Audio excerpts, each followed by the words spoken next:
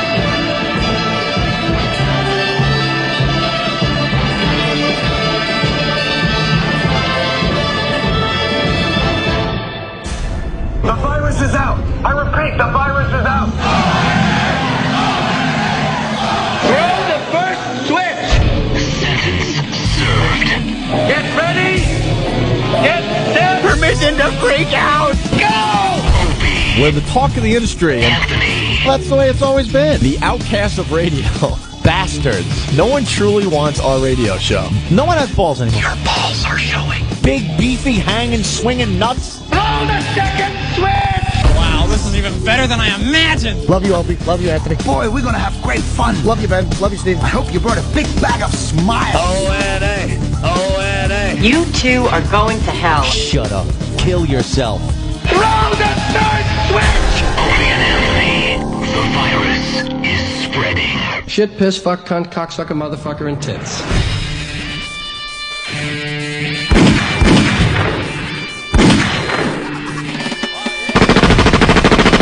The first shots have been fired.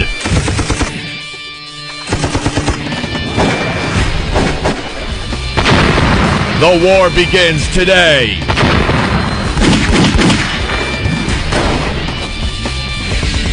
We take no prisoners.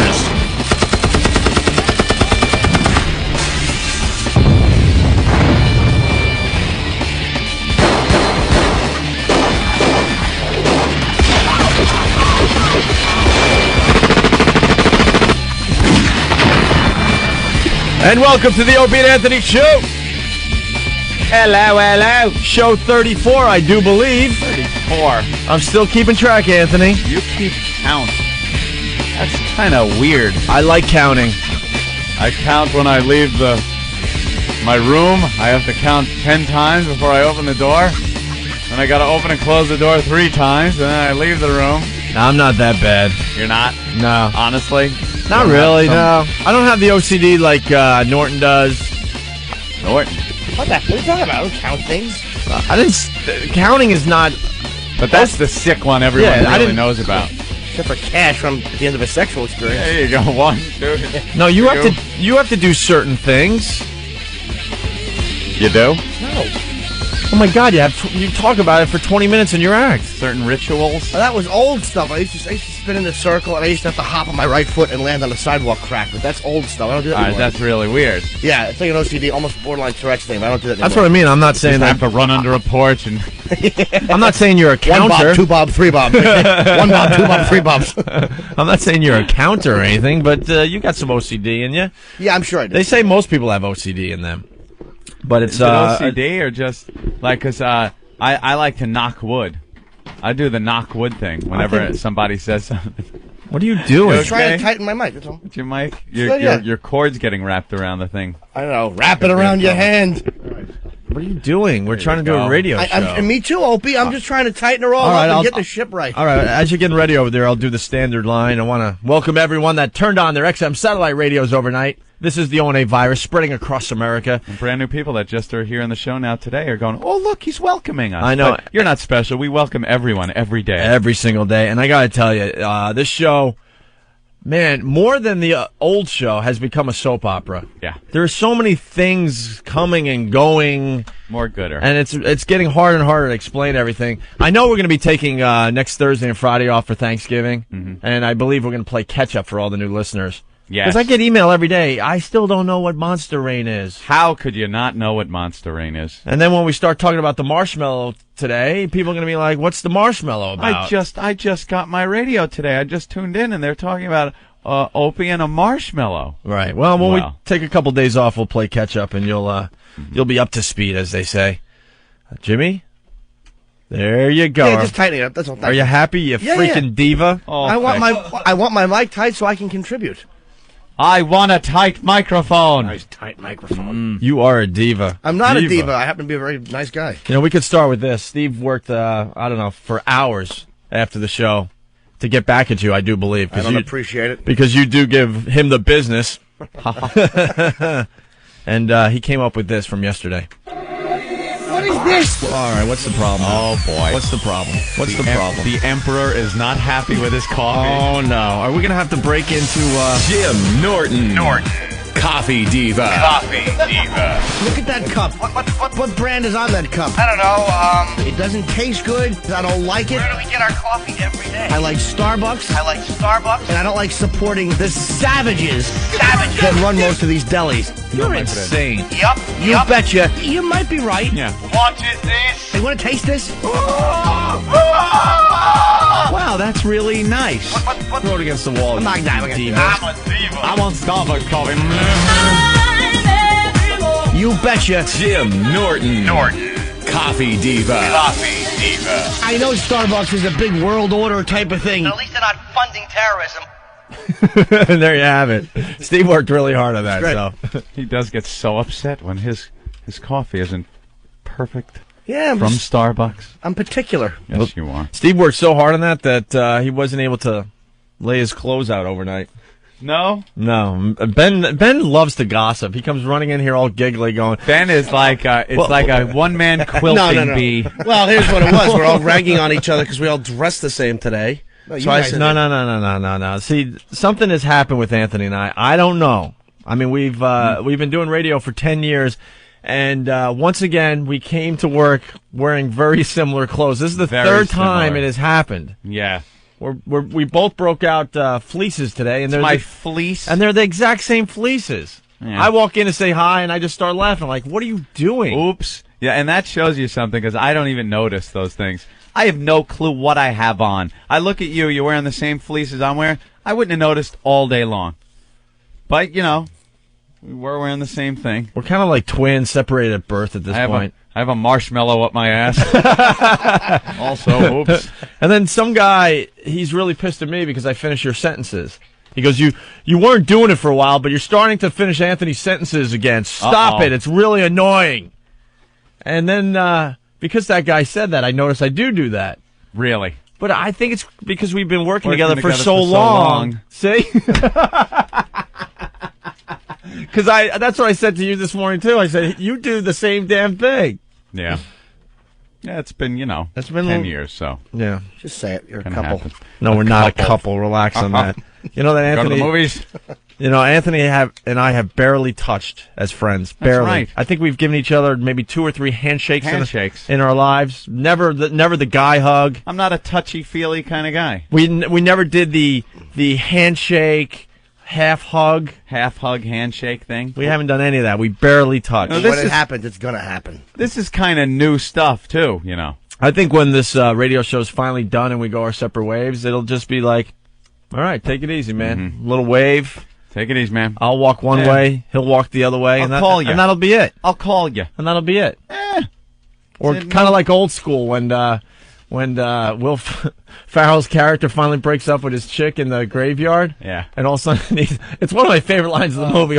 It's this deep thing. They're breaking up. It's over. They're going to start their own separate lives. And all he has to say is, good stuff. Good stuff, man. That's all he had to say. I think that's how it's going to be with us. That's good stuff. it. Hey, good stuff. Mm-hmm. Yep. All right. Take it easy. Years ago, there wasn't a lot of touching in male relationships. You had your friends. I see like cousins of mine now that are 18 and stuff, and they got their friends, and they come up and like they do the shake hand, big hug thing. Mouth getting real close to the other guy's ear. You're like, hey, what's up, man? What's up? As they're embracing a little bit. Do the little chest-like thing where you kind of like bump your forearm into the chest and grab the back, and it was maybe like a handshake growing up. Well, the problem is the big one is the handshake half hug. I hate that. Yeah. I'm all about just a quick fist. That's a little nice. tap of the fist. Could somebody isolate that? A quick fist with some lard spread all over it. An emperor comes to your wedding. I'm all about a quick fist. A fist with fluffernutter on it. I'm here with my fist. Caligula. Just a quick fist. Yeah. A little tap. Lube it up. No, I didn't say that. Yeah. You isolate that one. I don't like the I don't like the hugging handshake thing either. That's a little too much touching for me. I'm not a touchy-feely guy. Very uncomfortable. Well, I want to bring up something. The show has gotten it's gotten too gay. Well, after yesterday. The show has gotten too gay. And we're getting a lot of complaints. They're like, dudes, what happened to all the hot chicks? Right. It's true. So we really got to go overboard with hot chicks now. I agree. All right? We need some hardcore action today on this radio show. We need a couple to try to become the sexiest state in America today. Yeah, what happened? What happened is that we entered the gay zone and we don't know how to get out of it. Because of this ass. Little Jimmy? Look, he's got his book in front of him, The Rent Boys. Yeah. It's not gay. It is. I have been listening to the replays. It is beyond gay. Yeah. Well, punishment. Uber gay. It's uber gay with barely any humor attached to it. Yeah. It is just horrific.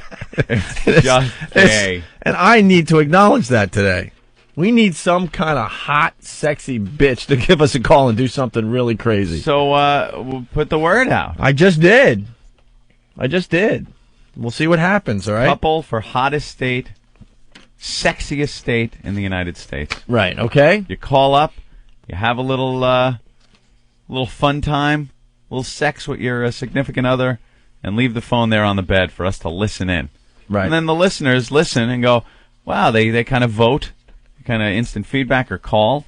And before you know it, you're the sexiest state. You're representing the sexiest state. When we go to break a little later this hour, we'll play the sexiest state sweeper so you can get the idea. and see what California did to become the sexiest Oh, state in yeah. America, all right? A lot of email overnight, Anthony. I'm not going to give up on this marshmallow thing.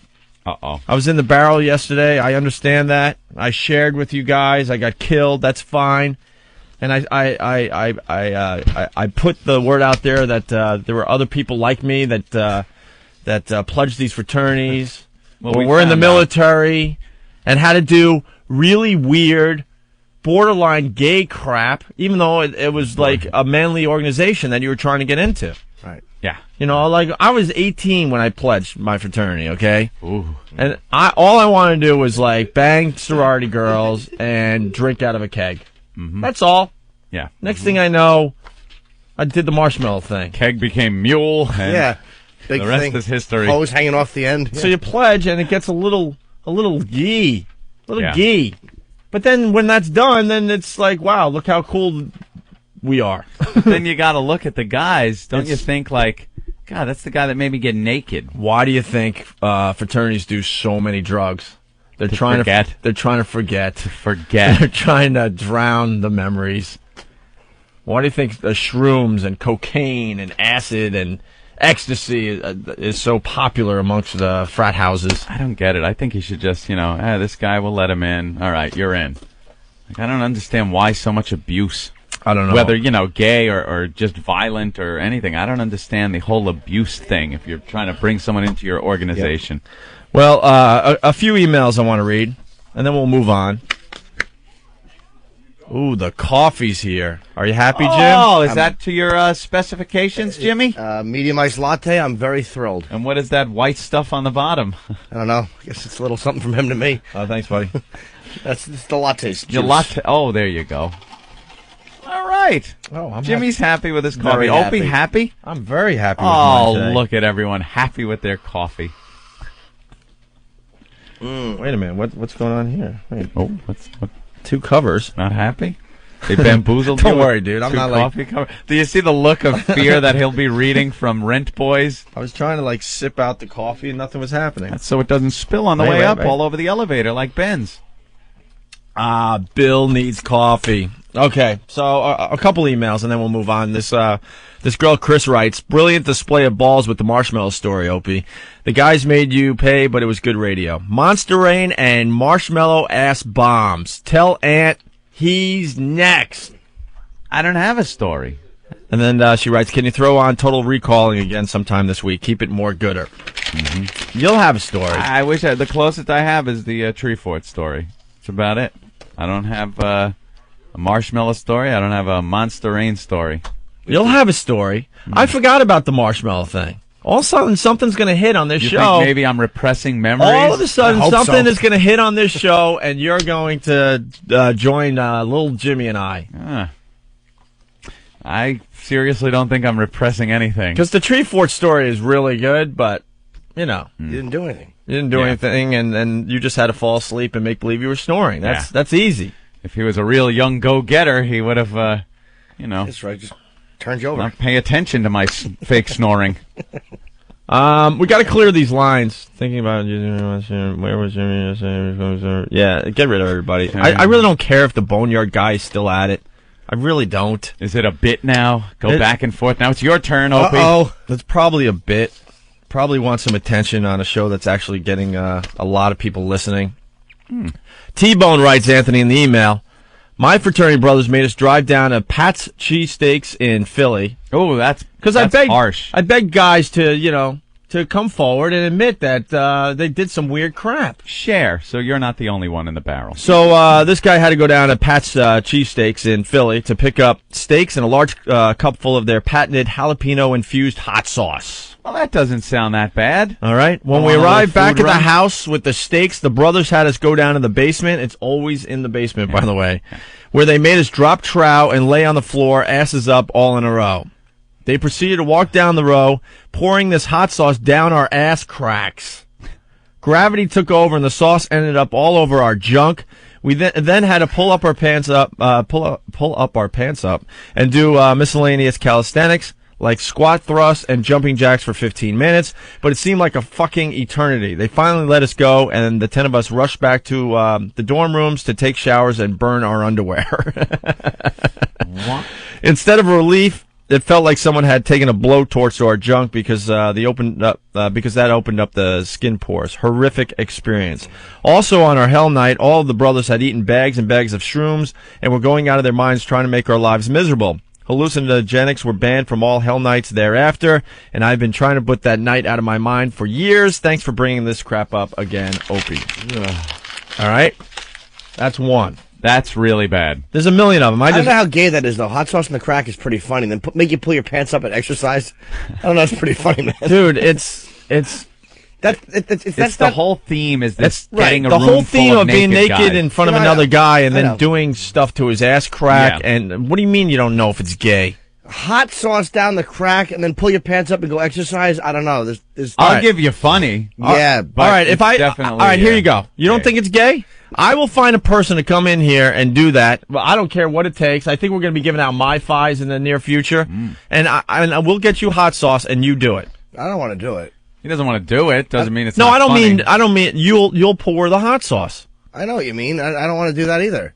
Why not? Maybe I'll help towel him off. Why not? After he's because it's weird and it's gay. Weird, yeah. I don't want to see a guy's open crack. Use his ass as a little dip bowl, maybe later. Give me one of those poppers. All right. Mike from Massachusetts. Here's two quick hazing stories straight from Full Metal Jacket. I went to the Coast Guard Academy, which was, I guess, some brutal hazing. All right. The violent story. The guy in charge of us found a glass jar of peanuts in someone's bunk. Just like Sergeant Hartman, he held it up and shouted, "Peanuts, what the fuck are peanuts doing in someone's bunk?" He then smashed the jar on the floor and made us do a shitload of push-ups on the broken glass. We got cut up beyond belief, all right? And now he writes, this is the gay story. 20 of us were piled into a 12 by 12 shower room to clean up. That in itself was gay enough. We had to share nozzles with two other people. Oh. But to top it all off, one night he made us all get on the floor of the shower and start banging out push-ups. We were all buried under ass, dick, feet, and heads. Oh, see, now you're a wet group of men in contact with each other in the shower. That's, who would make guys do this? And it's the guys that are doing it are bad enough, but they want to be in this fraternity or something so bad for some reason that they do it. But the guys that are making the guys do it, those are the ones that you gotta question. You gotta question their sexuality. Because you volunteered to do that. To be like on the pledge committee. Yeah. Like after I got in, I didn't want anything to do with any of that stuff. So I just kind of, And whatever. why would you come up with these ideas like that? Oh, they go back, You're man. naked. They go back to the 50s, the 40s. This is tradition. That's the weird part. It's not like every year, a fraternity or one of these military. They don't come up with new stuff? I guess maybe here and there, but in general, it's stuff they've been doing for decades. So it's like Voss's Act. So somewhere along the line, some fraternity was really, really gay. Yeah, that must have been it. Right.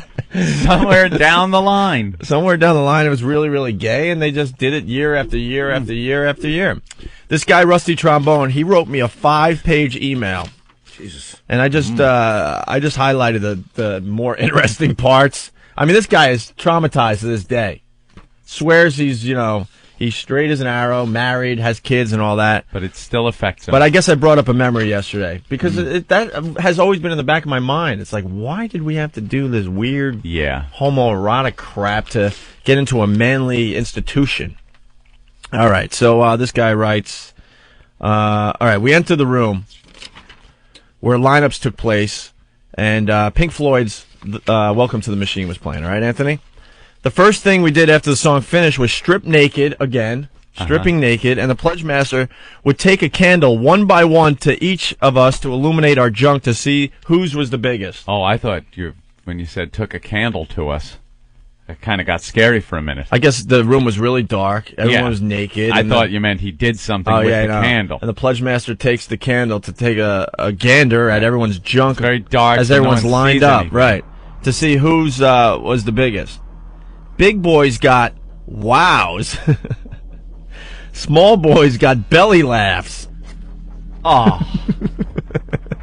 So you mean if they see a big one, they would comment on it? Everyone would be like, wow. Wow. Ooh. And then they hold the candle up, and you see a wee little winky. Yeah. Oh, how degrading. Yeah, exactly. So the belly laughs. They made us then put our clothes back on, and the whole house then proceeded to empty the contents of our kitchen onto us while we did push-ups. Tomato sauce, garlic, olive oil, you name it. It was on us. This went on for hours, the whole night, while doing push-ups, sit-ups, etc. Okay? Then later on in this email, we did the old naked pick up a grape in my ass and drop it into the bowl bit. It's not a marshmallow. It's they were using grapes, Anthony. Grapes are a little tougher. I think marshmallows have a self-adhering quality to them where you wouldn't have to really get a good grip on it. But a grape, oof. See, with a marshmallow, you don't really have to commit. Yeah. You don't have to commit as much with a marshmallow if you think about it. Kind of sit on it, I guess. Just kind of whatever. With a freaking grape, you have to commit to get that thing. Lift that thing up hands-free, okay? And the next day, we all had a big bowl of grapes. First one who got 3 in the bowl won a brownie. They won a brownie. Must have been a pot brownie or something. The rest did push-ups again.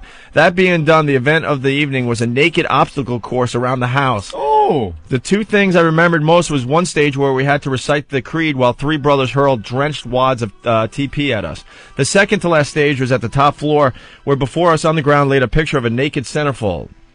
On the brothers' orders of "fuck the pussy," we got down on the ground and dry humped the paper until they told us to stop. About 10 minutes later, we realized what that mysterious substance was on the paper that was covering our genitals. Tabasco and Icy Hot. Holy S. Huh. And then it goes on. I mean, this thing is really long, but I'm almost done, actually. Day 4 of Hell Week, I guess this is, Anthony. Here's where it really got messed up. We were kept away from our basement where the lineups took place the whole day. 10 p.m. at night, in our changing room on the second floor, our pledge master came in and told us to get naked. Get naked. And close our eyes and follow them downstairs. So we do this. Getting naked at this point was no big deal for us.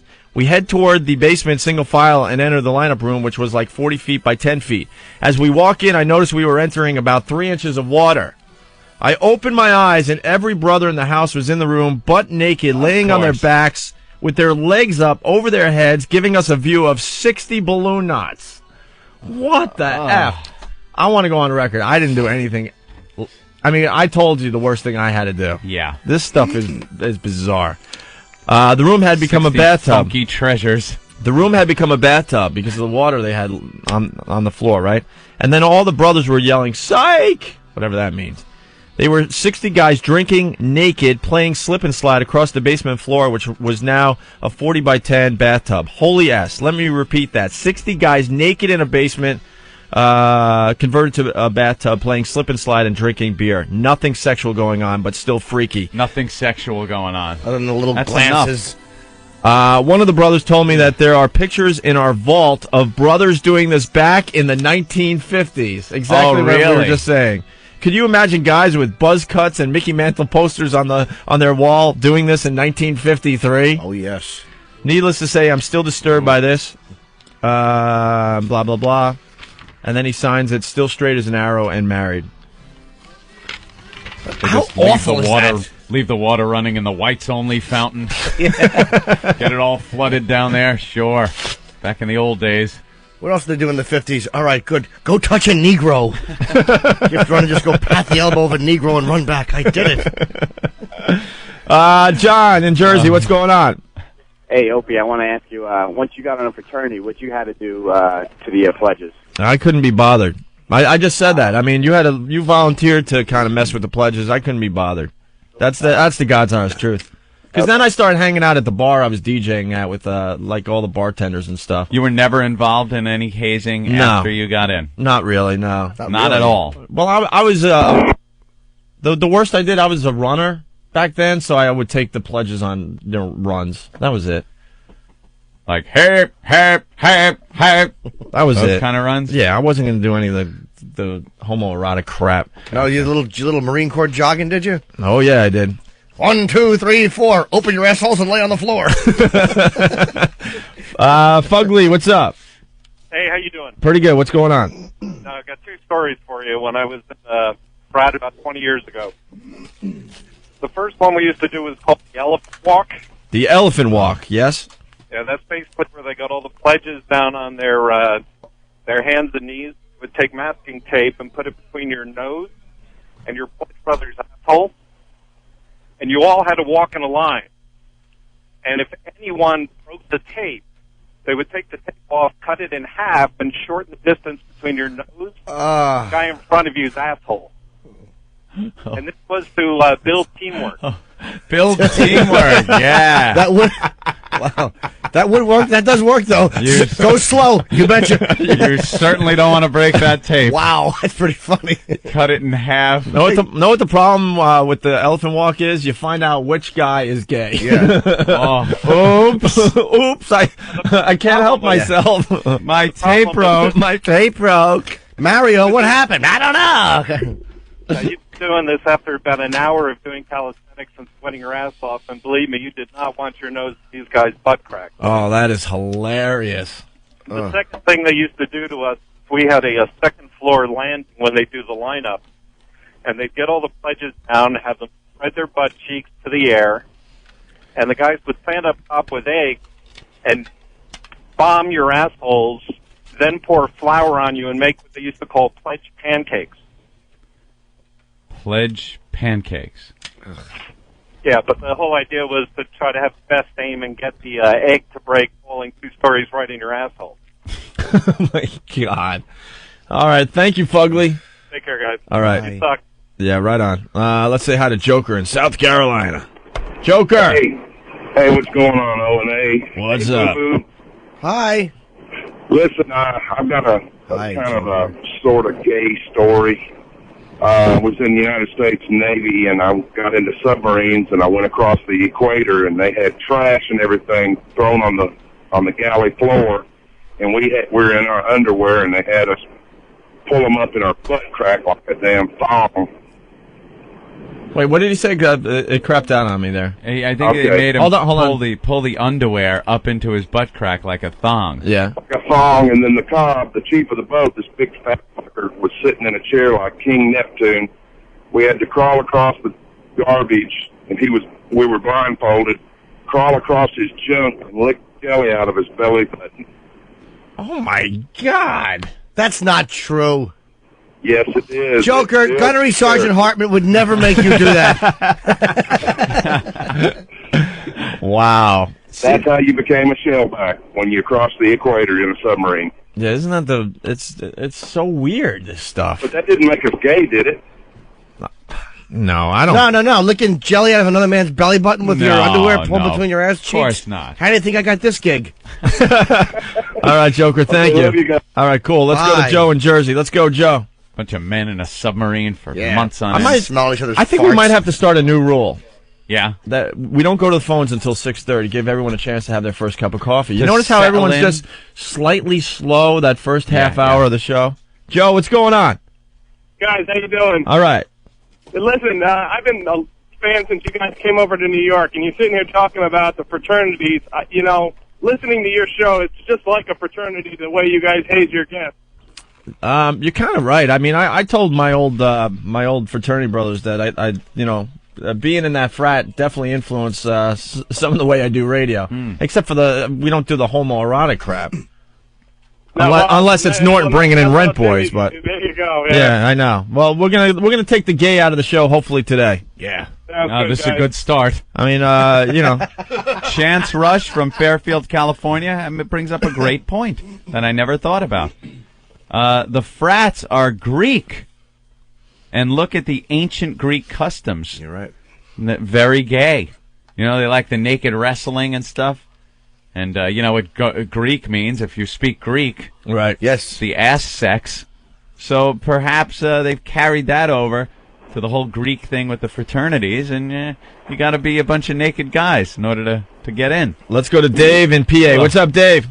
Yeah, I was on the Battleship Iowa in the Navy. Yeah. And I want him to corroborate that other guy's story. When we had to do the shellback thing, we crossed the equator. We crawled through all that garbage, and we got to the chief at the end. He had lard smeared all over his belly, and we had to pick a cherry out of his belly button. See, that guy's got to be gay. I mean, how does he volunteer for that? Like, yeah, I'll be the guy with the lard all over my belly and stuff in my belly button. They get a big kick out of it. I mean, it's a big deal. I guess the shellback tradition has been since the Navy started. Right. And, the chiefs, they get a real big kick. And then the shellbacks are already on the ship. They get their jollies by beating people in the ass with pieces of cut-up fire hose. That's crazy. One queer probably started that in like 1850, and they couldn't get rid of the tradition. How about maybe they could pick up on the tailhook thing and then rape everyone as the submarine crosses? God almighty, how irritating is that?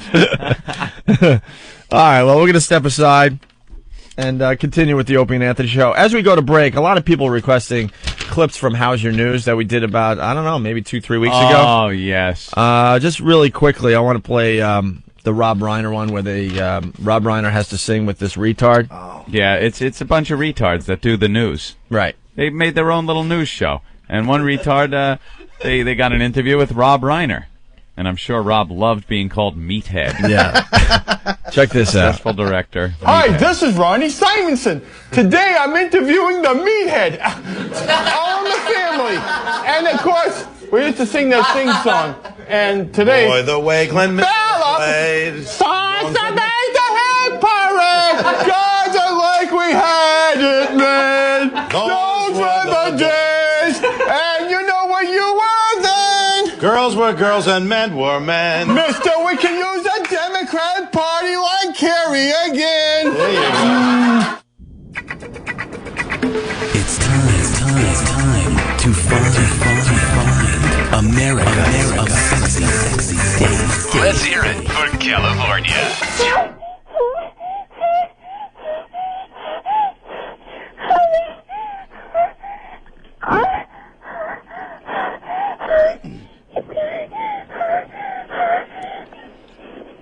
This guy's a champ, man. Lucky girl.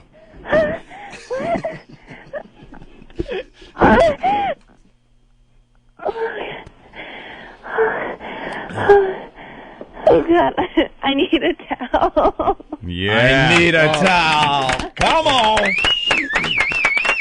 They're applauding from the other booth, too. Thumbs up. Stop, Jim. Jesus Christ, Jim. Think you can do better? Call Opie and Anthony live at 866-WOW-1-WOW and give it your best shot. How big does that thing get? They're on the right side. Wants to throw outside. What time is it? Big Ten Today time. I can't hear you. Big Ten Today time. One more time. Big Ten Today time. On XM Satellite Radio. It's Thursday, November 18th, 2004. I'm Maggie Linton with the Big Ten Today. Big Ten! Saturday will be the final game for many Penn State seniors when they host Michigan State. They're the first class under Coach Joe Paterno's tenure not to go to a bowl game. Despite a record of 3-7, the coach is proud of his senior leaders. And I appreciate them so much because they have stuck with us. Sometimes you get some guys that get to a point where they're disillusioned and disappointed and they quit on you. These guys have worked hard and have been good examples for our underclass, and that's why I'm so optimistic about where our program can go. The Nittany Lions won their first conference game last weekend. They'll be hoping for more. It's the Spartans at Penn State beginning at noon Eastern on Big Ten Channel 186. Another team hoping to bounce back is Northwestern. The Wildcats were mauled by Michigan 42-20 and host Illinois on Saturday. Coach Randy Walker thinks his team will come ready to play. Yeah, I've always been pleased with this football team and their ability to bounce back, and we certainly have to do that. So I'm really looking forward to this game. It's a rivalry week. It's a trophy game. All the things that go into it, and I think our kids will be ready to bounce back and play our best football this week. On the other side of the ball will be Illinois. Illini coach Ron Turner says it's more than just the trophy and the win that drives many of his players. Our guys, a lot of them are from the Chicago area. They know a lot of the guys on their team, and it definitely is a rivalry, no question about it. Regardless if someone's playing for a ball game, which they are, they're playing for a possibility of a ball game or not. I think both teams will be motivated. I think both teams will be excited about playing. Catch all the action with Illinois at Northwestern on Big Ten Channel 187 at noon on Saturday. And that's the Big Ten Today on XM Satellite Radio. I think very often college acts don't give their very best shot to colleges, and I remember I played a college up in New England with the electric flag. Bowdoin College, about 2,500 fairly conservative students, nice guys, homecoming, whatever. The deans were there. And in the middle of the concert, Mike Bloomfield's on the guitar, goes, "Holy man, this sound system sucks, man. Now, just a minute, man, it sucks. You get us a new sound system, we'll wait, okay, man? It says sucks." And the dean goes, "Well, we'll see what we can do. 1, 2, 1, 1, 2 your ass, man." It's very nice of the flag to have been I played a lot of unusual school. I played the Air Force Academy last spring, and a lot of people are snotty about it. Oh, it must have been something. They were very nice. They were a good audience. They want to be like other college students. They were very orderly, and they were very attentive. And I remember at the concert, it was very, prepare to laugh, ho! Laugh, ho! Prepare for Mr. Klein's next joke, whoa! Wing commanders, whoa! Set up, punchline, laugh, ho, ho! Together, you know. The dumb shit you see on the news, like these women newscasters that want to go into men's locker rooms. I mean, look at what they're making an issue out of, these ugly fucking dogs. That's what that prick fucking lookers, that's what they do. They look at prick. They went to school for 10 years, so they had the license to walk into a locker room and look at prick, right?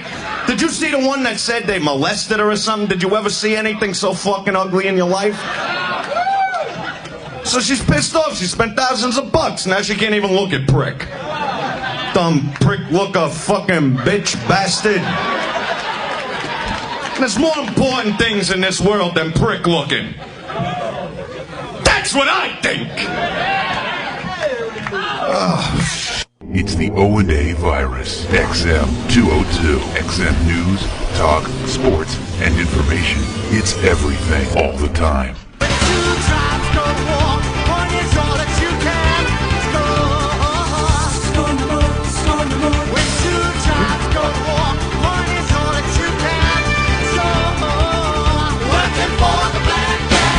Don't look confused, Jim.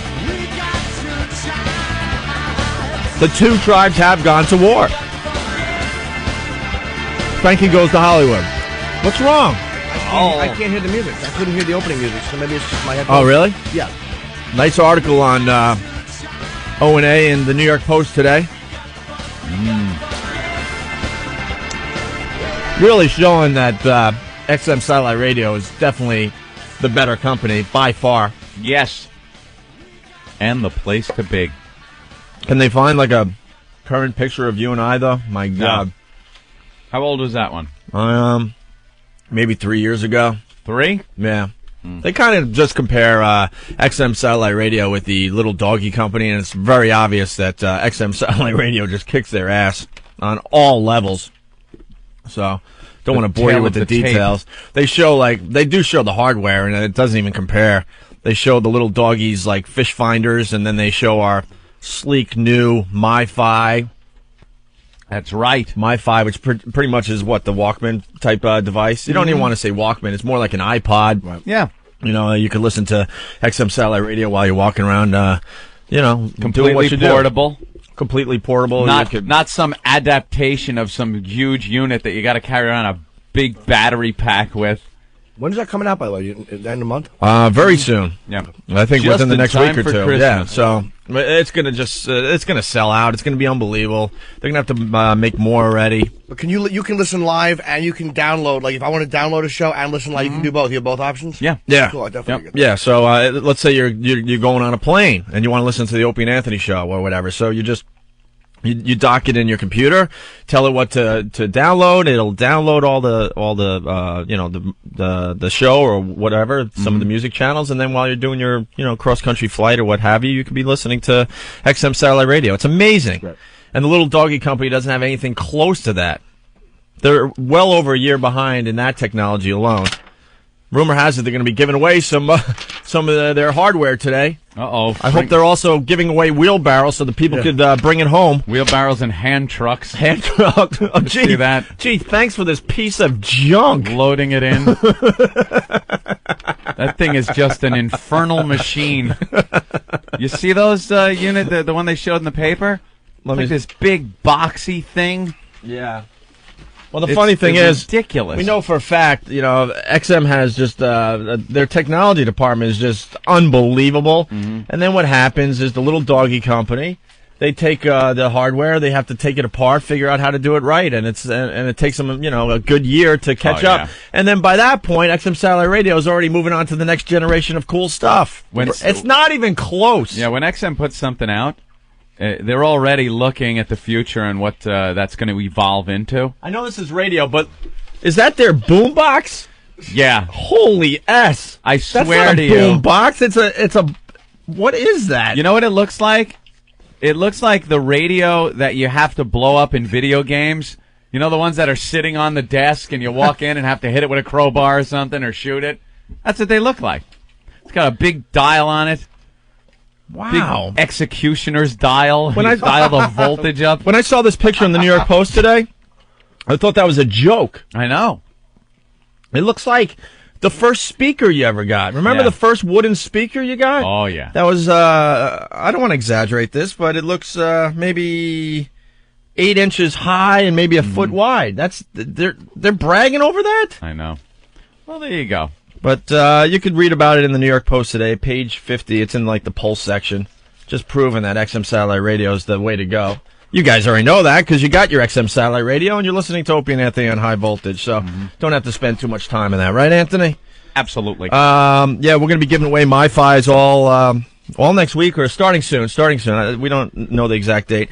And also, really good news. We fought for this. And we won a battle with Washington. The online streaming of the Opie and Anthony show will continue. Yes. It was supposed to be for a limited time. And we're like, no way, man. There's no way. I like listening, hearing people that are listening from England. Yep. Yeah, and they call up. So spread the word. You could listen to the Opie and Anthony show online.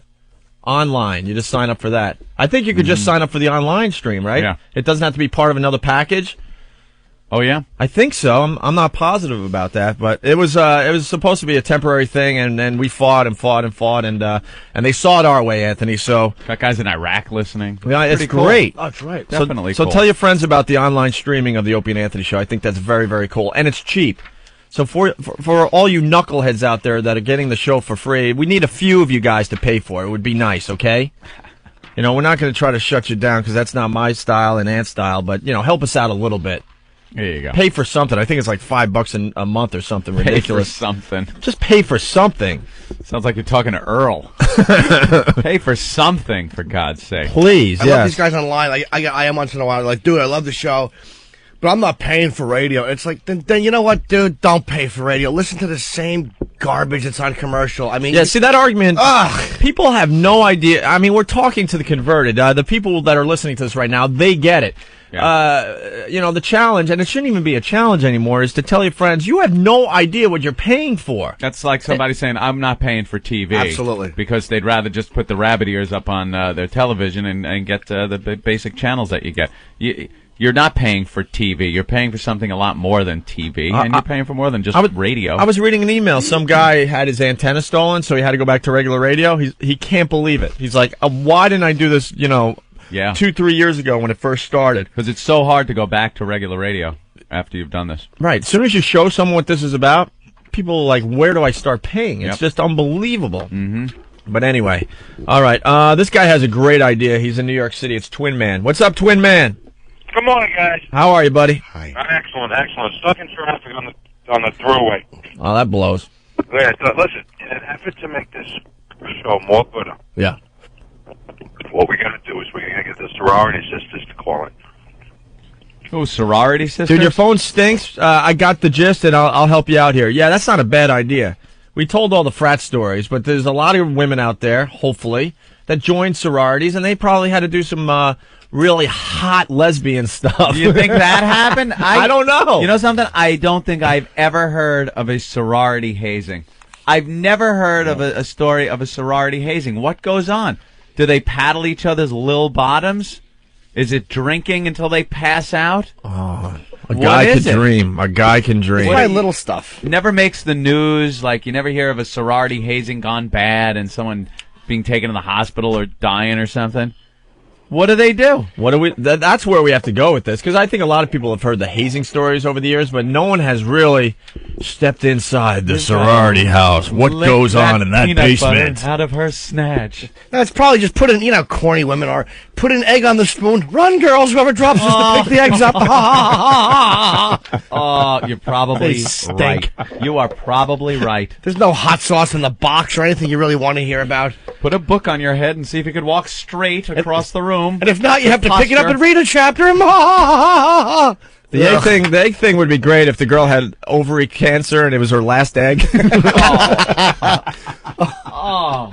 Yeah, I got ovary cancer. Yeah. That's cool. This is the last one, and you got to get it to the freeze-dried test tube. Ooh. Yeah, that's pretty funny. Thank you. Yes. I'm funny, right? You have to carry the little lumpy, as opposed to ovarian cancer. She has ovary cancer. I know. Jesse from Texas. Fuck you. It's still early. You got the gist of the joke, didn't you? Ovarian cancer. I Cancer do of know the that. cock.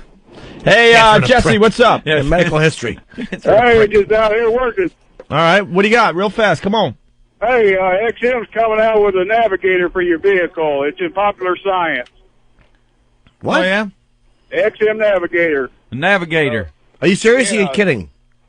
No, I'm seriously coming out to where you can find all your traffic jams and how to get around them. Yeah, it's almost like your nav system for that you get in the cars these days, which shows you which Oh. road to take, but it adds in the extra feature of telling you where the traffic jams are and showing it on your screen, and the navigator then altering your course so you can go around the traffic. I understand Sirius has the same thing. Like, if a vehicle has had their Sirius radio fall onto the highway while the crews are doing cleanup and people are going around it, they'll tell you where the traffic is. Yeah, there's a story in the paper about a frozen turkey going through a windshield and critically injuring this woman. But at first, they weren't sure if it was a frozen turkey or a serious Yeah, someone's serious unit flew out. Could be a danger. Could have been the antenna that fell off the roof. Well, they knew it was. They decided it was the turkey because the turkey's stock prices were better. I love being with XM Satellite Radio. In the end, we love being here. You guys got to understand that.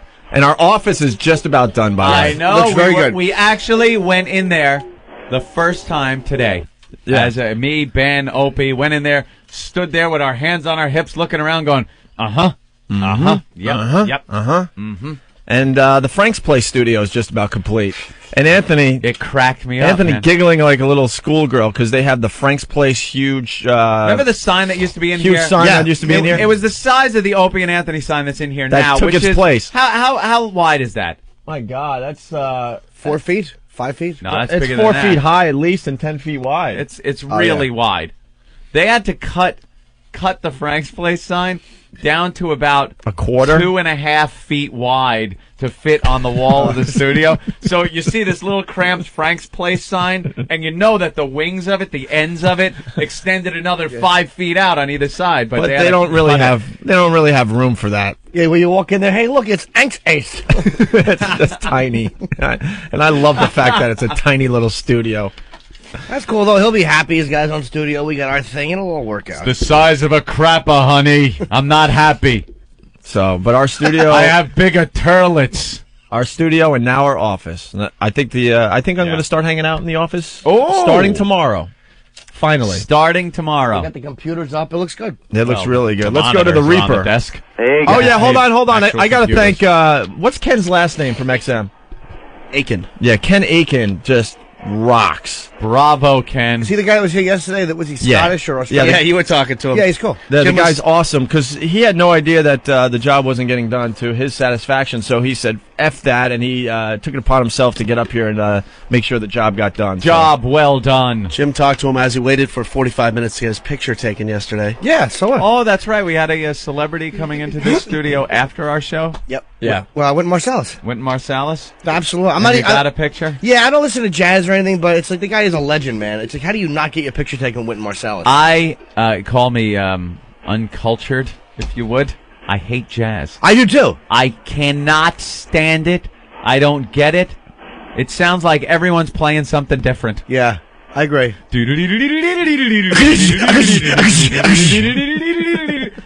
awful. Who listens to that crap? And then somebody that wants to be cool will say that they listen to it, and I know they're not enjoying it. The only time I've ever gotten into jazz is when you listen to Buddy Rich play drums. It's like when you listen to him play, it's like, all right, you can recognize that the guy is great. I mean, sometimes you can hear one of the musicians. Well, sometimes you can recognize the talent there, but yeah. I'm not going to listen to it. Dude, I tried to. Shut up. The Reaper, what's going on? What's going on, guys? Hey. Hey, I'm still trying to get into you guys to give your stuff. I mean, like I called in yesterday. I've got something for the studio, and I've got something for Ben, and I've got something for Steve. Oh, you're the trucker that wants to come on by, right? Yep. All right. But just scheduling and problems. And all right, no one cares. What do you got for the show? Okay, when I was in the military, going back to the hazing, whatever, I hate to go back to it, but when I was in the military, when we were getting our inoculations, I guess you could call it, we had to stand there naked in a line, and we were getting bitched at by our drill instructors to stand nut to butt. You know, and I can understand if you're doing the don't ask, don't tell in the military, but I guess they did that to find out if you were gay or not, I guess. Nut to butt. I mean, if you felt a guy all of a sudden put his hand on your shoulders and you felt something go into your ass, I guess he's gay, huh? Or you're gay. Either he's gay or you're lucky. And Jim, I got a story for you, too, that'll make you proud. My ex-fiancée is pregnant right now, but she's going to get the thing aborted because she's afraid that it might come out deformed with a water head and little short fingers because she went and partied a lot and did a lot of ecstasy and cocaine and alcohol, and she don't want that little alien baby inside her anymore. I'm proud of her for getting rid of it, and I'm proud of her for putting it in that predicament to begin with. She's a good girl. It's a little golfer baby. Predicament. All right, let's. Thank you, Reaper. Yep. Bye, Reaper. We look forward to your visit. Let's say hi to Jeff in New York. Hey, Jeff. Hey, guys, what's going on there? Come on. Hey, I used to listen to you guys in New York, and you guys are great. You got to get XM to get out there and promote you guys. This is really ridiculous. Man. Jeff, you got to get them out. The promotion starts today. Well, get it moving, man. Because the promotion starts today. Don't you sweat it. Things are getting more gooder behind Thanks, the man. scenes. Trust me on that. It's all happening. Don't you Lobster, what's going on? Good morning. I used to be a bus driver with New York City Transit Authority, and this is kind of a hazing thing from one of the sororities.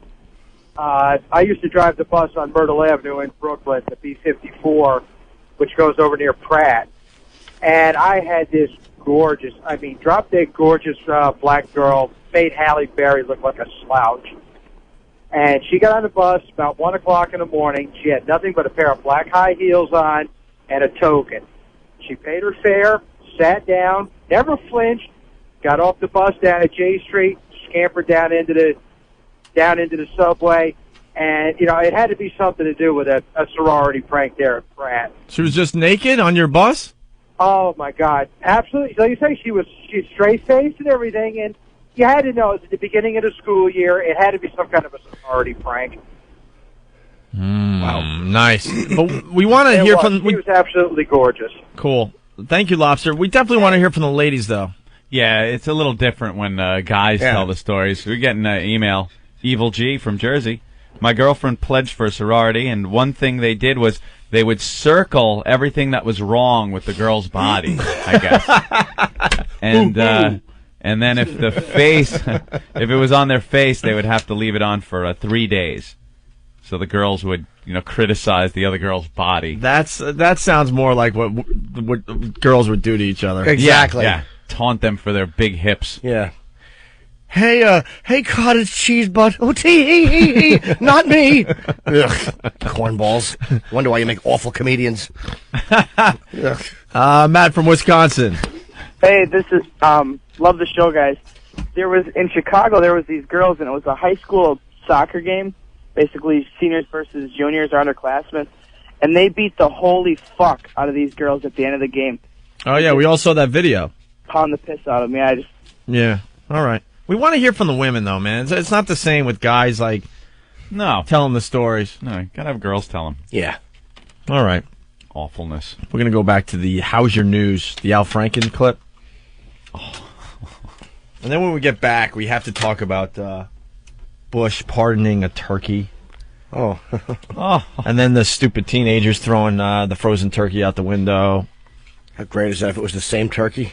After he pardons it, it's walking out. We were talking about Caddyshack 2 the other day. We got, remember we were talking about how awful Dan Aykroyd was in that movie? The whole movie was awful. It's the worst sequel ever made to one of the funniest movies ever made. Right. Well, we got like 3 really bad clips from that movie. I laughed through that movie. I thought Caddyshack 2 was good, actually. Shut up. Oh, you are such a liar. No one's buying that There is today. not one laugh in that movie. Not one laugh. Aykroyd was funny playing like the wacky groundskeeper. I thought he was great. No one's buying hadn't it. been done Stop. before. No one's buying it. They are. What else? They are. Lottery winners that became losers. Yes, we got to talk about that today as well. And other things. Isn't Jeffrey Ross coming in today? Yep. And we got Francine. Francine, remember Francine? Our old intern who's now a stand-up comic. She's now a stand-up comic. And she brought in one of her sets. Is that what we're hearing? So maybe Jeffrey Ross could listen to Francine doing some comedy. I think he'd be a pretty good judge. Because I don't think Jim would trash another comedian. Not that I wouldn't trash another comedian, but I wouldn't trash another comedian that I want to sleep with. There you go. See? You're talking about Jeffrey Ross, of course. Yeah, I love him when he does those poems. All right, so another clip from How's Your News. It's the retards that kind of try to be journalists. Yeah, they do a news program. And they're handy capable. They're at one of the conventions, probably the Democratic National Convention. And, Probably. And, yeah, obviously, if they're talking to They'd Al be Franken. kept away from the Republican convention. That's true. So one of them got to Al Franken, and it's the retard that doesn't even make any sense whatsoever. Can I say something? Like, you can't even understand what he's saying. Yes, Jimmy. I don't know why they're all Democrats as opposed to, I mean, Republicans are against abortion, and if you're going to abort something, let's be honest, we know where you're going to start. I don't know why, for practical reasons. Right, you would want Republicans in there so you have more company at these Absolutely. Little homes and outings that they do. Sure. Well, listen to this exchange with Al Franken. Mm-hmm. Al Franken, very, very uncomfortable, doesn't know what to say to this guy, and he's trying to be politically correct. You know,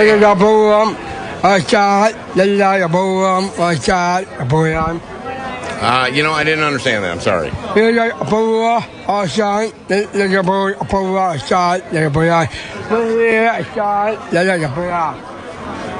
All righty. Yeah, I'm Al Franken, and I'm covering this convention.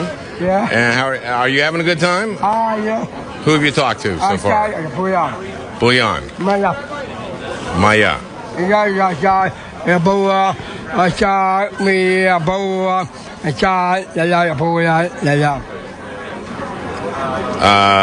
I couldn't agree more. Yeah. It was really nice talking to you. I'm glad you're here. I think it's fabulous. Can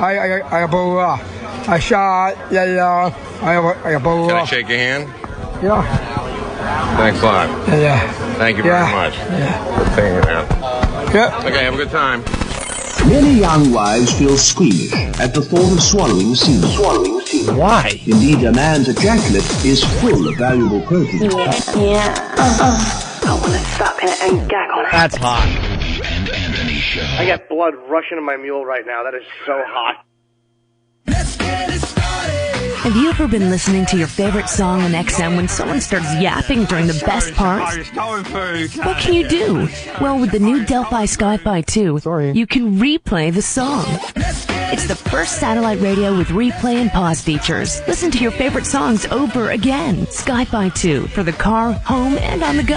Add it to your family plan or give it as a gift. Go to xmradio.com to learn about all the cool features on Sky-Fi 2. Now available in store. Unleash the power of XM performance in your home. Coming this holiday season, you can enjoy the best radio experience in your home from a component-style tuner that delivers XM's highest quality sound. Introducing the new XRT12 from Polk, the world's first component XM tuner. It's easy to connect to any home audio system and comes with everything you need to enjoy XM radio. Discover the full sonic potential of XM satellite radio in your home. Change music forever. Learn more about this new XM product from Polk at xmradio.com. Monopoly. There's another one we had. We had Monopoly. Everybody did. Nobody did.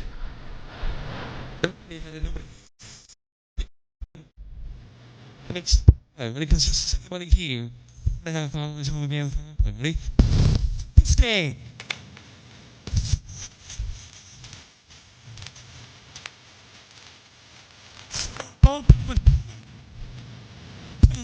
It's the ass. And I hate it, man. Once you get the 50 60, don't get much to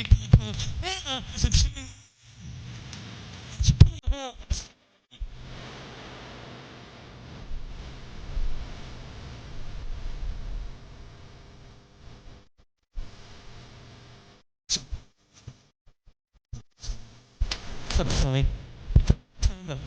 With that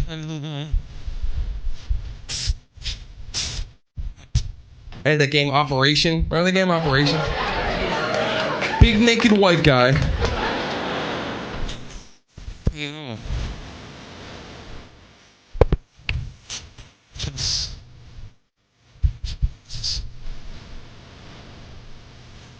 Actually, that guy from the sample and you fucked it in. It's in the past.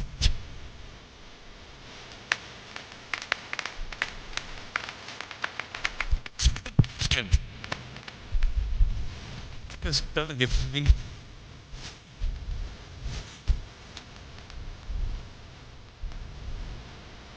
I used to do it. I used to come out of my girlfriend's bathroom naked. I'd be like, like one time she'd be like, moving up.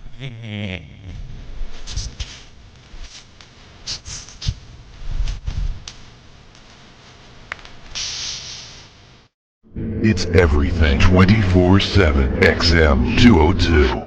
The O&A virus. It's everything all the time. Coming up next on Opie and Anthony, Jim Norton sings Forget Me Not, you sightless twat. Your dog just shit on my rug. Thought that was pretty fucking funny, didn't you? How's that for a sketch? The Opie and Anthony Show. You don't do sketches, stupid.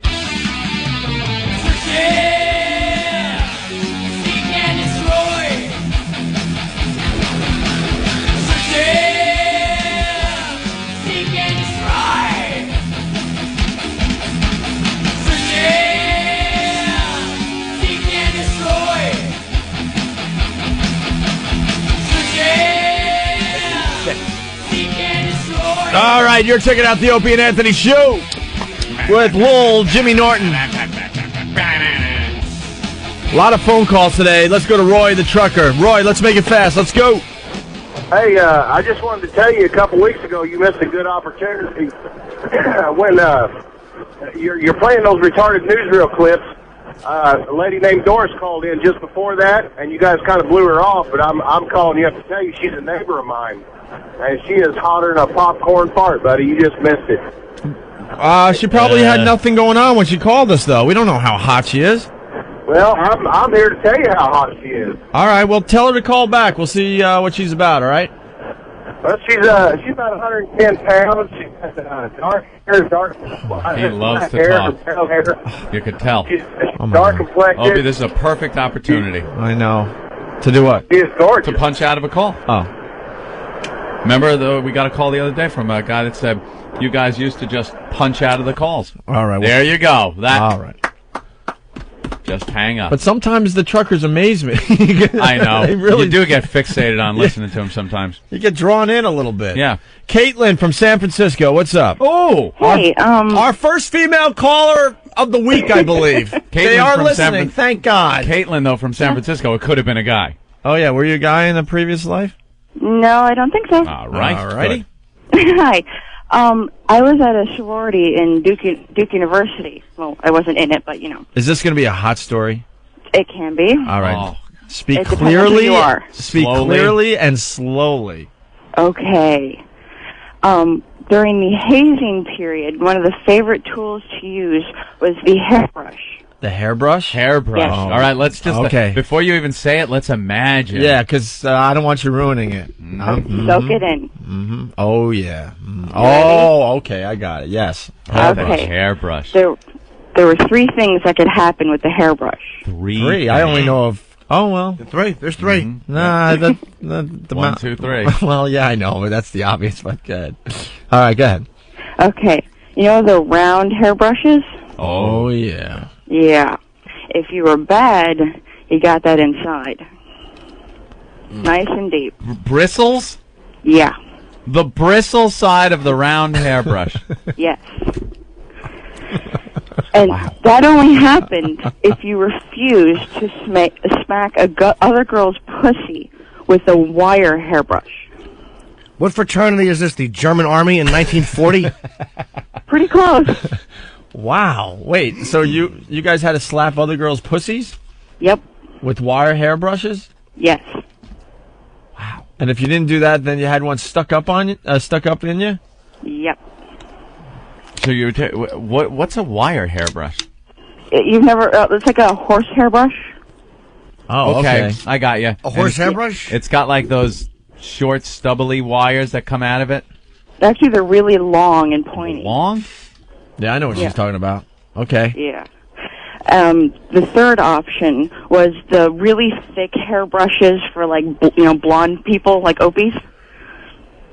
And basically, you had to have your ass whacked with that until it was bleeding. Bleeding sorority asses. Nice. Makeup running down the face. Crying out. That's cool. See, this is much hotter. Yeah. And were all the pledges naked in the room? Yes, you had to be naked. All types of boobies staring at you. And you had to pick up 2 marshmallows at a clip. You did have to pick up a pickle with your boobs. A pickle with your boobs. What if you were flat-chested? You couldn't get in. Ah. I like that. It's the way it should be in life. You If the doctor sense that you're going to be flat-chested, they should just give like one of those next morning pills to the woman. If I had a funnier, if I knew what I was talking about, I could have mentioned the pill name. Well, it's just funny that if you couldn't pick up the pickle with your boobs, you couldn't You're get out. in for the sorority. Oh, it's classic. All right, very good, Caitlin. Thank you. That was good. You got the ball rolling. Hopefully, more sorority girls will be calling us. They better. We need some hot stories on here. Yes. Well, we're hoping a couple calls in to try to become the sexiest state in America today. I'd love to. My husband's a prude. He's a prude, huh? That's too bad. Yeah. How long you been married? Over a year now. Only a little over a year, and Yeah. and he's a prude. Are you disappointed? I'm a little disappointed. Are you getting action on the side? Oh, of course. Wait, you're cheating? Oh, yeah, with my bartender. Wow. And he's not a prude now, is he? No. Actually, it's a she. Oh, look at that, Anthony. A she. All right. Does the husband have any idea? Yeah, of course he does. Oh, that's And does not he really care? cheating, then, is it? Well, of course he doesn't care. He's hoping he gets to watch. Wait, he's a prude, but he gets to watch? Well, he's hoping to. Oh, he's hoping to. So, what do you guys, after the bar closes, you get it on? Oh, yeah. Right at the bar, or? I'd love to, but no, not yet. So where do you guys go? Her place. Does she have a lot of hairbrushes? Hubba, hubba. I don't think I'd stand her if she had them. What's the favorite thing that she does to you? Strap on. Oh, you like the strap-on, huh? Yeah. I prefer to wield. You prefer the what? To wield the strap on. Oh, you like to wear it. Oh, yeah. And then you punish. Do her bartender. And she likes that. Damn straight. Well, not so to speak. All right. Letting that soak in a little bit. Oh, without a doubt. Let it soak it in. But Deep is breath. she a dykey lesbian, or is she kind of, the lipstick variety? Lipstick, definitely. Nice boobies, nice hair. Oh, yeah. Nice ace. Mm-hmm. Yeah. Damn straight.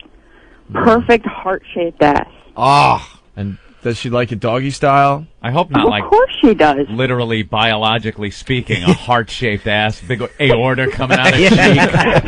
cheek. That would be kind of gruesome. Big pulsating, veiny ass. Oh, okay. A couple of angioplasts leading up to it. They got to get a sit in there, too. Wow. All right. Caitlin, Lovely. A hairbrush in it. we're on the right track. You're making the show hotter again. Awesome. Our goal today is to just get the gay out of the show. Mm-hmm. And you have begun that process, sort of. Bye. All right. Alrighty. Thank you. Bye. So the gauges, you saw the gay level on the gauges dropping as she's talking? Dropping a little bit. They're coming out of the red zone? That was Barely. nice. No, we're still in the red zone. Okay. Anthony, what's going on with President Bush and this turkey? President Bush has done his duty that presidents do every year. I don't know. Who's the president that started this? Was it like Teddy Roosevelt or Anthony, someone? I got to interrupt for 1 second. Yes? Generoso, go for it. Ooh. Secret message? Secret messages. What's secrets? Nothing. Oh, I don't like secrets. Go for it. Generoso, go for it. Little Sammy secret teller. Yeah. Call in the troops, yes. I'm looking on Generoso, yes, seeing if I yes. could find his little message Yes, now. Generoso. I want to be in the loop. I don't like being out of the secret loop. Isn't that horrible? All secrets are eventually revealed on the Opie and Anthony show. But I like secrets. Don't you worry. All secrets will be I see it right here. revealed. I'd like to be a Yes, part of the yes. secret club. Okay? Maybe not now, for reasons we don't want to talk about, but all secrets will be revealed on the Opie and Anthony show, Right. eventually. But I like knowing secrets. It makes people want to listen. But then I won't tell you my secret. Ooh, maybe tomorrow? I'll have to listen tomorrow. All right, Got a so little President secret? Bush, Anthony, I'm sorry. Yeah, every year the president of the United States, what does he do? He pardons the Thanksgiving turkey. And you know, when you're in war, doesn't it seem a little off? And maybe they should skip the tradition. It's a little odd that there's a president who, whether you agree or disagree, he is sending people to a place to fight and die. Yep. He's sending young men and women to be killed. You know, some of them will be killed. And what do you think the families feel when they see him on TV pardoning a turkey, letting a turkey live? He's sending, people. I know most people would say, yeah, you can't really make the connection, but it's one of those things that kind of sticks out when you see him smiling with the turkey. I will let you live, and there are people like being killed in a war. I think the president should be all business around now. No funny little fun and games, pardoning the turkey. You should put a turban on it and then kill it. There you go. Slit its throat. That'd be a little better. Yeah. Should slit its throat right on TV. Cut its turkey head off. Yeah, exactly. What happens to these things, too, afterwards? I'm sure it's a big... I think it's an attraction. I'm sure it's a big tourist attraction somewhere in Washington. It's like, here's the turkey that was pardoned by the president. Everyone's like, oh my God, there's the famous turkey. Let's get a picture with the famous turkey. There he is. Wow, there he is. Oh, it looks just like he did on TV. Oh, wait a minute. It does say. Let's see. President Bush officially pardons Biscuits. That's his name. It's Lil Biscuits. Aww. The national Thanksgiving turkey in the Rose Garden yesterday. Biscuits will live out the rest of his days at a Virginia petting zoo. See, you're right. Safe from side dishes and official ceremonies. That's just bad. It's not cute. It's not funny. Well, they've been doing it. It's one of those stupid things the president does year after year after year. But, and Anthony makes a good point. We're at war. You should just, drop the whole turkey thing this year. Drop the turkey thing. No one's going to miss it. Drop the Easter egg hunt on the White House lawn. All those fun and games things. Get to business. How come all that corny stuff gets picked up as tradition? How about a few of Clinton's activities? Those would be fine traditions. Yeah, here's a cigar. It's now a tradition. Congratulations, you're now in the sorority. But all the faggy stuff that you hate, but the great stuff everybody just kind of ignores. Yeah, it's Monte Cristo Day. Look, lit end first. Oh, you. You're going to have to pick up the cigar without using your hands and bring it over to the president. Yeah. You make a good point, obviously. The lighthearted stuff should really go away during the time of war. Yeah, we've just come off a pretty painful week as far as casualties go. And there he is. Know what he should do? Thank God he let the turkey live. He should pardon a soldier. Hey, there you go, for Thanksgiving. For Thanksgiving, one that thinks he's going to be gone the whole time. One of these guys that is in the middle of Fallujah gets the letter. The president has pardoned you.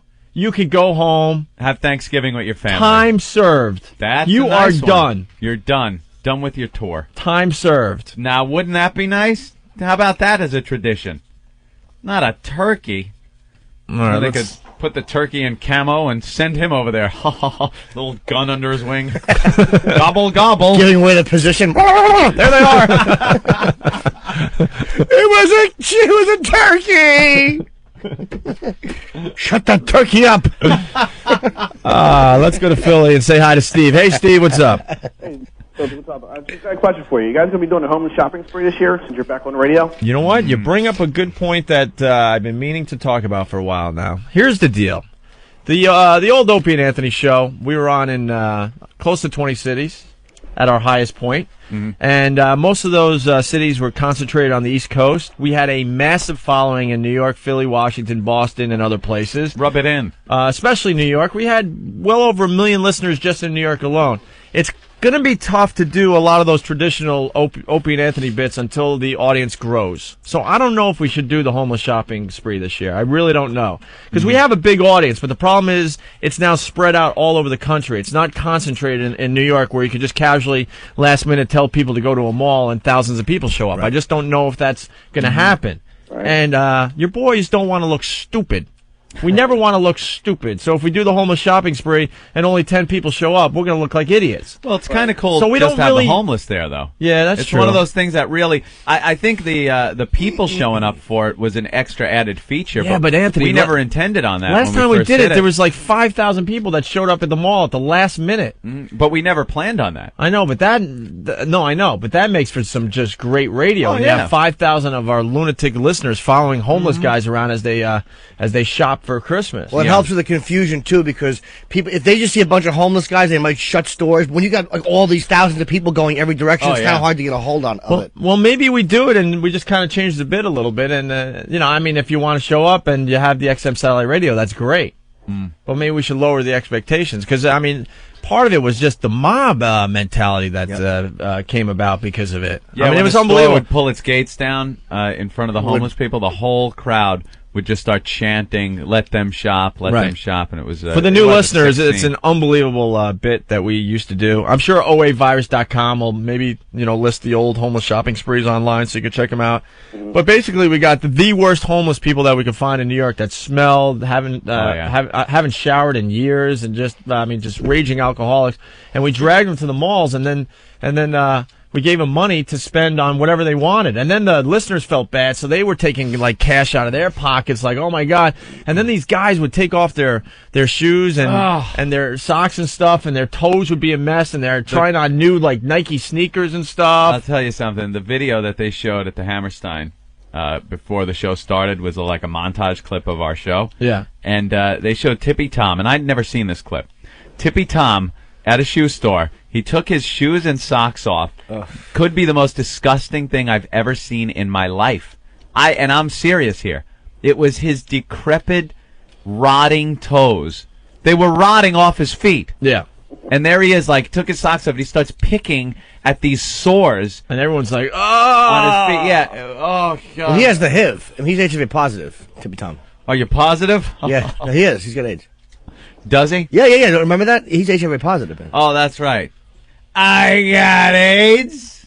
Didn't he used to say that? Yeah. No one dies of AIDS, he used to say. Yeah. Well, he's still living. Who knew that Ziggy would go before Tippy Tom? You kind of figured that out, too. We lost the Zigmeister. Tony, no what's real going on? Surprise there. Yeah. Oh, what's happening? Hey, Tony. What's happening, guys? What's up?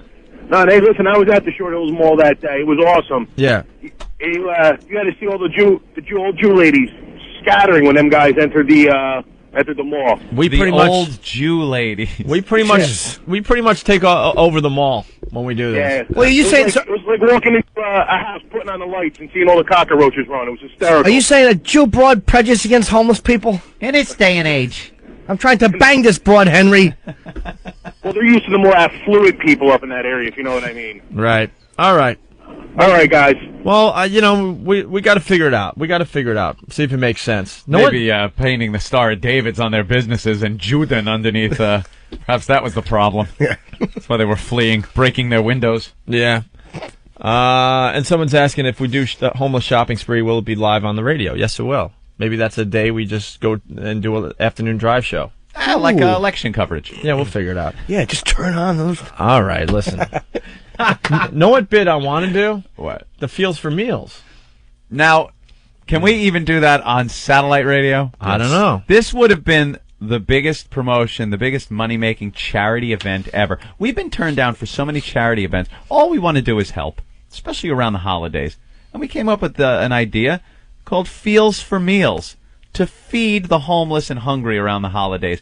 What a noble act. Yeah. I mean, if XM Satellite Radio allows us to do this, we will raise so much money it's not even funny. Oh, the line would be all the way down, crazy. Around the block. And you could charge a lot of money. It would continue into Central Park, I believe. The line would go on for hours. Screw the guy Santa holding the bell next to the pot. Right. The concept was very easy. We get a really big refrigerator box. Uh-huh. And inside is a naked girl. And then in the front of the box is 2 holes that are cut out. Yep. And you, as the giving soul, yep, you walk up to the box, you hand over your money or your canned goods for the homeless, and then you reach your hands in the box and give a squeeze. And you cop a little feel. If you wanna give a little rub on the sides of the boobs, if you wanna grab them from underneath and give them the little, feel the weight of them, Feel like bob up and down. Whoa, if you wanna brush your index fingers over the nipple area, if you wanna circle the entire breast with all 5 fingers, like you're tuning in Tokyo. Ooh, tell me more. Any type of feel you want to do, you pop your hands in, you do that. Who wouldn't want to be part of this? Right. And we're helping. We're helping big time. But I guess the company we used to work for thought it was prostitution, Anthony. How could they? So the money is going to... But it's not prostitution. Is strip clubs prostitution? When you put $1 in between their breasts, they're not prostitution. You can't feel them, though. Can't feel them here either. You're just putting your hand through the copper feel on the side. I will no tell one sees you what goes on in there. Right. I will tell you why it's not prostitution, because technically breasts are not a sexual organ, Anthony. Ah, there you go. It's like touching their shoulders. Good point. Good point. Did you know that? No, but I'm thinking there should also be a hole in the bottom. If you really donate a lot, you get to put your meal through. So, glory hole. Should we try to get that going again? I say yes. We need a girl.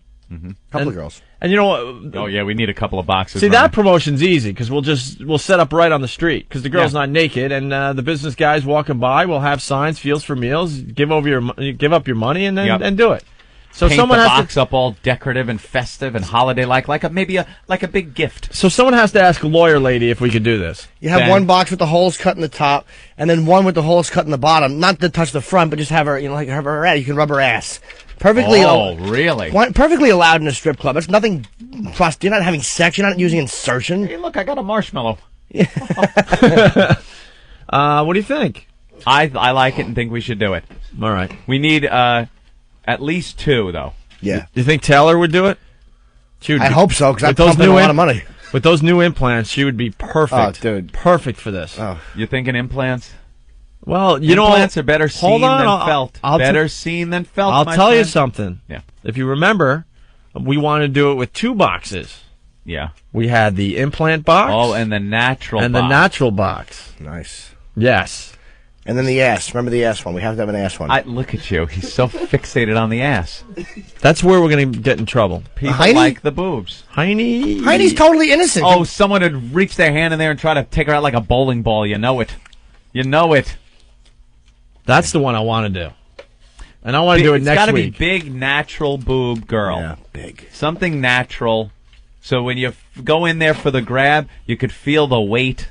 All right, well, we got 5 girls listening to the program at this point, so maybe one of them just happens to meet your criteria. Maybe 1/5 of our girl listening audience would like to participate in this. So we got to figure that out and see if we could do that next week. That would be the one that would work.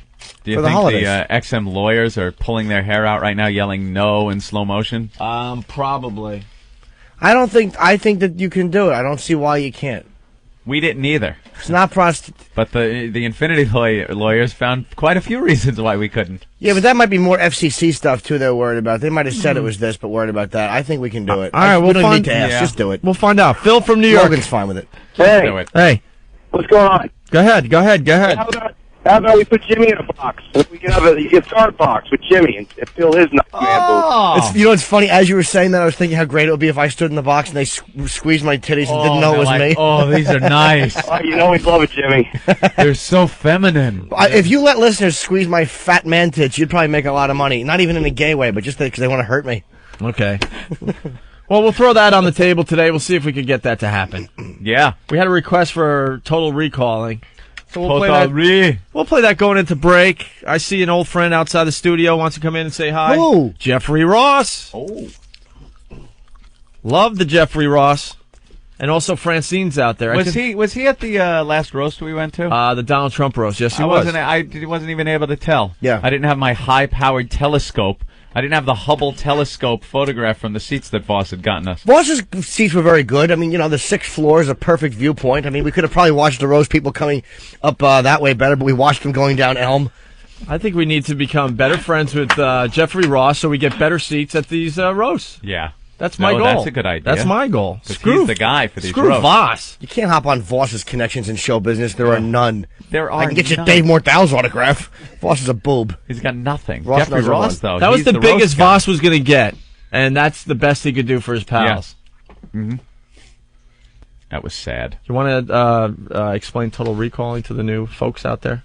I don't know where this song came from or who does it, but it's a little Arnold ditty. It's so awful we love it. I don't know. It is. That's what makes it so funny is the bad, horrific singing and off-key singing.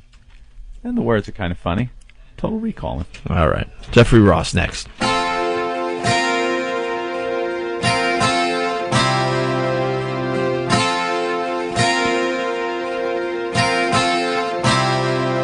I've been dreaming of going to Mars, where mutants drive plastic cars. So I go there, you know the rest.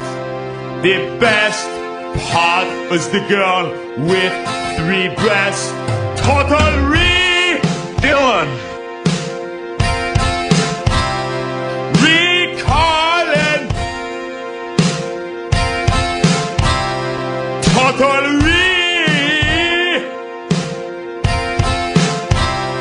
recalling.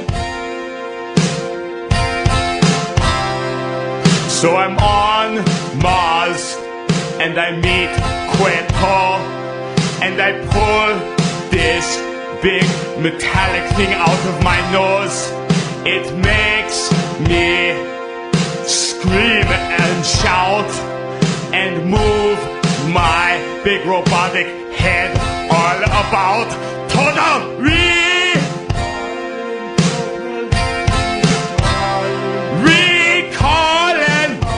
See you at the party, Victor. Total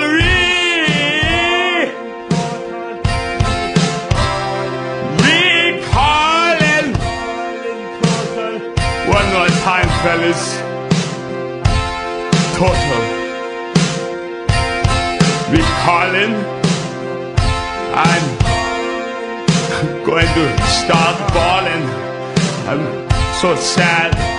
I can't screw Sharon Stone, and Macaulay Culkin is left home all alone. Ah! Total recalling. Johnny, give me the bass. You got to slap it a little harder. Give me the bass. Alright. Okay. Let's do this. I don't think it's in tune because I don't know the fingering. It's not working. Johnny, grab my hand. Grab the bass.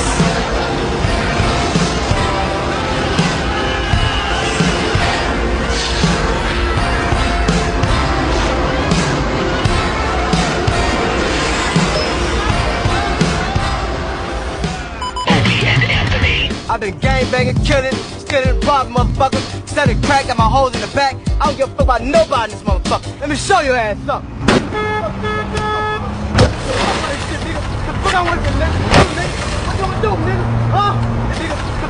Radio for the Angry Golfer.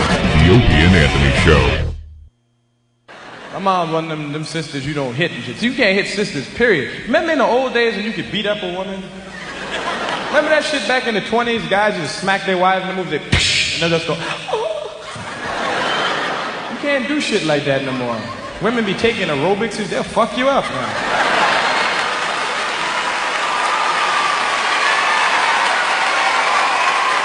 It's scary too, man. Especially a black woman. You hit a black woman, she lose her mind and shit. Seriously, they go crazy on you. You can have a real timid sister for a girl and smack it, be like, I'm gonna kill you, motherfucker. You don't hit me, goddamn. You don't hit me, shit. No, motherfucker, you don't hit me. You don't put your hands in my face. My father don't put his hand in my face. You don't hit me, man. Baby, please stop. Baby, please. Stop. Stop, baby. Hold up. Stop, please, please. Calm down, baby. Calm down. You don't hit me, motherfucker. Just get the fuck out. Throw you out your own house. You be so scared you get the fuck out too. That's some shit. You know you scared when a woman say get the fuck out your own house and you leave. You a scared motherfucker. I had a girlfriend once. I smacked her and got all cool on her and shit. And then she got cool and it scared me more and shit. I just left. But I slapped her and got macho and said, I didn't want to do that shit, baby. But you bought that shit on yourself. Or made me have to do it again. She said, no, I did bring it on myself. I did. Why don't you just go to sleep?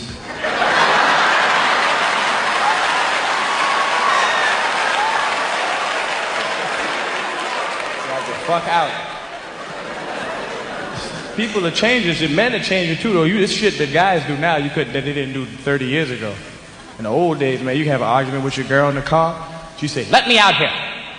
The man will say, no, we won't have any of that. Nowadays, the woman say that shit, dudes say, get the fuck out.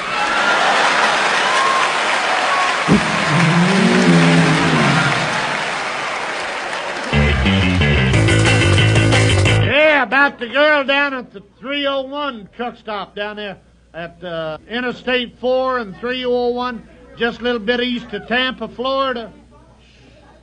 They had a rape down there. They had a rape in the sleeper of a tractor. And they had 3 witnesses. One of them was a driver from Brady Motor Freight. One of them was a Berman driver. And the third one was a dumbass old Carolina freight driver. And they had the 3 witnesses in court. And the judge asked this Brady driver, said, what'd you see? He said, well, Judge, said, I looked in the sleeper in there and they was fucking. Judge said, I charge you $10 for contempt of court. Said, we don't use that kind of language in this courtroom. Turned to the Berman driver, he said, what'd you see? He said, well, Judge, I don't know what to say. He said, I looked in the sleeper and they was in there fucking. Judge said, that's $10, fine, contempt of court. Said, we don't use that language. Turned to this dumbass Carolina freight driver. Said, what did you see? He said, well, Judge, I looked in the truck. Said there was 10 toes up, 10 toes down, 2 assholes going round and round. 6 inches out and 6 inches in, and if that ain't fucking, well, here's my 10. Yeah.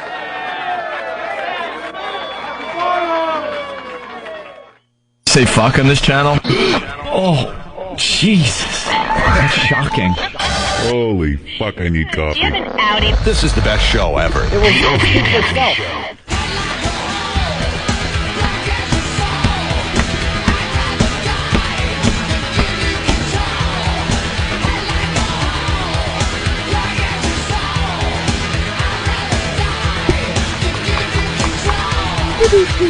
And we're back with the Opie and Anthony Show. In studio, one of our old pals, Jeffrey Ross. He's playing Caroline's here in New York City. Tonight, Friday, Saturday, and Sunday. Lots and lots of shows. For your tickets, call 212-757-4100. Really fast, we were talking about the homeless shopping spree. We were talking about Feels for Meals. Jay reminded us of another thing that we have like 3 or 4 bits we were never able to do at the old place. And we're convinced we could do just about all of them at the new place. Like we never were able to do Fields for Meals. Remember the bit Run Around the Park for Aaron? Yeah, it was Run Around Park for Aaron. Run around Park Aaron. Run around Park Aaron. Right. There's a girl. We're going to set her loose in Central Park, and you would have to run around the park and find her. But people didn't really like the acronym of Run Around Park Aaron. R.A. Yeah, and find Shut her. up. And They can figure it out. They're not that stupid. it kind of. And it was like, when you play flag football, she'd have some flags on her. There wasn't going to be any tackling or anything. Well, she wasn't going to be dragged into the woods. But the whole gag was to surprise her, just have her walk around and jump out from a tree and kind of grab her or something. No, she was aware that she was going to be chased. Yeah. We set these lunatics loose. She's got the flags like you have in flag football. She runs around. First person that grabs a flag off Aaron wins a fine prize. Maybe a MiFi that we're going to be giving away soon here on the Opie and Anthony Show. Yeah, they didn't like that. And the bee jar. The bee jar has to happen. We wanted to do but this now gets back into fraternity hazing sounding stuff, doesn't it? Yeah, that's true. Lettuce. Yeah, we wanted to take a jar and put a bee in it. And have maybe 6 guys. We actually were going to do this. They gave us a car to give away. I forgot the car. It was an Aztec. The Aztec.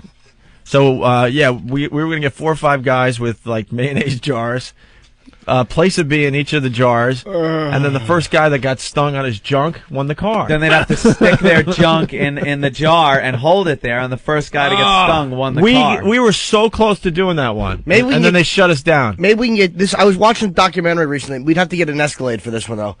On Japanese hornets. They're probably 2 inches long, and we have like a 3-inch wingspan. If anyone's ever seen, they're the worst creatures alive. And if you could get them in a jar, you'd have to give away at least a $40,000 or $50,000 And they sting? Repeatedly, and they attack other hornet nests, and they murder them and steal from other bees. I mean, really? They're awful. Do they wear bling? No? They do. Yeah, they're actually H-O top apostrophe nets. Hornets. They're hornets.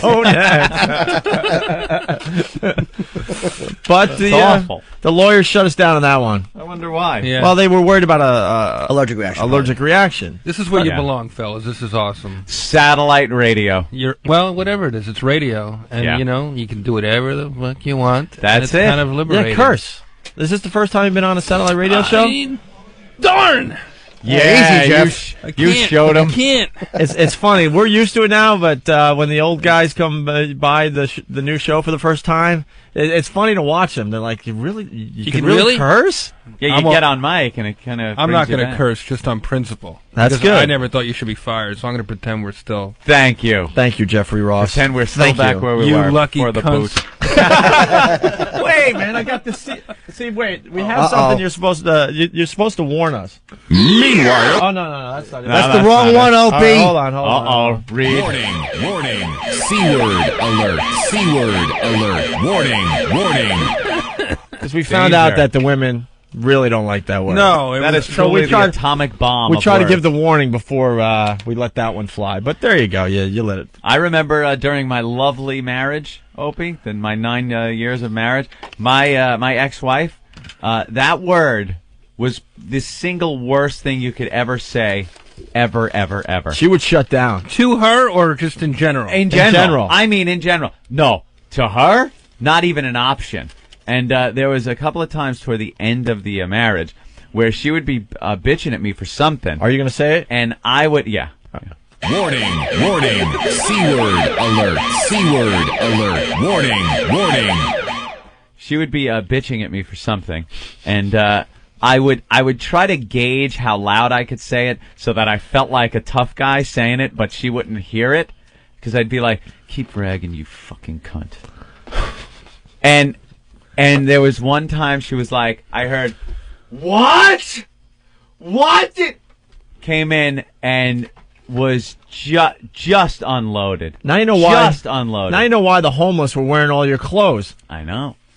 Hey, come on. There ain't a guy that's been married that doesn't at least think the word. You say it all the time. This is why they hate it, because they know you mean it when you say it. There's never like, no, but I was only saying that like, well, you're kind of cunty. Yeah. You know what I mean? There's no way to get around It's not the- like bitch, which is like, Yeah. some girls enjoy being a bitch. Yeah, no- Yeah, I'm a bitch and I'm proud of it. 100% Italian bitch, waka waka. You know, Yeah, chicks don't yeah, wear the yeah. shirt they should wear. Maybe it'll like let's desensitize it so it becomes like diva. You think? So like Because diva eventually was on it? VH1 it'll be like VH1 cunts. Sorry, I missed the warning there. No, we got the warning out there though. Yeah, no. Oh, maybe someday. Elton John, Bette Midler, Barbara Streisand, VH1 cunts. Yeah. See, isn't this new radio fun? This is all right. It's all right, huh? Someday. This is rad. And then you'd have all the black women, but they spell it CUNTZ. All right. We saw you at the Donald Trump roast. That was fun. We had a good time in the nosebleed seats. Yeah, the boss. We want to become better complimentary friends seats. with you, so we could get better seats. Yeah, no, Because I it's not remember. working with Rich Voss. Rich I Voss remember. gets all excited and say, "Yeah, I got tickets for the roast." I went to a roast, and I was Jeffrey's guest at the Hugh Hefner roast. What a night. And What a I had night. great seats. I was able to see Hef drool. I was close enough to see the Hef drooling his hot blonde models. I went 7 to of them. I went to the after party and saw Rob Schneider leave with one. Yeah. Who got fired. One of the girls got fired. She's back. Is she back? Yeah. I saw her at the Halloween party. She's like, it's not me. I'm not going to let some old man tell me who to fuck. And I was like, all right, well, I guess not, because you're back. Why'd she get fired? For leaving? For fooling around with somebody. Yeah, when she's yeah. supposed to be in Hef's coffin by 2 a.m. Yeah, there's the Hef. He's got the image, so he's supposed to have these girls. It looks bad if some of Hef's girls are peeling off to be with Rob Schneider. Oh, you mean it was one of his personal 7? Yeah. He has 7 girlfriends. One to put it in and the other 6 to move him around.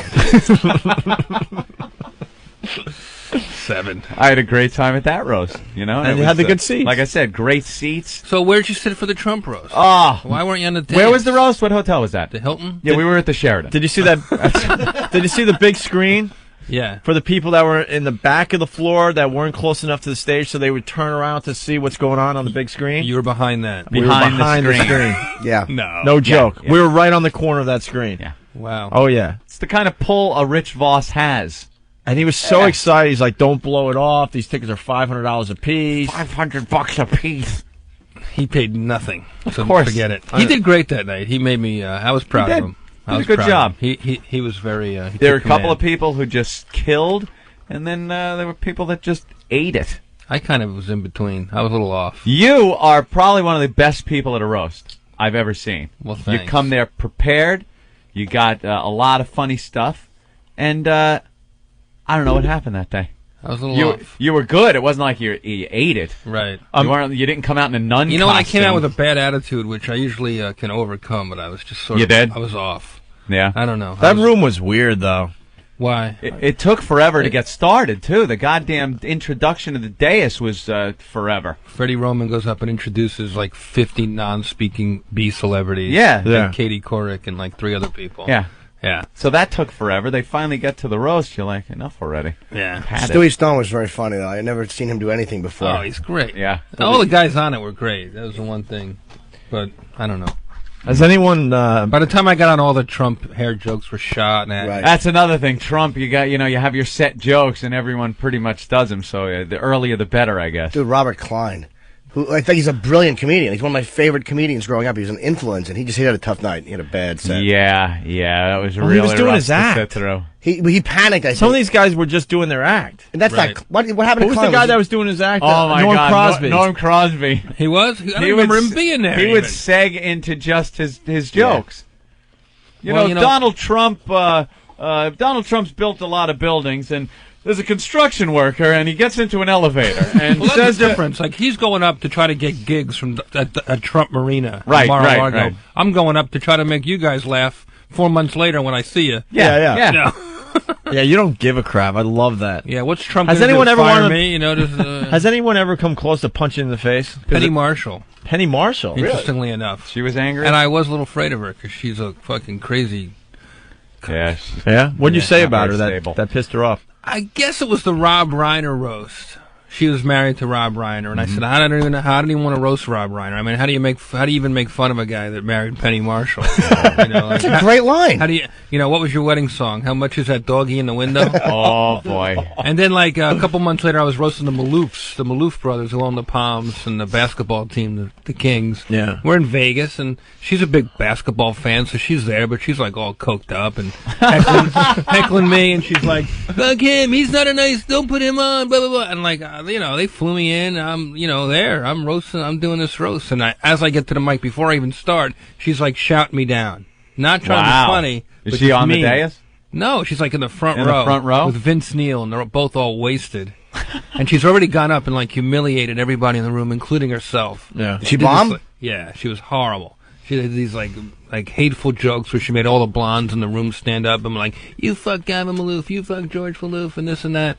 And then I go up and she starts heckling me, and I was like, "What were you, Lenny or Squiggy?" Oh shit! Shut up. Yeah, that's good. And then they wouldn't let me go to the. Interestingly enough, there was like a little after reception, and they said, "Well, maybe." I guess she's a high roller there. Oh, or a whatever. little more star They power. definitely pushed me out a little bit, but Wow. They wouldn't let you go to the thing? well, they sort of ushered me somewhere else. Yeah. Was there ever a line you just Wow. didn't want to do? Oh, And you knew wow. you had to do it? Like you were just freaking going, "Oh God, I can't believe I'm about to say this." Yeah, there was one at the Trump roast that I let go. Which I one? don't. I said, about all the women he's banged, all the hot young. I was like, he's the only guy I ever met who's probably banged 72 virgins without having to blow himself up in the name of Allah. And I was like, this is not going to get a laugh. It's going to get a groan, but I really want to read it in the paper tomorrow. So Yeah, that's all you care about. It's a great joke, man. I want my line in the New York Post. Exactly, and it was in there somewhere, so I was happy. Even Voss made the paper. For Couple that times, roast. yeah. He's famous now. I know. We did the Jay Moore roast on NBC together. Oh, that's right. Yep. He was part of Last Comic Standing. You're part of the one of the episodes that aired. That's great. I was on like the third to last. Me and Triumph guest starred on the third Yes. to last episode. Is he really like that in person? Triumph? Is he really a sock? I've had enough of that fucking sock, to be honest with you. I like that. Any guy that can hide behind a podium and not actually face someone when they're shitting on him. I mean, how do you know. not respect that as a comedian? We have to look people in the eyes. Yeah, I'd rather put a puppet on my hand and go wacky, wacky, and then put a little dog thing in there. I make poop. Oh, you cut it out. Get him out of here. He's incorrigible. Oh, fuck yourself. He's got 8 nipples and 6 jokes. Why do you hate him so much? I don't hate him. I think a lot of the jokes are great. But I watched him trash Rickles one time, and it really made me want to bite his face. Oh, you're thinking of Lisa Lampanelli. Oh, you're right. That's Triumph the Insult Moose. Another secret message, Anthony. JC, Mike, go. Oh, I don't like secrets. It's giving out They'll all secret be revealed messages to the someday. troops. Hey, you What guys happened? want to get Francine in here? Of course we do. This is fun. Francine was our old intern. Yeah, he remembers Francine, Are you right? allowed to chew on the air? What's the story Yeah, with why not? Whatever you Anything wanna goes. do. Anything Leader of goes. this program to bring you the Ozone Midget sighting of the day. Wow, who saw this coming? Chris in Jersey, what's going on? Hey, guys, I got a midget sighting for you. All right, let's hear it. I had a hernia operation. Yeah. Somebody screwed up. They put me under anesthesia, and just as I'm about to go under, in walks a friggin' midget with the damn surgical cap and gown on and the stupid little stethoscope dangling between her knees, reaching up for syringes. That might have been the anesthesia, Yeah, man. you're saying your surgeon was a midget. I don't know that she was the actual surgeon that cut me. But that was the last thing you saw before you conked out? That was just about the last thing I remember. You sure it wasn't some doctor that brought his kid on, like, Bring Your Daughter to Work Day? That just scares me that somebody has to stand on phone books to be able to slice me open and fix me. I don't think they use phone books there in the ER. You should be grateful. Yeah, maybe a stool. But do you want those little fat fingers suturing things in your heart? Oh, Those no. little clumsy fat hands? All right. Well, thanks, Chris. Thanks, guys. I'm Cocktail gonna go Franks lick and a myself needle on and replay thread. all day. All right. Meanwhile, back at the show. All right, we got Francine in the studio. Hey guys. Hi, Francine. Do you know Hello, Jeffrey Francine. Ross? Hi, Jeffrey. A very successful comedian. He's playing Caroline's all this weekend. Why are you shocked? Oh, I thought you said I was. Oh. Are you? No. You know Jeffrey Ross, a beautiful black girl. Yeah. Francine used to be our intern. Now she's doing stand-up. Do you know Jeffrey Ross, though? Yes. He's like the king of the one-liners and other things. Yes. He's legendary for his roasts over the years. All right. How long have you been doing stand-up? A year. A year you've been doing it? Mm-hmm. And how many times do you gig? I think I get one maybe once a month. Once a month? Once a month. You go? Mm-hmm. So whenever you get your period, you're like, I better get on stage. No. I got some ragging to do. Where have you performed? Mainly it's stand-up, New York. Yeah? Mm-hmm. It's fun. Yeah. What do you do, like open mic night? Do they have that there? Yeah, I think they reopened it, but I usually do like real shows. Real shows? Ooh. You mean you go in there and say, I would like a spot, and... No, they make you bring like 10 people, and then you can do that old shows, gag. yeah. I remember that from the old band days. You got to bring some people, man. Yep. Yeah, that used so to be you how think- your radio show was at the old place. You had to bring 10 people. Bring 10 people. At the beginning. That's true. I got 10 people listening. Can I come on? Now it's like superstar. And describe your act. Are you a cross between someone that's out there already or doing your own thing? What's the deal? I do my own thing. I just talk about like what I'm angry about or what happened to me on a date or something like that. Are you an angry comic, or is it more like fun lifestyle issues, or Probably more angry. more angry? Yeah. Yeah? You're Mhm. not the sweet kind of girl that gets up there and does that act? No. Never. All right. Well, we have Francine's tape. So wait, once a month you go up for a year? So you've been on stage like a dozen times? No, that's for the shows. But for the open mics, I do like 3 open mics a month. You should be going up 3 times a day. I work all the time, so Oh, all right. yeah. I try. You get up as much as you can. Yeah. Exactly. Look at that. The two veterans telling the rookie what to do. You got to get out there, kid. Yeah. Norton didn't tell her anything. He just reiterated what I said. That pretty much is That's right. true. I just kind of piggybacked on his suggestion. Yeah. Norton What clearly he is going to says. be Norton's clearly going to be kissing up to her during this thing. I just can't. I already see what's going on. Now, Francine, we haven't heard this yet, but I just want to ask you, are you confident in the material? It's pretty good. Yeah? And would you be able to take criticism without bursting into tears and jumping running through that away. window and running away? Yes. I can take it. Uh-oh, she I saw a paused. little pause there. All right, No, there's I a can pause. take it. Yeah? Yeah. Okay. All right. Okay. Well, let's start the tape, see what happens here. You may fire when ready, sir. Oh my God, she's like a little Catholic school girl when I met her. That's what she looked like, and now we'll see what she looks like. Francine. Let's hear for Francine. She's the other one, Destiny. Give it up for Gladys! Gladys is so sweet. Francine, Gladys, we're a PTA meeting. No last names, no. Now, where was this taped? This was at the comic strip. The comic strip? Mm-hmm. And you were very excited about Gladys. Was she fun or something? I know Gladys for about since I started, and she always tried to give me good advice. All right. She does give good advice because I used to do her open mic a long time ago. Gladys? Yeah. Really? Yeah. She used to host an open mic. Very sweet lady. Mm-hmm. Older lady? A little bit. Okay. With a name like Gladys? So, you know course. what I'm tired of? I'm tired of these women who wear these stupid t-shirts, you know, these like sexy and delicious and all that crap. I was walking through Grand Central. This girl had on this shirt. It said silicone free. I'm looking at her. She's 5'1", 450 pounds. Oh, like, believe me, nobody's wondering. You need to be wearing a shirt saying Haagen-Dazs whore. Or buffet queen, sweetie. That would actually apply to you. And I don't... No, it's weird. Who's the guy? Who is it? That's Because one we of did your listen 10. to part of this tape before we hit the air, and we hear that guy through the whole thing. That's part of your 10 people, isn't it? No, it was a bunch of people, Is but that your dad?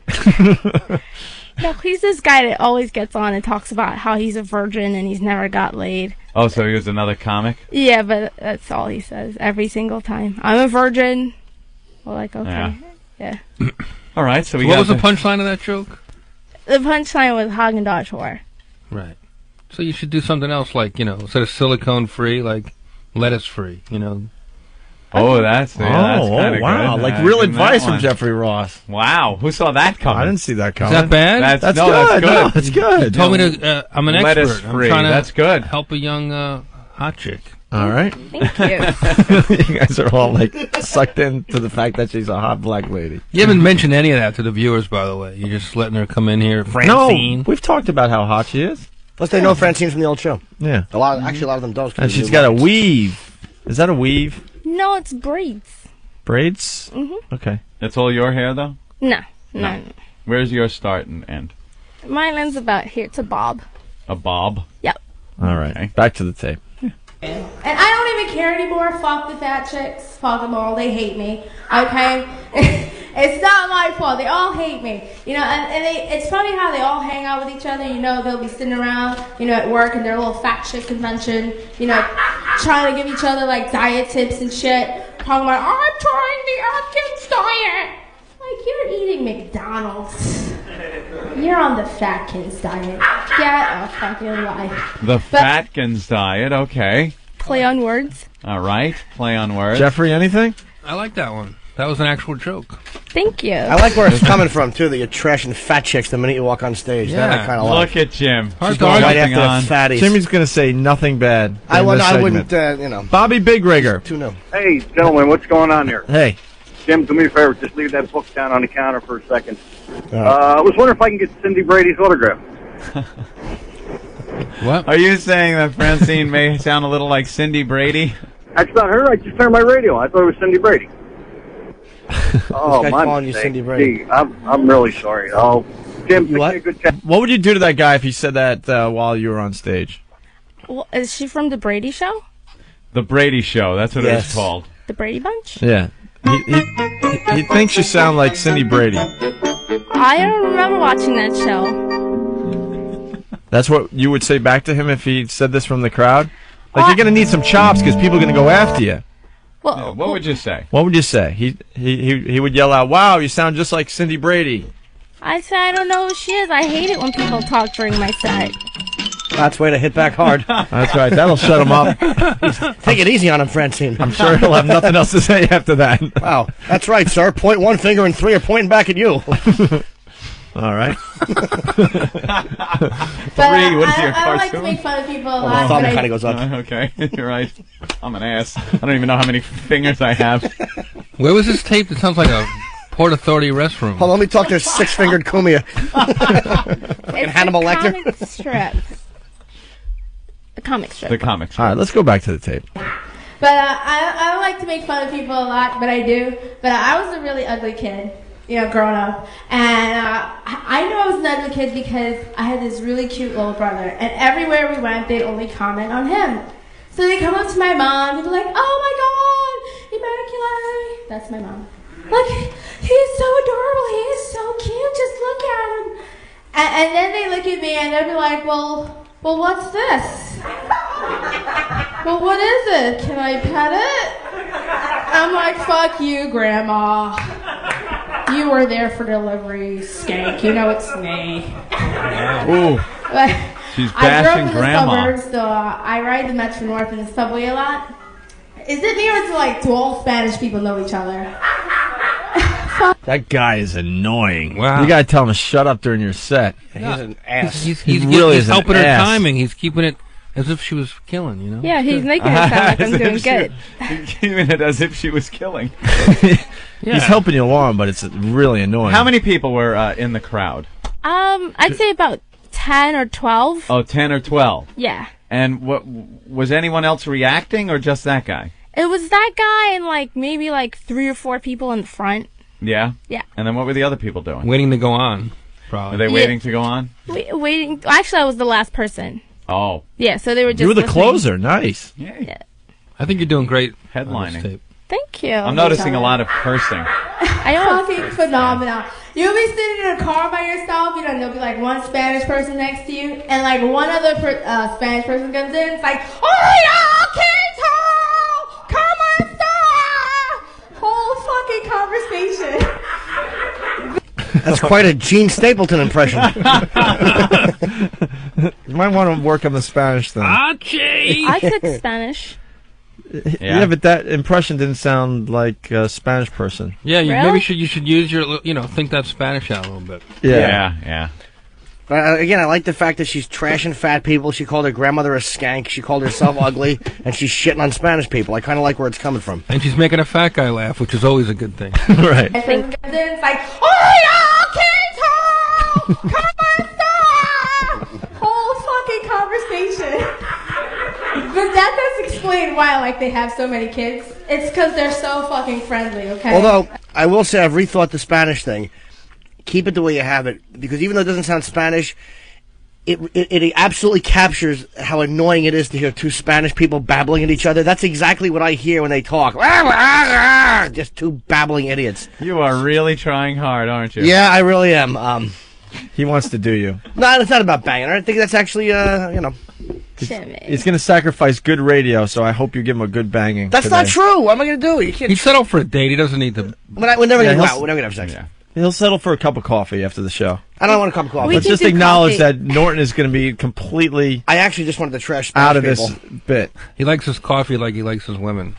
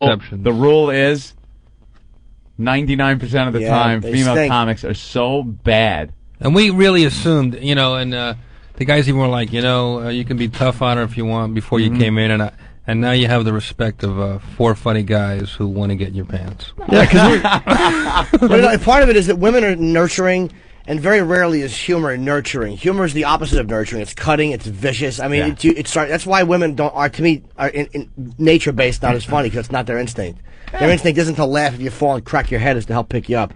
But guys are like, very you good. fucking idiot. All right. Well, let's hear it for Francine. She did a good job. Thanks, Very guys. good. We were ready to trash you, but we got to stay honest on the show. It wasn't that bad. Not at all. And you kept it tight, which is always Yeah, good. we'll look forward to another tape from you down the road. Okay. Hopefully, Thanks, you'll guys. do something we can really mock and hurt you with. Where's your next open mic? Want to plug it? Open mic? Where you Well, performing wherever next? you I'll probably, today's Thursday? or wherever you're performing. I think I'm gonna be at Stand Up on December 3rd. What was that? Oh. End of the Brady Bunch. There you go. Oh, thanks. And we're hanging with Jeffrey Ross. We're going to take a break. Jeffrey Ross is at Caroline's. A lot of shows. For tickets, 212-757-4100. As we go on a break, Anthony, a mashup here. Give us a little break to eat cereal and stuff. What okay? is it?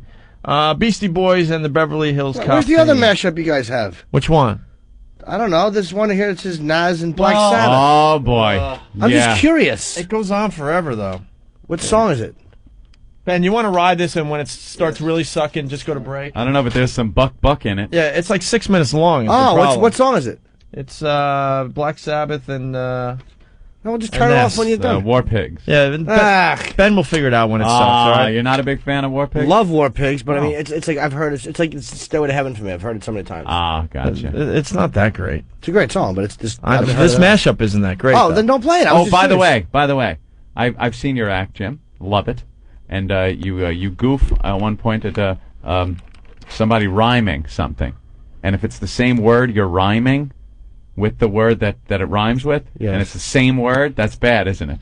Sometimes. Yeah. Unless it's in War Pigs. Unless it's War Pigs, masses and masses. Oh yeah, it's the same word. But no. What happened to your genius there? First of all, those were not the original War Pig lyrics. The original War Pig lyrics were far different, but they had a priest being burned in a fire, and they were forced to change, I believe, by Warner Brothers. So those might have been the last minute lyrics. He's actually got something. Yeah, great. and Damn him. And masses and masses, we understand why. It used to be cast the priest into the fire, and I think Warner Brothers was like, not on this record. Well, who knew? There you go. There's your explanation. Son of a bitch has an answer for it. We'll try this. I don't think it's that great. Ben will ride it when it sucks. Okay. He'll get us out, and we'll continue with Jeffrey Ross. Stay there.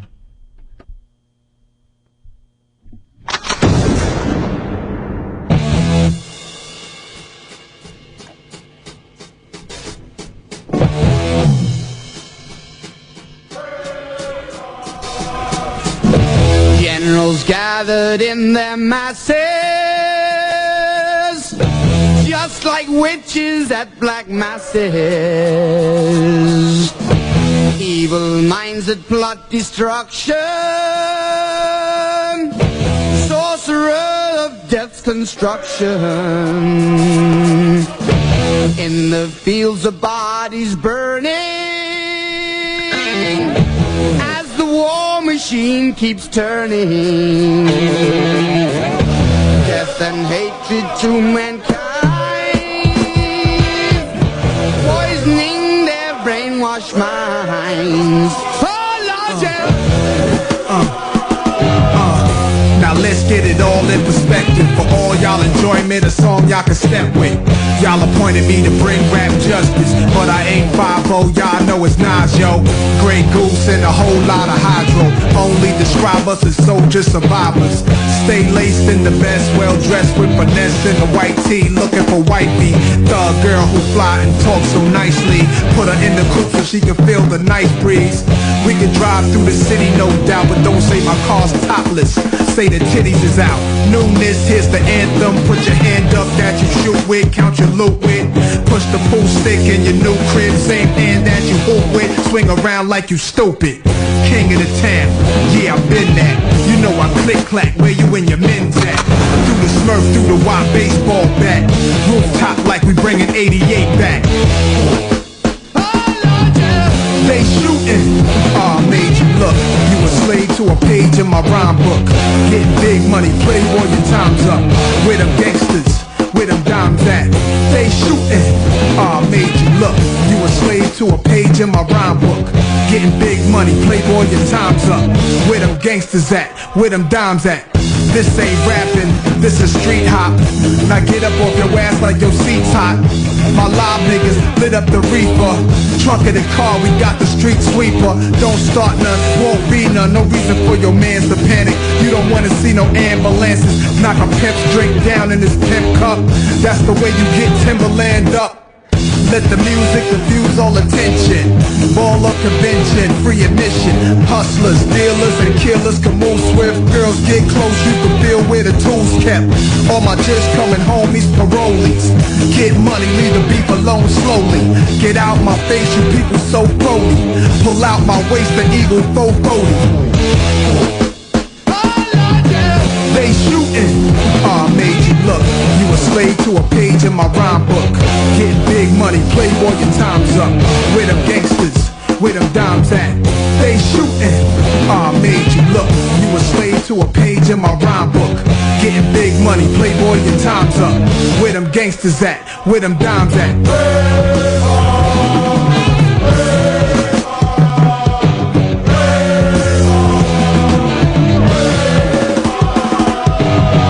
Niggas running, yo, my mood is real rude. I lay you out, show you what still do.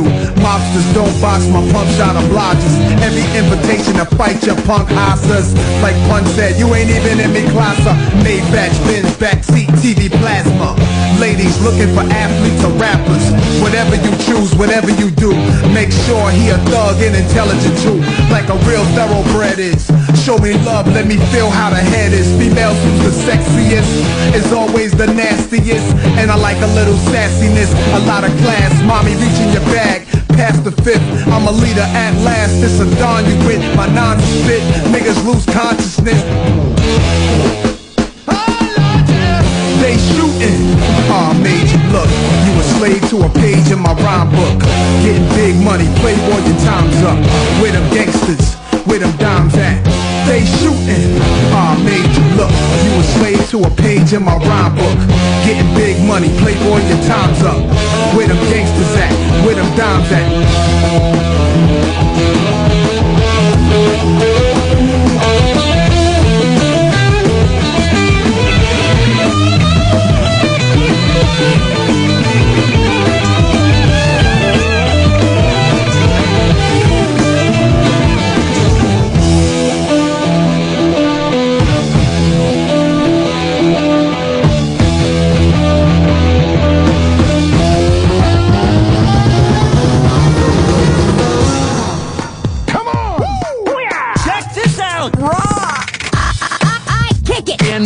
I kick it old schooly. Duh. Word up. Hey, jerk face. Hey, jerk face. You feel me? Waka, waka, waka. Smoke that bitch. How much ass does that kick? Sexy. How much ass does that kick? Sexy. East side. Booty. Let's do it. Booty. Booty. These boobs rock. Yuck. Is anyone menstruated? My nipples are hard just thinking about it. Has everybody gone crazy? A few checks later. The Opie and Anthony Show. XM's Arts Confidential. Smart radio. Restricted for your ears only. Artists Confidential. Artists you will only find on XM. Don Henley. Legendary artists. Emmylou Harris. You've listened to them for years. Rush. Now take a closer look with XM Satellite Radio's exclusive new series. The airwaves, just like the national forests, are owned by the public. And I think the public and the government have forgotten about that. Part of our audition process when Neil first came into the studio is we started playing that riff, and he got right into it. We looked at each other and went, oh yeah, okay. And this is another song off of Red Dirt Road.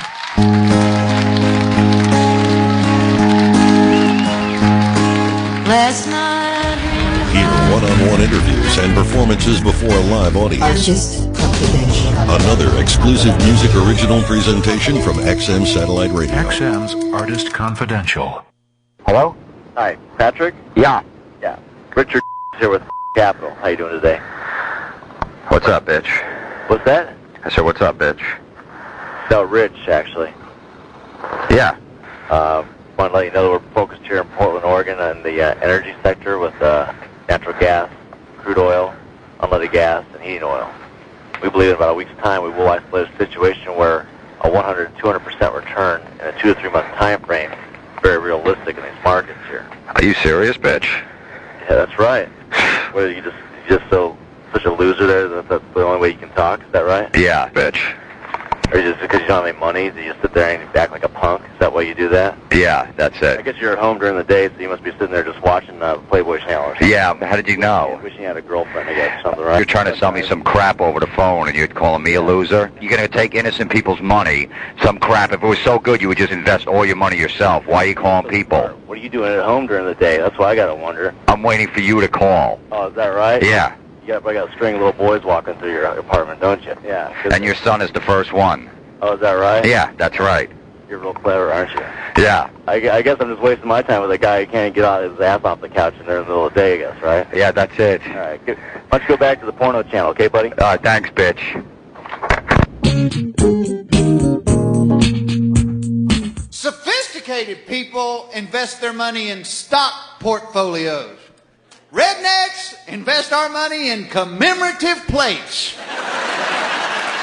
Yeah, that's the Legends of NASCAR series right there.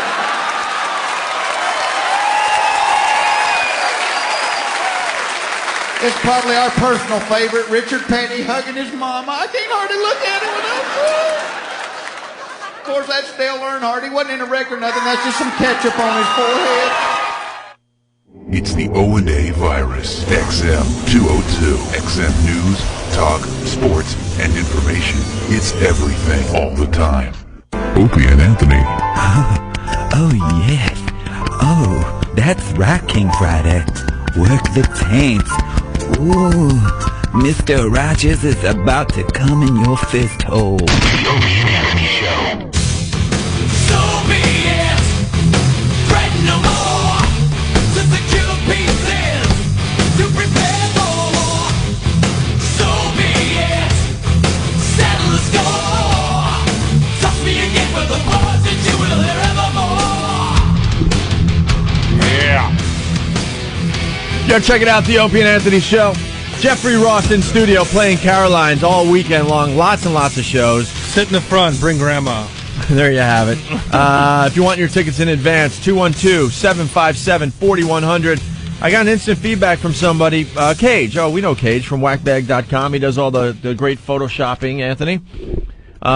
When Jeffrey Ross is in studio, well, he is, ask him about the time he played Pratt Institute years ago. I remember being at a show where some crazy freshman pulled a knife on Ross because he didn't like a joke. Really? I guess that's why he did it, but apparently the kid was trouble. I remember being on stage, and the kid was, well, before the show, I was early, he was like floating around the stage, sort of going, you know, just sort of like weird, like Willard type of a kid, you know? Willard.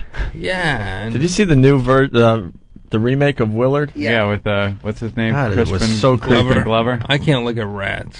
No. Ever since I had a skateboard through Kenmore Square in Boston at 5 in the morning to do morning radio in college. Rats everywhere. There's a lot of good ones My in this skateboard city. would scare them, and they would just go. But On my way to work, did I tell you that I'm destroying the air yet or no? No. What? On the way to work this morning, actually, I'm walking by my building, and there's like a garbage jutting out, and there's a guy walking towards me, and a rat ran right over his foot and into a little nook in the building. Big- that's so a creepy. big rat Cat-sized right rat. over his foot. that's the scariest shit ever. Yeah, and this kid just sort of like, you know, like I think he like flashed it from the front row, and I got a little weird, and I didn't want to like. I didn't know Flashed it like, hey, look what I got? Yeah, I saw it. I don't know if I drew any attention to it or whatever. Like, I don't remember. I was sort of, this is a long time ago. I was probably a little nervous and green and whatever. And then for some reason, like, I started teasing him a little bit the way I've been known to do. And he came up and he, like, had the knife. And I didn't know, there's like hundreds of witnesses. So it's just strange. Do I take this guy down? Do I just walk off? came up on the stage with the knife and brandished it. I was actually open for Jeff on that show. He was on the side of the stage, but he was looking at behind a pole, looking at you, and you're like, How is this guy allowed to just walk around on the stage, though? It was at college. It wasn't like it was a big theater stage. I think it was like one of those things where you just kind of step up and you're on the stage. Like It's like a student union situation. Got you. And he was behind a post, and Ross is on stage, and this guy's behind a post to Jeff's stage right, and I guess he was flashing the knife that the audience couldn't see, but you're like, hey, well, this guy has a knife. It was really uncomfortable. I didn't see the knife. This guy has a knife. Oh, he's going into the guy with the knife bit. Yeah, where's the punchline? What? Usually has a witty punchline. I'm in fear for my life. Oh, God. Take my knife, please. Oh, that's. And what happened? He just wandered out, right? They escorted him out. No, they took him out. And you stopped the show. You were like, I'm not performing here. You got really uncomfortable. I'm not performing. Yeah, that was the end of the show. You were weirded out by him, and I got pulled. I didn't go back on. No, come on. No, you Really? didn't? It was like last. Yeah, it was me and then you. There might have been one more, but I know it was me and you. And I just started. Last. There was me and you. Yeah, it was two of us. Jeffrey, also, we're finding out that you broke your hip since we've been off the air. Yeah, that's why. How the hell do you break your hip at your age? That's like something old people do. Too much time at the Friars. I threw myself in front of some 6-year-old cunt ice skating. Dude. I don't like the warning thing. I like just the shock value. Just blur He them likes out. the shock value. It was Christmas Eve.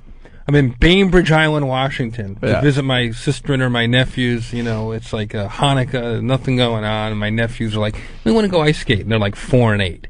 The only ice skating rink's an hour north towards Vancouver. Christmas Eve. Middle of nowhere. We're driving to this ice skating rink. We have to pass through like a hospital, basically, to get to the rink. My sister joke goes, this is the worst hospital in Washington State. Oh, no. Just happens to mention that. You know, 2 hours later, I'm in the emergency room being surrounded by nurses with like reindeer hats and Christmas sweaters who want no part of this broken Jew. You know, like, it's not like I'm some comedian. I'm just Jeff, you know, some just Jeff. guy and laying on a you're stretcher. Mr. Ross. It was Mr. Lifschultz. It was like, it was horrible. I'm like, I'm ice skating, and I don't really know how to ice skate. I haven't ice skated since I was a little kid, and it's like a couple hours in, and the hot chocolate food place is like closed. The ice skating's free, so everyone's on the rink. There's just thousands. It's just so crowded, and I finally get off the wall. I'm getting the hang of it. They're like, one more lap, and it's like they're gonna close. You're on the Christmas. last lap. And some little 6-year-old girl like fell in front of me, and I didn't want to fall, and I threw my legs up just to avoid crashing into her. And femur. Oh! Wait. Ow. This is... I'm gonna get all... Good morning, America. You landed on your leg or your hip? You landed my hip. Side of my hip. And I didn't know right away. I was sort of in denial, and I was like flipping around like a flounder on the ice, and then guys started to come, and then they're like, clear the ice. It was like, there's literally hundreds of people watching me. You embarrassed? Oh, that's the guy that ruined our last lap. He wasn't embarrassed. He was in pain. Now, what broke, actually, your hip or your femur? Femur. You broke the femur. Like, it's like got it like a cap to it, like a head of it, and it just snapped off. Oh, wait a minute. I noticed. The part that goes into the hip bone, where it kind of connects the ball that's it. joint. Right, that's the it. ball part of your Clean femur break. snapped. Clean break. So we didn't think it was that big a deal. They dragged me into like a penalty box, and I'm there for like 5. I go, just give me a minute, I'm fine. Just give me a minute, I'm fine. You couldn't walk at all, though, right? Your leg, you couldn't. And stand then on it. after a couple minutes, I realized that I'm sitting in the penalty box, but I'm sitting like this, but I'm literally holding myself up with my arms because I can't put my butt down no matter what. Oh, man. And I start sweating, and finally I go, you know what? Call an ambulance. I don't know what's going on here. I'm not getting up. And then they start putting me they want to put me on a stretcher, and I can't even get the skate off. Like, it's and like I'm pretty good with that usually. Oh God! And so the paramedics like call a doctor, and they go, we have a guy here, so and so age, so and so this, so and so that. We're gonna give him a shot. We're gonna give him some morphine. And I go, oh my God, this is for real. They're gonna drug me and get me off this ice. It's pretty bad. So I go to the hospital. I'm laying there, And I don't know what's going on. And this doctor walks in. He's got his big Christmas Bill Cosby sweater on. He just walks over with this look on his face, and he looks at the X-ray. He looks at me and he goes, "Young man, you are fucked." Oh, That's what he no. said, the doctor. Get out of here. He goes, "You have a broken hip." He goes, "I've been a bone doc, an orthopedist for like 20 years. I've never seen a guy with a broken hip before who's not like 70 years old." Yeah. And, they do a little pushing and pulling and prodding, and I have 3 metal pins in the side of my leg. So how long were you in that hospital? 4 days. Then I was 3 weeks up at my sister's house, couldn't move. And now... Are you back to normal, sort of? Can you do stuff? I can sort of, I can walk, I can't really run, I can, have sex with, on an angle. Anybody out there with a slanted pussy, I'm your man. Chinese chicks are looking good. Did they say what happened? Did you just hit it at the complete worst spot? I kept saying, what do I have, soft bones, whatever that disease is, Yeah. I said, what's the story? Why me? And the guy goes, you went ice skating. You had a trick fall, bad fall, weird thing. Don't go ice skating. That's what happened. Yeah, stay away Just from that ice a fluke skating. accident. Jews should not ice skate. That's why I don't ski or ice skate, man. Exactly for that reason. It's just, I know it's going to happen. It's scary. Just, you never think it's going to happen, and even my sister was like, "Oh, you skate. I don't feel like skating. So you take the kids." More around." logic from Jim Norton. Doesn't want to go ice skating or skiing, but he'll lick a girl's ass that he doesn't know. No where one she's ever been. broke their hip licking a girl's ass. That's right. Well, you might break your hip when you've got the HIV and you can't walk anymore because you're so skinny and weak. I mean, it's all cyclical, I guess. But, yeah, I mean, hey, look, it could be worse. I mean, you could have fallen on your back. I mean, look at stupid Christopher Reeve falls off a horse. I mean, you know what I mean? It's like a lot worse shit could happen on a fall if you smash your neck. So it sucks, I mean, but in the you're scheme fine. of life, I'm pretty lucky. Yeah. I mean, it's just the worst thing. If Yeah. anything, it'll keep you from doing anything else stupid like ice skate That's not or a ski. stupid thing. You tried it. And all right. A real day's work. Also, the other day, You've been doing anything. By the way, can I say that none of the comedians, we all talked about it, we found out Jeff got hurt, and none of us were surprised it was a broken hip. Yeah. Not one comic was like, what? He broke his hip. Like, oh, man, I hope he's all right. But no one was like, what? I remember Sarah Silverman and Jimmy Kimmel call me up and they go, well, it's really sad, but it's kind of funny too. I'm in the hospital on Christmas. Yeah, but you're Jewish. Who cares? Well, I mean, it's my vacation too. You guys love our Christmas holiday. They can't put that in a cast or anything, right? No, they have 3 pins and crutches, and and then they give me the physical therapy manual, and all the diagrams are 80-year-old people, how to get your pants on, how to put your socks on. Have one of your grandchildren. I know. And it's endless. I was doing a figure 8. There's a million ice skating jokes. Dude, how did you fly home? After 3 weeks, you were still kind of straight-legged, or you could actually I was bend on your leg? crutches, but I wanted to. That was another thing. I was on crutches, and I'm recovering at my sister's house, which was kind of nice because you're out of L.A., you're out of New York, you're just in Bainbridge Island, Washington, spending some quality time with my sister and my nephews and my brother-in-law, who I know since I'm a little kid, and kind of digging it. Then I get an invitation. You're cordially invited to the world premiere of Along Came Polly, the Ben Stiller. Oh, yeah. And I'm in the movie, right? So I'm like, oh my gosh, I'm never in a movie. I gotta get out of this. Wait, you were in that movie? Exactly. So I go down. I saw it on a flight. I'm trying to remember what you did in that. So I fly down, red car. I get all dressed. I haven't been anywhere. I'm on crutches walking down the red carpet. The publicist was walking me down. I had 2 scenes in the movie where I sing. The wedding band leader, really funny role, and I'm so psyched to be at this premiere. It's my first time, out in public in almost a month. I do 20 interviews down the red carpet. I get inside with my girlfriend, got a great seat, not in the movie. Cut out. Oh, They okay. never told me, so there I am like a schmuck on crutches. Completely cut out of the movie. Just going to a film. That's all right, because the movie wasn't that good anyway. Pretty much the went to the basketball movies that night. The basketball scene was one of the funniest scenes in recent comedies, but besides that, the movie just didn't go anywhere. I thought Philip Seymour Hoffman was very funny. Well, he's He a was great really actor. funny. My He's scenes are great in funny. everything he does. But My scenes are on the DVD. They're pretty funny. Oh, they are? Yeah. right, we should let's see see oh, them. you made the They'd be DVD. great. There you go. And you also were telling us during break that you went to Iraq. We were just talking to Jimmy about his Iraq experiences. Yeah, you went to Baghdad, right? Yeah, you went before I did. I think you went in the Iraqi summer, right? I went in September of last year, sort of during those Jewish holiday time, right before they caught Saddam. Yeah. But we didn't just go to Baghdad. I went with Drew Carey, who's an ex-Marine, so we did like a psycho trip to Crete, Mosul, Baklava, Fallujah, Black Hawk. Oh, you did Fallujah? I didn't do Fallujah. We went all these little bases, you know, where all the transport engineers live, like 20 miles outside each city, and some of the bases were just a couple of dozen people, and some of them were like 8,000 people. How embarrassing would it have been, though, to see Drew Carey and Jeffrey Ross in one of those videos? Please don't kill us. Oh, that's horrifying. You know, just sitting there with the flag behind him. It never would have been. It would have been like Drew Carey and others. Yeah. Right? Plus, where are they going to find an orange jumpsuit that Drew Carey could fit into anyway?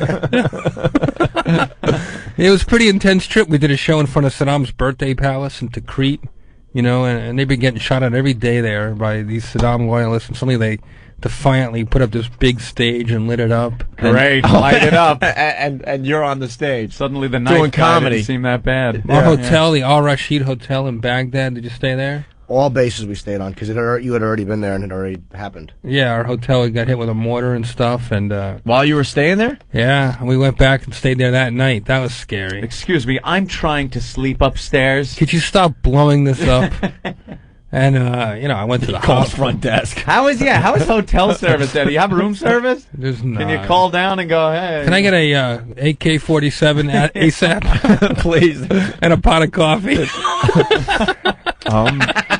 There's a hole in my hotel room. Yeah, I mean, I got dehydrated one day. We did a show on a flatbed truck in, like, you know, Al Ramadi Air Base near Syria. 11 of them was like 120 degrees, and afterwards I'm like dizzy. They took me to the hospital, pumped me up with some saline. It's tough over there. Yep. I gather. Support our troops, USO.org, or the Wounded Warrior Project. We went after Saddam got caught, so they kind of kept us, I think, a little closer to because all the insurgency were kind of starting up, so we really didn't have much freedom to move like that. No, the Black Hawk we didn't go on. It's going to get worse before it gets better. Yeah, it has. Like Dick Cheney says, we're going to have elections in January in Iraq, even if we have to kill every Iraqi person. Yeah, they're sticking to that date. Vote or die, motherfuckers. Yeah. It's going to be vote and die. Vote and die. Vote and die. That's where Puffy should be with his campaign, because that's the real deal over there. So how are did you guys, when you were in Blackhawks, I know in the C-1, you flew the C-130s too, right? Yeah. When they do the combat maneuvers. Did they do them in the Blackhawks? I heard that they're vicious, man. The way Yeah, they the fly Blackhawks fly really low and fast so they can't get shot at. I have it all on video. I made a film I'm You did? trying to sell. Oh, Just showed it at the nice. Hamptons International Film Festival, and it's pretty good. How is that I'd festival? love to see that. Very, very cool. It was really neat to be a director in a documentary film festival, you know. I don't like the Hamptons, though, but...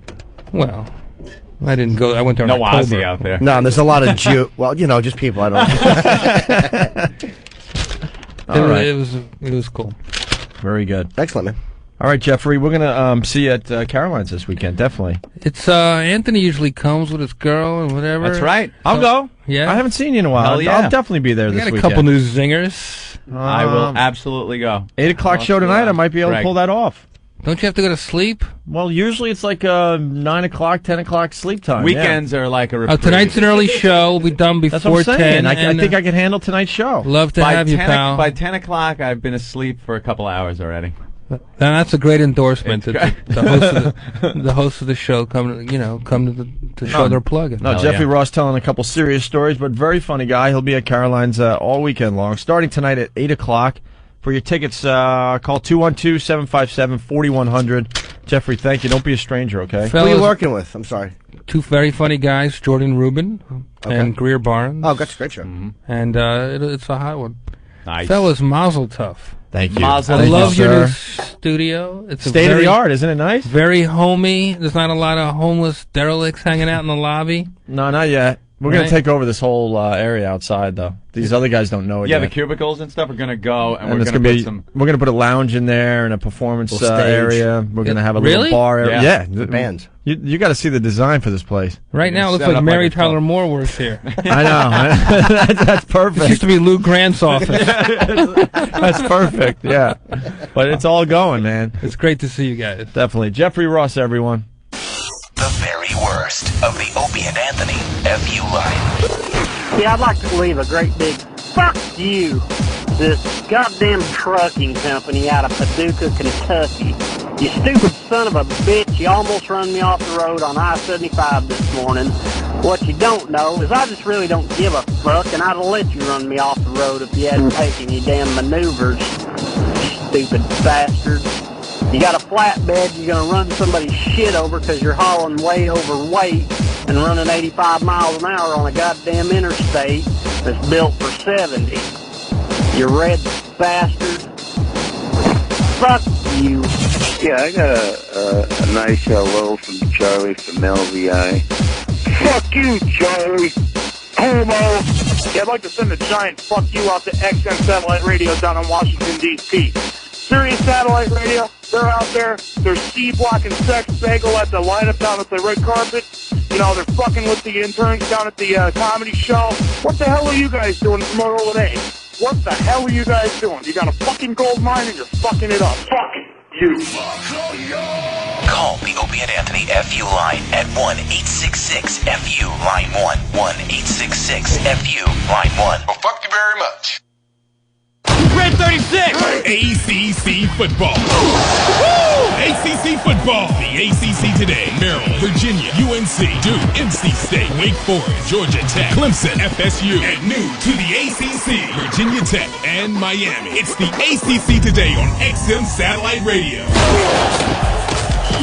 It's Thursday, the 18th of November, 2004. I'm Ari Bykowski with the ACC Today. University of Virginia has lost only 2 games this season, both the teams from the state of Florida. That's FSU and Miami, respectively.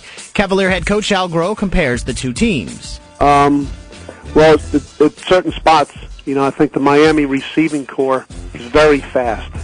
Very fast. But I think for overall team speed, that Florida State's the fastest team that we've played this year. Let's flip it over to the Miami head coach, Larry Coker. He talks about the win against Virginia and then looks forward. Well, first of all, it's certainly a great win for us to beat a very good Virginia team in Charlottesville, and that was certainly very, very important to us, and we feel very fortunate to come away with the win in a tough environment. But I think now we're back to football reality, and we're playing an outstanding Wake Forest team. Of course, I think it's been said many times, but Jim Groh and his staff and the players there just are doing a fabulous job. They have the conference leading rusher, the leading punter, 2 outstanding quarterbacks. They're playing with a lot of confidence. And North Carolina versus Duke. Great basketball matchup this Saturday. Wait, they're playing football. I'm sorry. Well, Tar Heel football head coach John Bunting knows that Duke will come out to play against the Heels. We know that they'd like nothing else than to beat us. They beat us last year, and they recaptured the belt after we had it for 13 years. That is motivation enough for them, and it's motivation enough for us. I think it's going to be a terrific game. And that's the ACC today on XM Satellite Radio. The world's first portable XM satellite radio, the Delphi XM MiFi. The first satellite radio that goes where you go. MiFi. With its very own earbuds and rechargeable battery, you can listen to it just about anywhere. It lets you store up to 5 hours of programming, and it's effortless with no need to connect to the internet. So wherever you are, you'll have the ultimate playlist. XM MiFi. And don't forget, the XM MiFi makes the perfect holiday gift. Go to xmradio.com for more info. Listen to this crowd roar!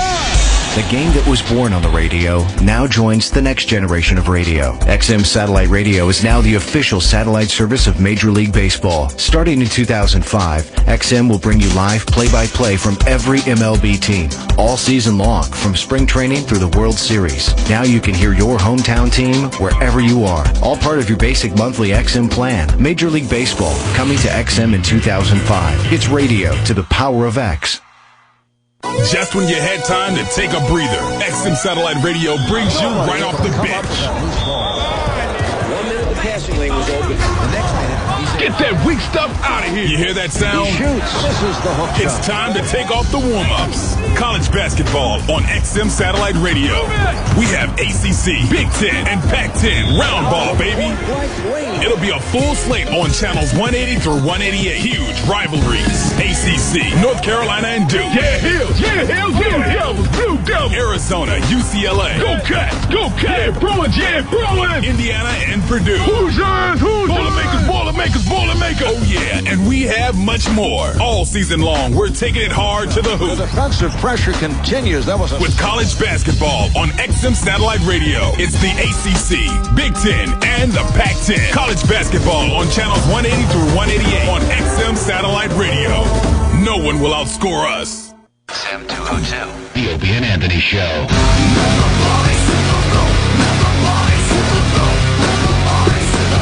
Boy. You just saved a breakfast. It's the Opie and Anthony Show. Thanks for checking us out today. We're trying to get the gay out of the show today, and so far, we didn't do too well. No?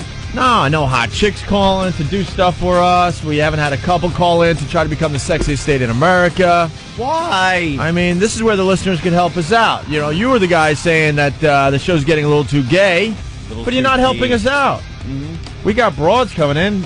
Not tomorrow, though, right? Next week, we got lots of broads coming in. What is... What, broads? Jimmy? The 25... Oh, there he goes. Gayest moments in rock and roll. I didn't open the article to this page. It was open on the table. Right next to the Rent Boys book. Here, sweetie. The 25. Well, now we got to mention this. We were trying to stay away from gay material today. This is not. This is about just pointing out gay stuff. It's not gay if you do about it. rock. Yeah, rock is such a guy thing, quote unquote. Or rock was very gay in the 80s. Yep. I watch some of those videos now. You watch because I love that they're playing Beavis and Butthead with the videos included. Are they? Very nostalgic and very funny. Where? M2. Oh, very MTV cool. too. Oh, it's great. It's so funny to watch those again. Because, you know, one of these hair bands will come on and they'll just like, no. And it's really funny. But you watch it and you think, oh, my God, I used to watch that. And I would think it was cool. And it rocked. And they got those huge poodle hairdos. Yep. They're wearing the skimpy, ripped-up clothes and leather pants, and they're just gyrating on each other on the stage. That was, like, cool? You know that? I mean... What happened? That was, quote, cooler than some of the new wave crap that was going on. Well, everything, yeah, kind of was taking the place of what was before it. That's what happened. Right. The hair so bands... what was cool... The hair bands was a little weird on stage, but those guys were getting laid. You knew it. The new wave guys... Never been cool. The new wave guys with the weird hair and the... I don't know, the parachute pants and the zipper pants. Those guys, the metal guys there? would wear the parachute pants and the zipper pants, though, too. Yeah. Yeah, the new wave guys had the weird, you know, are you talking Flock of Seagulls hairdo weird? Well, they weren't the only ones with the weird hair. Yeah. Even Ozzy, man, like in the shot of the dark. Why does it always have to go back to Ozzy? Because I'm saying that even him, like I watched his shot in the dark video, and he looked like Bette Midler. Yeah, that's true. And he was All barefoot in the video, Yeah. and it was just, and I love him, but it was such a gay video. There's like white doves flying. Yeah, in it, yeah, it was and he's, awful. He spins around on one with his long yellow and black coat. It's like, ugh. That's why it's really cool to watch those old videos. Yeah. Oh Well- my God, what the hell was everyone thinking? Now, don't you feel bad that you almost criticized me? For Yeah, talking I about do. Ozzy? I think someone deserves an apology. No, I'm not Well, apologizing. maybe a reading today. coming soon. No, That might have been your. No, not at all. How many still times? safe. How many times is Freddie Mercury mentioned in that? Yeah, a 1 few through times. 23. He's got a few in here, I believe. Sure yeah. he does. It's the 25 gayest moments in rock history. We won't spend an hour and a half on this. Don't worry. Remember Tattoo leads mass makeout session during the MTV movie awards in 2003? The Dyke Band. Yeah, with the redhead with the just amazing boobs. They both have, I think, wife beater T-shirts on, and nobody cared about them at all except for the fact that they were dyking out. Right. I don't remember. Yeah, and they brought a bunch of people up and started making out. Oh, MTV. So. In 2001, Russian ad exec Ivan noticed an untapped musical niche: underage girls who pretend they're gay and the men who love them. So he created Tattoo, a hottie duo who completed every song by eating each other's face off. For the 2003 MTV Movie Awards, Julia and Lena, 18 and 17, performed All the Things She Said with an army of... How old? 18 and 17. They were 18 and 17? I didn't know that. All the Things She Said with an army of paired-off horny babes who on cue played tongue hockey for the cameras. Cynical yet titillating, it says.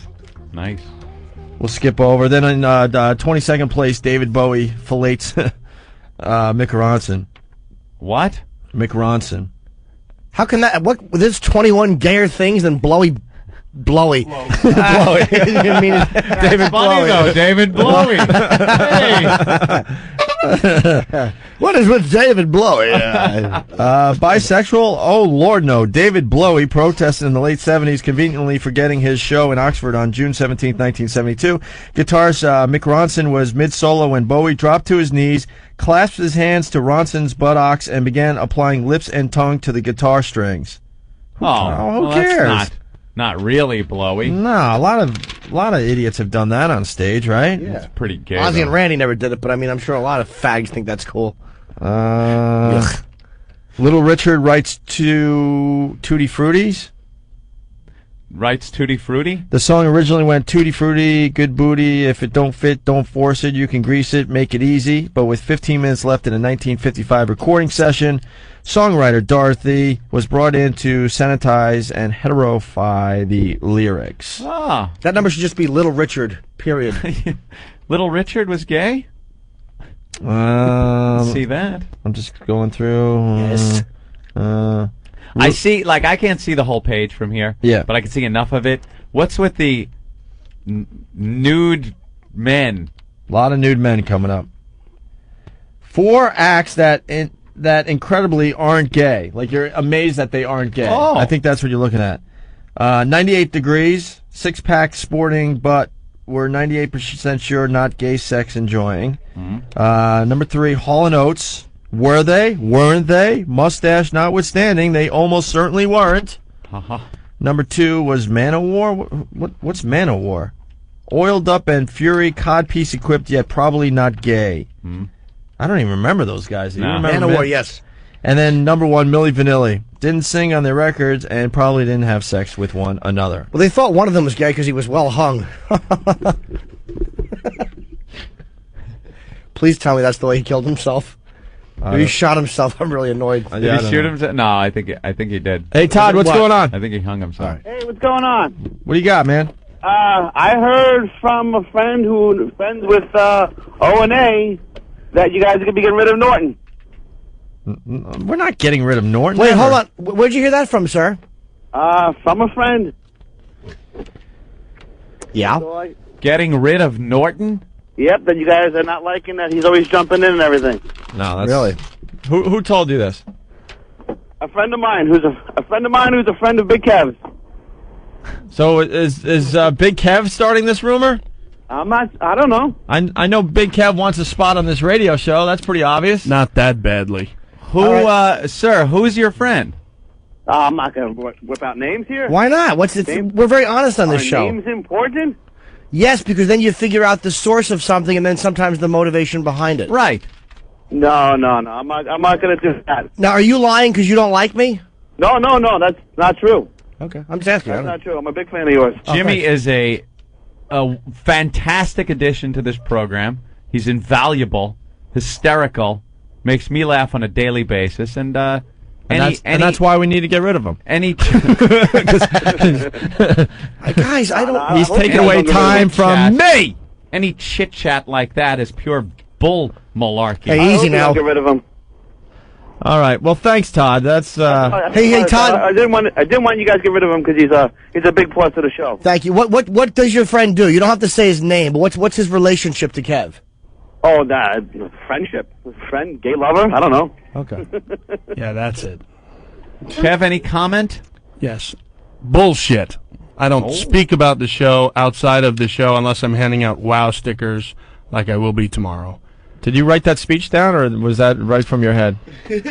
I want to know what I'm friend, winging it. What friend is spreading this awful... I do too, so if it is actually one of my friends who's spreading this rumor, I can kick his ass thoroughly.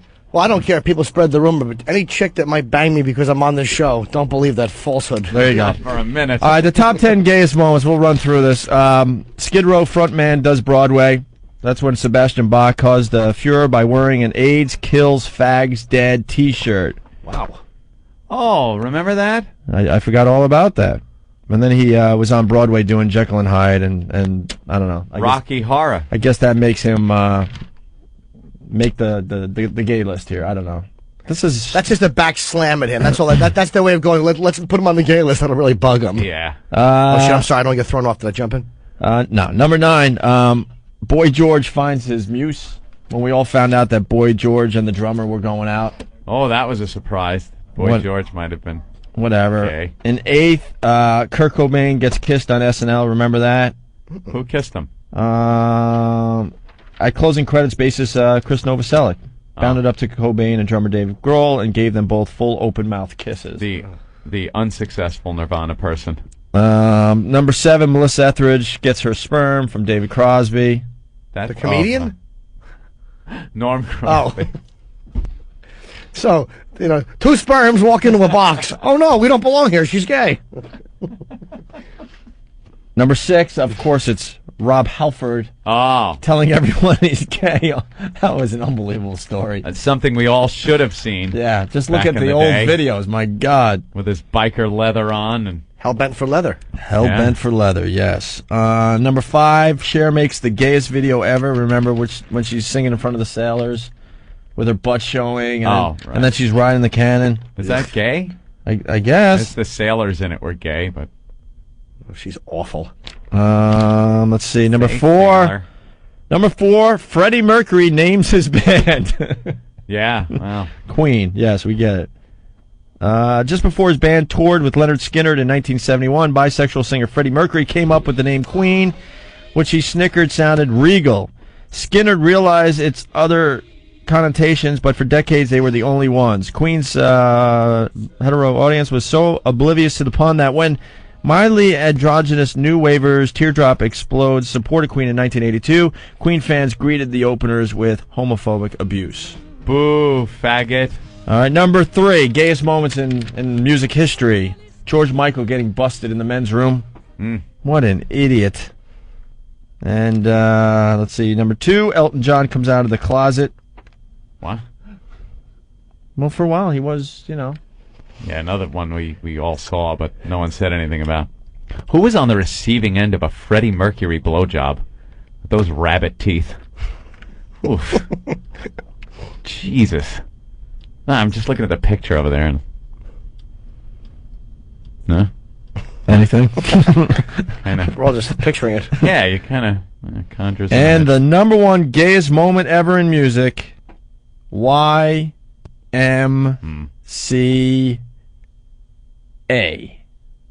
Village People. That would have been a great cue, Eric, you ass. Yeah, well. Did Eric miss a cue? Not really, because this bit stinks. Well, we're just talking. It's not a bit even. My dad took me to see the Village People when I was a little boy. Oh. What? Really? In concert. I saw them in concert. Why would your dad take you to see the Village People? I don't know. Why would I play Monster Rain? How many questions are we going to ask? I'm just saying that I went to see the Village People and Sister Sledge was the opening band. So was he a fan of the Village People? No, I was. I had all their records. And you were family. Wow, that's a big surprise. YMCA. I had In the Navy. I had Macho Macho Man. Man was great, and the live one, Live and Sleazy. You were the strangest little kid. Just a little And weirdo. he's a normal man? No. How did you discover the Village People? They were huge in the 70s. No, dude. There was knowing about the Village People and then discovering the Village People. I don't know, listening to but I them. remember the construction crew Like cover. I discovered in my little brain Zeppelin, Black Sabbath. We have something in common. I was a big Sabbath fan when I first started, getting into music. Village People. You knew the songs, you heard them a lot, but it wasn't like I need to buy their albums. You must have been an AM listener. Oh my God, they're coming to the Nassau Coliseum. I gotta wait online and get my ticket. Why would you get into that band? The 2 concerts in the 70s my dad took me to were Kiss at the Garden and the Village People. And did you realize, looking around, what was in the audience? I don't remember it, dude. I didn't even know they were gay. I had no idea. I mean, Felipe Rose, the Indian, I probably would have realized was gay. Or Victor Willis, the lead singer, I heard wasn't gay. Wait. You know the names of the... I know a couple of the names. Felipe Rose and, Victor Willis, the lead singer. Oh, man. Who doesn't know that? I Am What I Am. I mean, I should have known that was a gay song. Oh, my God. Club Soda Kenny. Hi, Kenny. I didn't even know you entered the studio, Kenny. Hello, everybody. How are you? I have a question for Jimmy Kins. Sure. Why would you be coming into the city today? I'm just wondering. To see your lovely face. Why don't you raise the mic up instead of hunching over there? You're 6'8". Have to raise the mic up to the ceiling. Yeah. Look at him. I'm starting to think there might be something going on today, Anthony. C-A-Y-M-I gay. Now, I wanted to ask Jimmy Kins, at that concert, is that where you learned how to rub up against people? No, I don't remember. Oh, frottage. I engaged in frottage in high school. It's called frottage. Well, I actually almost got thrown out of school because I did it to a teacher. Where you bump into a girl's ass with your hand and you see if you can get both cheeks. I did it to Miss. I don't want to say her last name. Wow. I did it to a teacher. Whoa. It's called frottage? Frottage is the actual fetish of rubbing your cock on people. I would do that all the time. And one time I did it to a teacher in the pool area. Miss Dunn, her name was, and she had. Wait, you would try to rub your cock on two cheeks, or your hand, whatever you could get. Getting it over that butt crack is. I used to go home and whack off thinking about how many cheeks I got, and I got Miss Dunn. We were in the pool area. I walked by. It was just me and her walking by, and I just grazed. It was called grazing. I grazed her ass, and I felt her spin and glare at me, and I just kept walking. Oh, you little creep! And it was your. Yeah, You definitely got her with your junk, not your hand. No, my hand, Oh, which okay, was worse. all right. It was like I grabbed her ass. In the back of my hand, both knuckles across, and the little slope, cheek crack, cheek. Oh. Who's better than him? Leaving some chocolate treat he just ate on our butt. My high Little school telltale fingerprints. My high school was known for ETs. What were those? Elbow tits. Oh, that's too violent. You couldn't get a good feel with any tits. No, it wasn't like a feel with no, an it was. elbow It was either. as soft as possible too. But I mean, even just the elbow's a hard bone. I'm saying. Just walking by, you just walk with your elbows a little higher. That's all. Dude, I used to love. It was a weird thing in my high school. Everyone used to talk about it. The Wow. ETs. You get any ETs today? My favorite girl was Liz. She was a senior. I was a freshman. I used to always try to bump into her because she was juicy, man. I would look at girls and just figure I have to graze her somehow. They would probably all know and go, "Oh, here comes that creepy Jimmy kid." Do you still do that? No. It's actually I'll avoid it now. It feels too violating. No, I don't do that at all anymore. Ever. What the hell was that? So the Village People. That's. They were kinda good weird. live. Sister Sledge, We Are Family was a big hit. Was a Who didn't big enjoy hit at Sister the time. Sledge? In Did you have 78? Village People posters in your room? I might have. I Oh, don't God. remember. Oh, my God. I don't remember. What'd you dress up like? No, I didn't dress up as Oh, any that of the would have been Village People. cute. No, I Jimmy did went not. dressed up like a little cowboy or something. No, I think Glenn was one of the guys too. I don't remember all their names. Of course, it was Glenn. There was the construction worker, of course, but I didn't know they were gay. I didn't get it. You don't care I didn't know as a kid. Village meant 14th Street to Houston. I mean, I didn't realize that. You thought it was like a village. Like a village of cool people, Right, where cool. everyone, all men worked and sang. people. They were cool. The Indian was my favorite. Growing up, the Indian was my favorite. I thought Was he he? was the coolest. Yeah. Dude, I was about 10 and I knew they were gay, and I didn't even know what gay meant. No, I was very young. I didn't understand. I didn't know I just that. knew that that's not how they dress when they're out on the street doing those professions. All these things add up, though. The Monster Rain, the playing asteroids for a.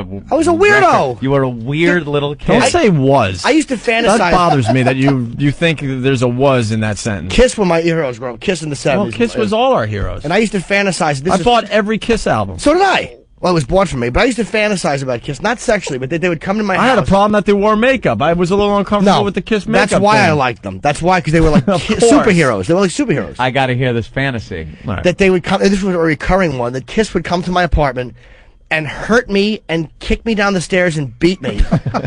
And then hug me and love me and make me feel better. You're kidding. No. Please tell me. Oh no, that was this is a joke. That was a recurring fantasy. It was never sexual though. It was about I don't know why I associated, because I had a pretty normal household. I always associated that uncomfortability with love. Yeah, have you ever met his parents? They're very nice, normal people. They're the nicest people you'll ever meet. Never abusive. They were really That you great to know grow up of. with. So Well, yes, where I did know, this yeah. come from? Well, my dad drank a little abusive. Why sure. would you have this fantasy? Don't that know. Kiss comes to your house now. Do Yes. they knock or are they just there? Don't remember. I can just remember my steps in my house and picturing Paul and Gene and all of them loving me and making me feel better and hugging me and telling me I was But a good they're boy. the ones that beat you. That's the oddness of it. I don't know where it's. Look, why would I fantasize about? Why would my favorite play friend? I had two play friends growing up. One was a middle-aged woman named Helen with a beehive hairdo. I don't know where that came from. That was one of my imaginary friends. And one was Imaginary friend was named Helen. Helen, yeah, with a beehive hairdo. And one was Keep tabs on all this, people. You'll be tested. One was a little boy who was me, but he wore a cape, and his name was Jimmy Robinson. and me I can't absorb all this stuff. You're going too quickly. It's all true. I want to remember all of this. And me and Jimmy Robinson hated Jimmy Norton. That I remember. You know, Wait. You and Jimmy Robinson. my fantasy friend was Jimmy Robinson, but it was me in a And it was cape. you. But how could you and him hate you? Gee, I don't know. That was just the fantasy that I would play with Jimmy Robinson, and Jimmy Norton was another fantasy character. I mean, sure, there's psychologists all over the tri-state area writing this down. Wow, I don't split know. personality crap. No. I don't think it was split personality. It was just this weird self-esteem stuff. And you would hate him. Did you talk to Jimmy Robinson? Oh yeah, I remember. My only memory of a vivid Jimmy Robinson. Because I thought he was cool from Lost in Space. Will Robinson. Will I thought that name was Robinson. cool. You're Jimmy Robinson. So my only real memory of Jimmy Robinson was him riding a tricycle, which was me with his cape on, flowing behind him. That's how young I was. I don't know where it came from. Did it say anything on your cape? No, it was just a plain cape, as all cool people had. You No don't have anything JR on your chest? No. Bum, bum, bum. I think you were touched at a very, very young age. It's very possible, dude. I mean, but very, like under 5. there's other things that contribute to self-esteem too. It's not necessarily that. It doesn't always have to be that. You know, I'm just going to throw this out there because I know it's a hacky radio bit, but I don't know. Would you ever go under hypnosis? I've tried already. On They our just, show? No, they tried. I can't be hypnotized. They tried on Tough Crowd recently because there was a really funny idea. I don't know what they were going to have me do, but they were going to hypnotize me to do something, and then Patrice, they were going to try to hypnotize. Like every time Colin said a certain word, Patrice would just shut up because he would always talk over people. So that was. But I can't be hypnotized. I can't relax enough. Nah. I tried to, and the guy's like, Can you "You're imagine getting him under sleepy." hypnosis with like a real expert? This guy was an expert. No, I'm just saying if we did it on the show. No, I can't be. Yeah, I'm too I easily don't buy distracted. any of that anyway. Okay, now you covered the Jimmy Robinson. What about the woman now that was your playmate? I don't know What where did she came do? from. Helen was my. I don't know where Helen, an older. That's like a librarian. Or Yes. was that the type of woman she was? Yeah, she was in her. I'm picturing her right now. After Helen Keller. No, it wasn't after Helen Keller. It was. You could picture what she looked like as a real person. Oh in your yeah, head? yeah. She actually. Maybe I saw a picture of my mother when she was very young because it reminds me a little bit of my mom, like from Yeah. the '60s, who obviously was before I was born. But Helen had a beehive hairdo, frosted, and she was my imaginary friend. Was Helen? I don't know why. I love this stuff. It's man. completely true. It is insane. bizarre. Every day I learn a little more about what just a little creep you were. Just a frightening little messed up kid. Oh, it was. I love it. Stop with the where. No, were, it's no. the You know what was. it is? Were and was is fine because now he's an adult who makes his own decisions. It's based on what he wants to do. He's a freewheeling guy. If he wants to buy hookers and have them crap on him, that's fine. You're an adult. As a kid, it's creepy because kids do things like play with their friends, with toys. They enjoy Christmas. They enjoy their parents. They don't make up little playmates that are them with capes and little school marm type playmates that are 50 friggin' years old with beehive hairdos. They don't play Monster Rain. They don't enjoy the Village People.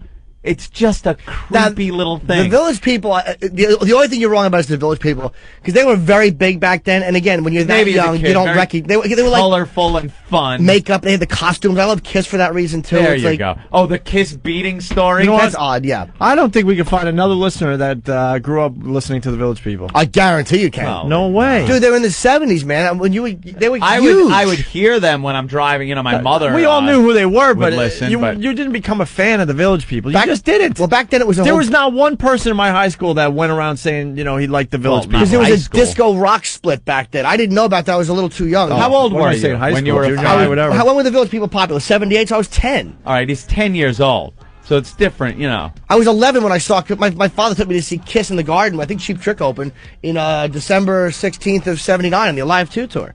I could even buy that you're 10 and you're a Village People fan, not knowing, Yeah. That's fine. The Kiss thing, you'd be a Kiss fan, that's fine. But you would be a Kiss fan without the images of them beating you up and then Granted, it's coddling you bizarre. and saying it's all going to be okay. And hugging. I told you, I got my picture with Kiss recently. The first time I'd ever met. With Gene, I was starstruck. You were scared you're going to get bitch slapped by Paul Stanley. Dude, when he How do Paul you in allow your Paul fantasy- Stanley to bitch slap he you? didn't bitch slap. Oh, and the thing he put it behind In the. your fantasy, did he hold your head close to his puffy hair chest? No, dude, it wasn't about sexual stuff. everybody! Dude, we're gonna cuddle Jimmy Norton! He from behind me. I had the photo. You can see the photo. I'm standing there. He reaches around behind me and puts his arm on my chest.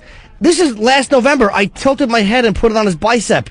It was like a childhood That hero was it. thing. Yeah. Yeah, it was like I almost, It was- almost held his arms. I didn't It do was it. your fantasy come true. It wasn't about sex. I'm not. I don't want to touch Paul Stanley, but it was like it's like a superhero. That's He another would like part of the for you to weirdness. touch him. Yeah, probably. That's another part of the weirdness. If you said you had some kind of physical attraction and it was a sexual thing, it would be disgusting to me.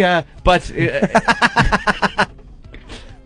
the thing is, it's creepy. Yeah. That you just wanted them to say, to like your company and love you and and be my cuddle you friend and after hug me. beating you. After kicking me down the steps and beating me up. That is so weird. Oh. I got to play the Monster Rain thing. We're not taking a break, but Monster Rain, the commercial by Laszlo. Yeah. From GTA. It's not in GTA, but Laszlo decided to put this together for us. Check it out. He was just the boy next door. Mikey, where are you? It's the game for kids that's sweeping the country. Jimmy, what are you doing? Jesus H. Christ, my little baby! Monster Rain. Monster Rain. The game you play under the porch. Monster Rain.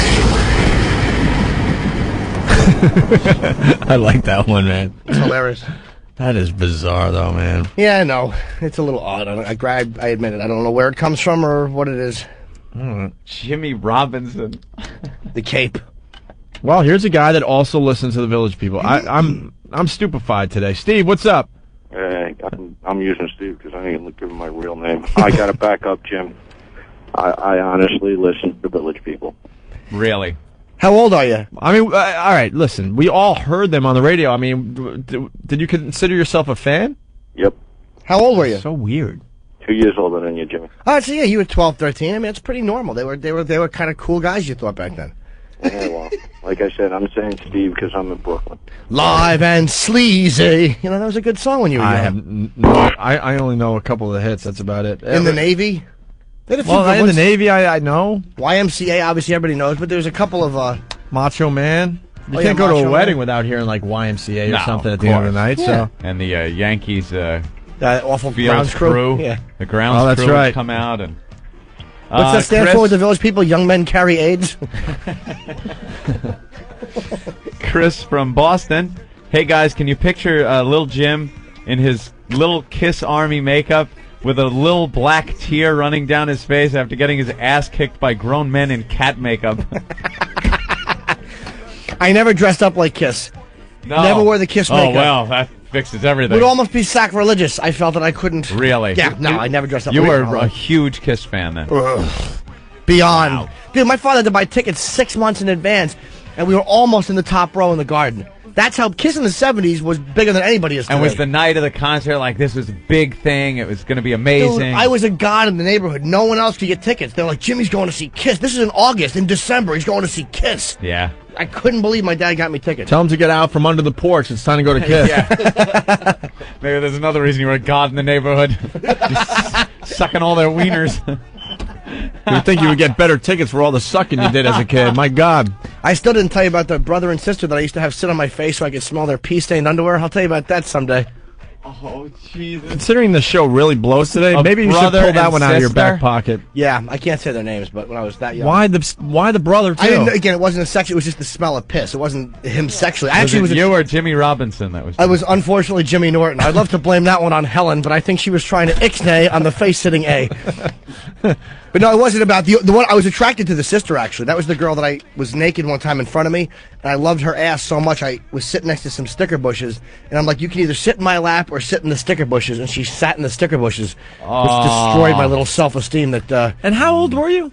Again, second, third grade. I moved. See, I had no clue about this stuff when I was out of growing that up. neighborhood. Halloween of fourth grade, which is the very beginning of fourth grade. So anything I'm talking about, this stuff, all happened before Halloween of Right. fourth grade. All of it. Yeah. And a brother and sister. Not at the same time, but Not yeah. at the same they both time. would pee their pants. I imagine they had a wonderful upbringing. Not at the same time. No, I mean, it wasn't some weird... And it wasn't even a sexual thing. It was just wasn't a smell. some weird, he starts saying. See, we could almost let you off the hook if it was them together, because then you could say, well, I did it because the sister... I don't know, but that Yeah. means you were just under the porch with the No, guy. this was behind the bushes. in front Behind of the bushes. Yeah. And what would you say? Take off Don't your rem- pants? No, with pants on. No, it's never nude. Oh, the only pants one I on. wanted to see nude was the sister, who I had like a real crush on. I would liked love her. to take a black light to his childhood home. Behind the bushes, under the porch. And you'd say, sit on my face? Don't remember how it would go. I honestly don't remember. I can just remember liking the smell. Yeah, there's got to be a beginning to that, though. I'm sure there is. Probably happened during wrestling, and I would pretend to lose. I don't know. Oh, got you. Yeah, Do not like know. All right. Let's. But the girl I really had a Unbelievable. crush on. She was a year older than me. So glad we're getting the gay out of Where the show. is she buried now? Yeah, where can we find her? Brian from VA, what's up? Oh, man, I'm telling you guys, you got to get the gay out the radio. You got to get rid of Norton, man. That's not gay. What's gay about that? It's weird. Listen to the show for the last month, man. You're getting subliminal messages across the radio that Norton's gay from 5 years old playing Monster Rain to talking about It's Kiss, the weird Village thing. He's People. the last person that you would think is gay. He's not gay. Yeah, dude, I open up about the childhood. How many guys, maybe some haven't, but a tremendous amount of people did stuff in their childhood they're too afraid to be open about. Who cares? I just think Norton's hiding something. He's afraid to come out because Hiding something. I wish he would hide something. Jesus Christ. Dude, I love women. I don't know if he'd suck one, but I believe he'd hold it in his mouth till the swelling went down. We have to hear Norton talk about a different woman almost every day. The guy is obsessed with women. Mr. Norton is very secure in his sexuality. Yeah. There you go. Thank you, Kenny. Jesus, Jimmy, didn't you ever do normal things like play Little League or go to Yes. Disney World? I went to Disney World as a young man with my girlfriend, and I played Little League. I was a pitcher. I have pictures of Not myself. a catcher? No, in Little League I played a lot of outfield. Yeah. Like I told you, I used to spin in a circle once to the right. And I remember one time I was playing for Young's Glass Service, and Mr. Wasenta was my coach, Wasenta, and I would spin in the circle to the right in the outfield. And I'll never forget from the dugout, he screams, "Hey, Jimmy, what are you, a ballerina?" In front of like the other team and my team. boy. Yeah, it was nothing but humiliation growing Was up. Chico's Bail Bonds was the other team sponsor, right? Believe. They're remaking that movie. Little League was when I had my first gay experience. I was playing catcher, and the umpire checked me for a cup. Really? Yeah. Kenny, Jesus. Yeah. I love the delivery. I'm so glad you protect us. Sparky, what's up? Hey, guys, how is it? How is it? Hi, Sparky. It's Mississippi checking in.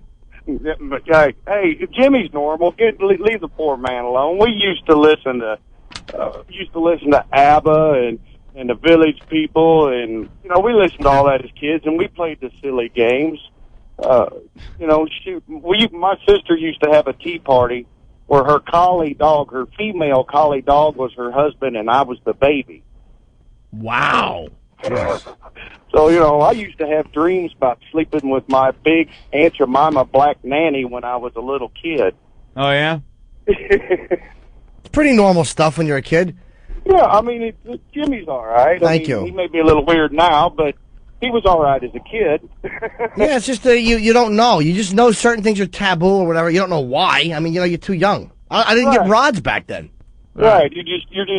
You're experiencing things. I mean, you're just learning. You don't really know that it's bad. It feels good. All right. Boy, does it. Thank you, Sparky. Joe has... I remember being friends with Casper the Friendly Ghost. That was about as weird as I got as a kid. I was actually friends with him. And he came over the house and, I played with him. Burned a cross on someone's lawn. Then you realize. Hey, that's not Casper. Yeah. Wait a My minute. new neighbors from West Virginia. There's a for sale sign in front of the Wilson's house. Oh, yeah. Casper the Friendly Ghost. Casper the Friendly Ghost was my Imaginary play friend. Yeah. And what would you do with Casper? I would go out in the backyard, play with the dog, dig holes in the ground, throw rocks. Did you see Casper?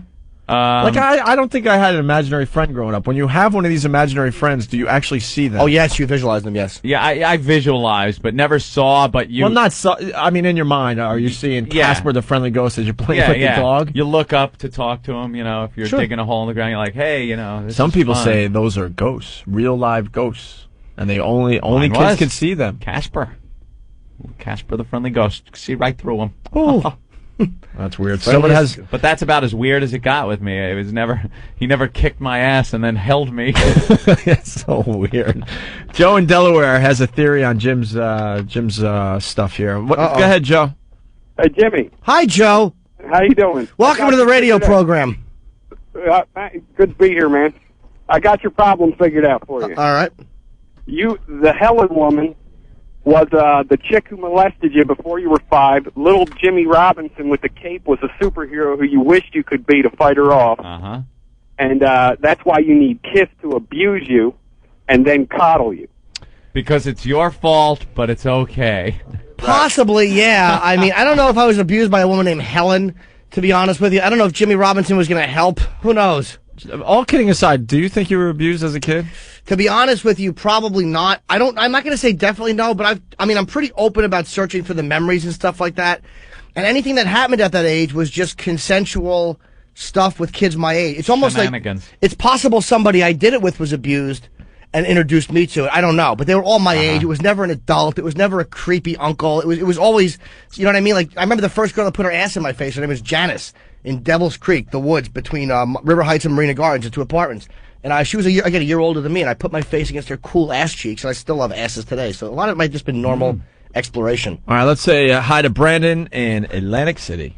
Yo, Opie, I got a question for you. Yeah. Why are you trashing Jimmy about having fantasies of men beating him up and you went to college and had it done? Thank you, man. Good point. At least Gene Simmons never asked me to pick up a yummy treat with my asshole and drop it on Peter Chris's porch. I guess I should have known better. Yeah. You have the excuse of youth? Thank you, sir. That was an excellent point. All right. I have nothing on that one. Then Kiss made me lie on my stomach in the basement, and they poured hot sauce and made me exercise. All right. That wasn't my story. I know, I'm just All right. Okay, let's go to Ed in Jersey. Hey, Ed. Hey, what's up, guys? Good morning. Hi, Ed. Jimmy, if I may revert back to you talking about Miss Dunn and playing frontage. Mm-hmm. Is she a gym teacher? No, she was not. Oh, then I apologize for wasting your time, because there was a wood teacher, Miss Dunn, in my school, and everyone banged her. I thought. Where was your school? Clifton. It was Jersey still, but a little north. Yeah, no. The woman I think of, like, students banged her? Oh, yeah, she would sit in the lunchroom with the kids that she was banging. It was like several, not even one, like all the jocks. No, I didn't go to school in Clifton anyway. No, you went Plainfield, like that area, right? No. I went to another one, no. But no, she was not a gym teacher. No, I feel like a complete ass. Never mind. Why? That's all right. It's still a good story. All right. Well, thank you. Bill from North Carolina. What's up, Bill? Man, first off, man, I'm just kind of pissed off at you guys as interns, man. They suck ass. Why? Why? They're great.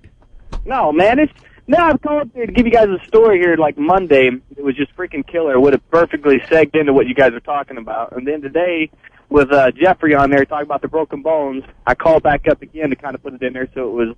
Oh, you're the guy... I already know who you are because you call every day. You're the guy that has a story... Watch how smart I am. Has a story about a stripper that broke her arm while and then was sexually assaulted while she was down on the ground. What? Yes. I mean, that's kind of like I was telling them. What happened was, I'm a police officer. I got called to an assault at a strip joint here.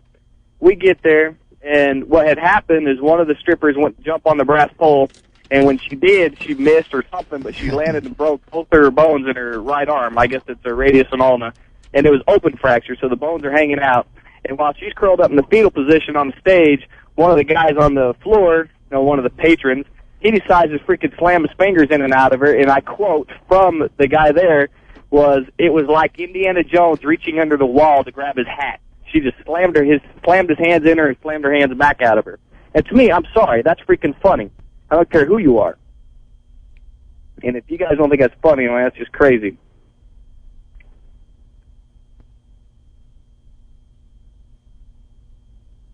You just cut it off anyway. Fucking cocksuckers.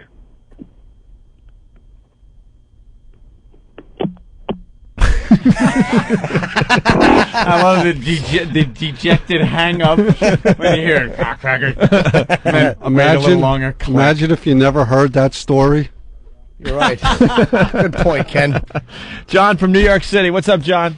Hey, guys. I remember it was 1979. I remember like it was yesterday.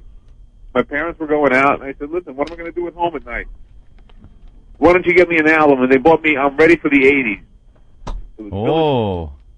Village People. Parents thinking they know what their kid wants. Exactly. So I remember there was a channel called Uptown. It was only in their bedroom. I remember listening to Village People, and watching this channel. It was like a porno channel, and masturbating while village people were playing on it.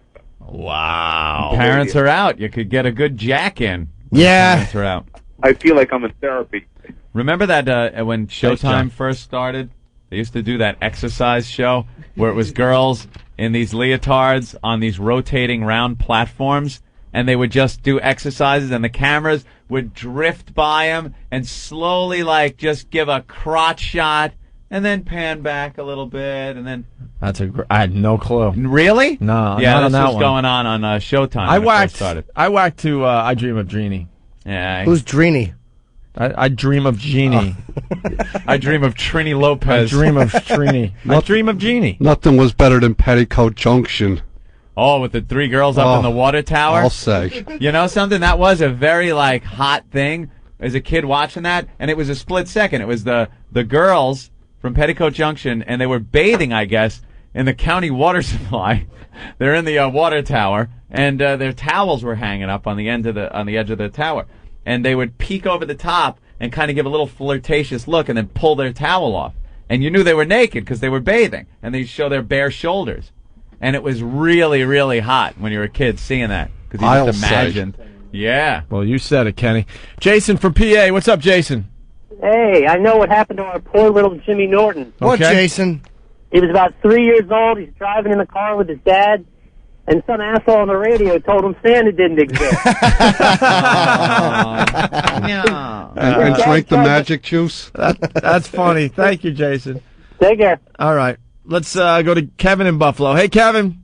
Hey, what's happening? What's up? Yeah, I just wanted to let you know I got wowed by a car full of teenage girls yesterday. Oh, there you go. Nice. That wow works like a charm, I'm telling you. Yep. Get Yeah, that right- wow on right your down the ride and watch the fun ensue. Yes. Women see the wow on the car, and they'll if they're feeling it, they'll wow you. Yes, they will. Teenagers. Teenage wow. Teen wow. Mean old Mr. Gravity ain't set in yet. Very nice. The only thing that can make wow better. All right, and you can get your wow stickers by going to opieandanthony.com. There's a place to fill in your info. Yes. Can I make a request? That guy, I'm getting a half a rod thinking about this teacher banging people. That guy who said the teacher banged people in Clifton, can you call one of the interns and off air leave her real name, and I'll let you know if it was the same teacher I had. Because if I find out my teacher switched to the other school and was banging people, I'm going to whack my bag for 6 months. Just thinking about that. Oh. I'm so excited. Oh. Yeah, but do it off the air. I don't want to say her real name on the air. All right, let's go to Keith in Keith on Long Island. What's up, Keith?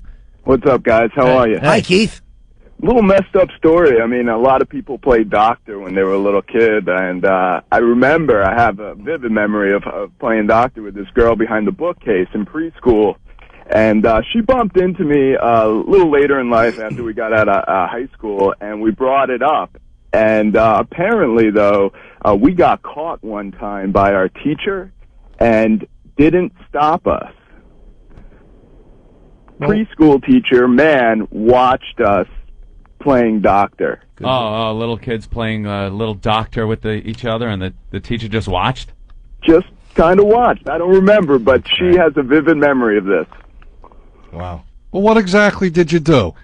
I remember she used to take down her pants, and we would go behind the bookcase, and I would just kind of investigate the area at a wee 4 years old. And then what?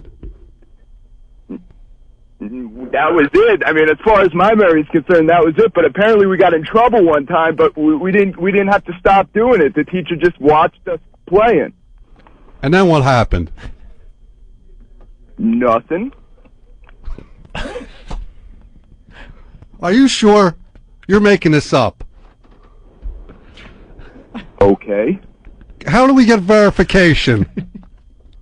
I wouldn't know how to help you there. Why not? He bailed out.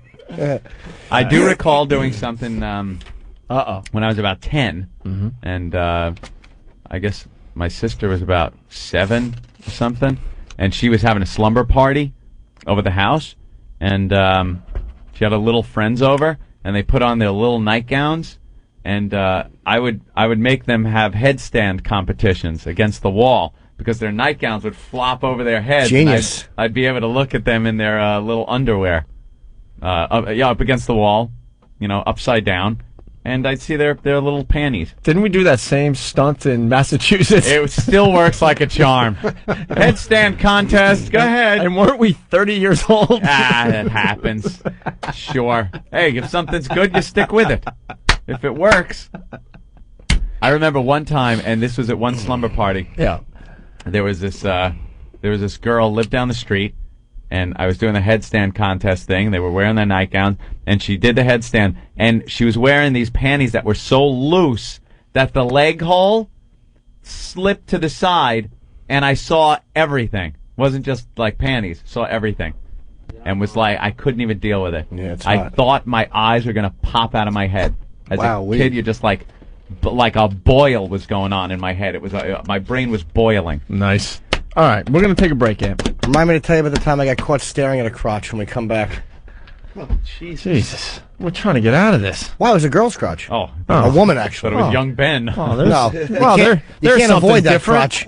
Ben opens the door with his big bulge. It's frightening. I bet his pubic hair is all in disarray like his head hair is, too. It's all messed up and sweating and matted. Little hat on his helmet. We do think that Ben's hung like a retard. I don't know We have why. said that for many years. I'm dying to know what Ben's packing, and not in a gay way. I just want a girl to tell me. 'Cause it's either Ben, here's what Ben is. Ben either has the type of dick that you open, that you, as a man, you go Jesus, or it's 3 inches with elephantitis of the testicles. No, Ben told me he's 2 inches from the floor. No, really. Ben told me he's 4 inches wide. You stink. Wow. Hey, let's play a Monster Rain song. Which one you want to hear? We got Monster Mash. We got, where's the third one? There's a third Monster Rain song? We got 3 now. Yeah. Sweeping the nation, folks. Oh, absolutely. You like the Monster Mash one, right? Yeah. The Monster Rain Monster Mash. All right, let's do this. Are we going to get to the lottery thing What lottery thing? that you brought in? Okay, we'll do it tomorrow. It's not going to change. All right, we'll do that tomorrow. Yeah. And we also have, remember we were talking about Caddyshack 2? Worst sequel ever made? Yeah. Eric ran out and got Caddyshack 2, and we got Dan Aykroyd trying to be Bill Murray. He's hilarious. Are you doing a movie with him or something? Why are you kissing his ass? Dan Aykroyd? No, it's a very funny character he did. Oh, in Caddyshack 2? Oh, yeah. hoot. It's so, All right, hold on, you man. got to be on dope. Hold on a minute. Lori, Yeah, what's going on? I'm getting fucked. You're getting what? Fucked. What, did you order Sirius? You sound like you're in a car. I am. I'm in an 8-wheeler. You're in an 18-wheeler? Yes. And are you guys on the side of the road at a rest stop? What are you doing? We're at our parking lot. A parking lot. Yes. And, what city or state? And we're in Texas. Texas? Texas, the great state of Texas. What part of Texas? South Texas. What? Laredo. Laredo. Laredo. And he's banging you right now? Yeah, he is. Feels good, too.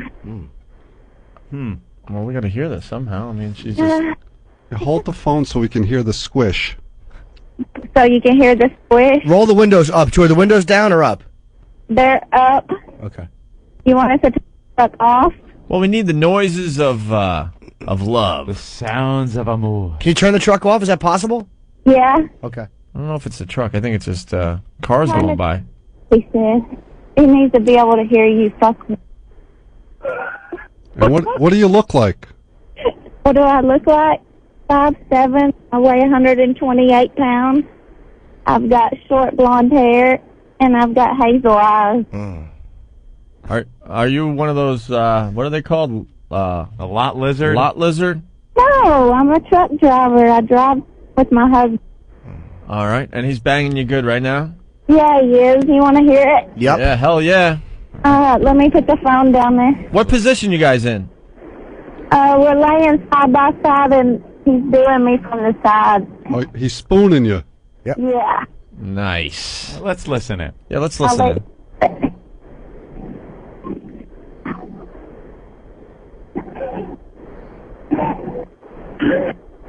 Could you hear anything? No.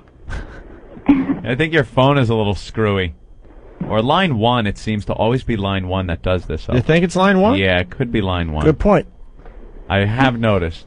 It doesn't sound like you're enjoying it, actually, Lori. I am. It feels real good. You hear me oohing. No, I like it natural, like that. If she's not an ooher or an ahher, that's fine No, with I me. don't want her to fake noises or anything, but is it No. going to get better?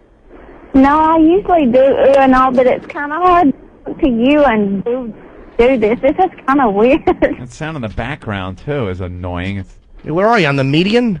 And the truck off. Damn it. No, we're at a... screwing and trying to break the sound barrier at the same time. Why did he say damn it? Because he had to get up and stop what he was doing. Why?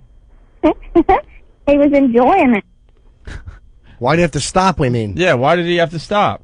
To get up and turn the truck off. All right, just suck on it a little bit while he's turning the truck off. To suck on it. Could your tongue is ghoulie? Okay, I'll suck it. You will. Here.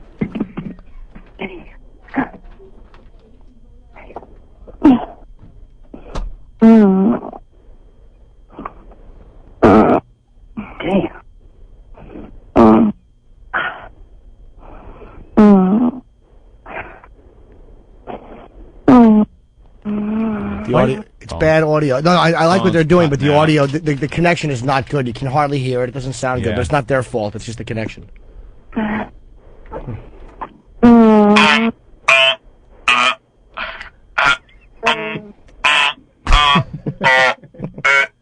Yeah, got a beat.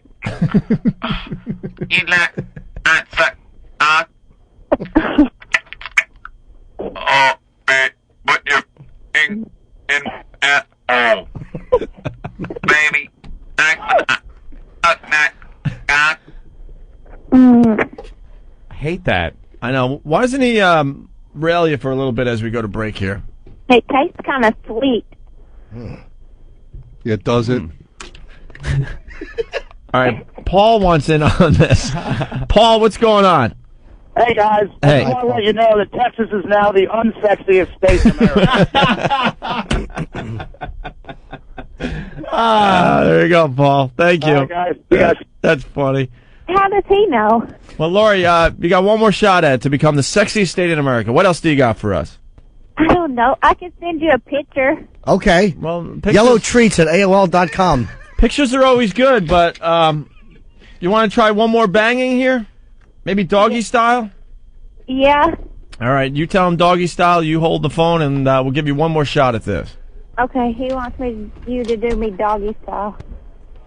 A little spank on the buttocks, too. Put a He'll collar on her bust and his leave her at the load truck this stop. way. What are you saying? He'll bust his load this way. He'll bust his load this Oh, way. look at that. He'll bust his load this way. Nice. Where's he going to put it? Either hole. I like that. All right, now we're getting somewhere. He doesn't last long this way, though. Good, no one does. That's fine. Just let us know what's going on, okay? Tell him to go. You're messing him up because he has to keep taking it out. Why? This is awkward talking on the phone doing this. Put him on the phone for 1 second. We'll straighten him out. Put him on the phone. Yeah. Okay. Yeah, hello. We're trying not to mess you up, man. Are we messing you up? It's too late for that shit. Just think of Like a hog. just think of a little infant on her back watching your hog go in and out. A little baby who's hungry and needs to be fed. You nasty fucker. All right. All right, give her back the phone, and you take care of business. Let's Oh, go. man. Oh, they're gone. there they go. That was great. All right. It was hard to hear. Very hard to hear. Unsexiest state in America. We're not really taking a break. We're going to play Monster Rain in honor of Just a little baby sitting there. in honor of Jimmy's childhood stories today. All right. Here I am, out for a stroll, minding my own vampire business. Hey, what's that noise under the porch? I better investigate. Oh my goodness, stop that. Now I'm scarred for life.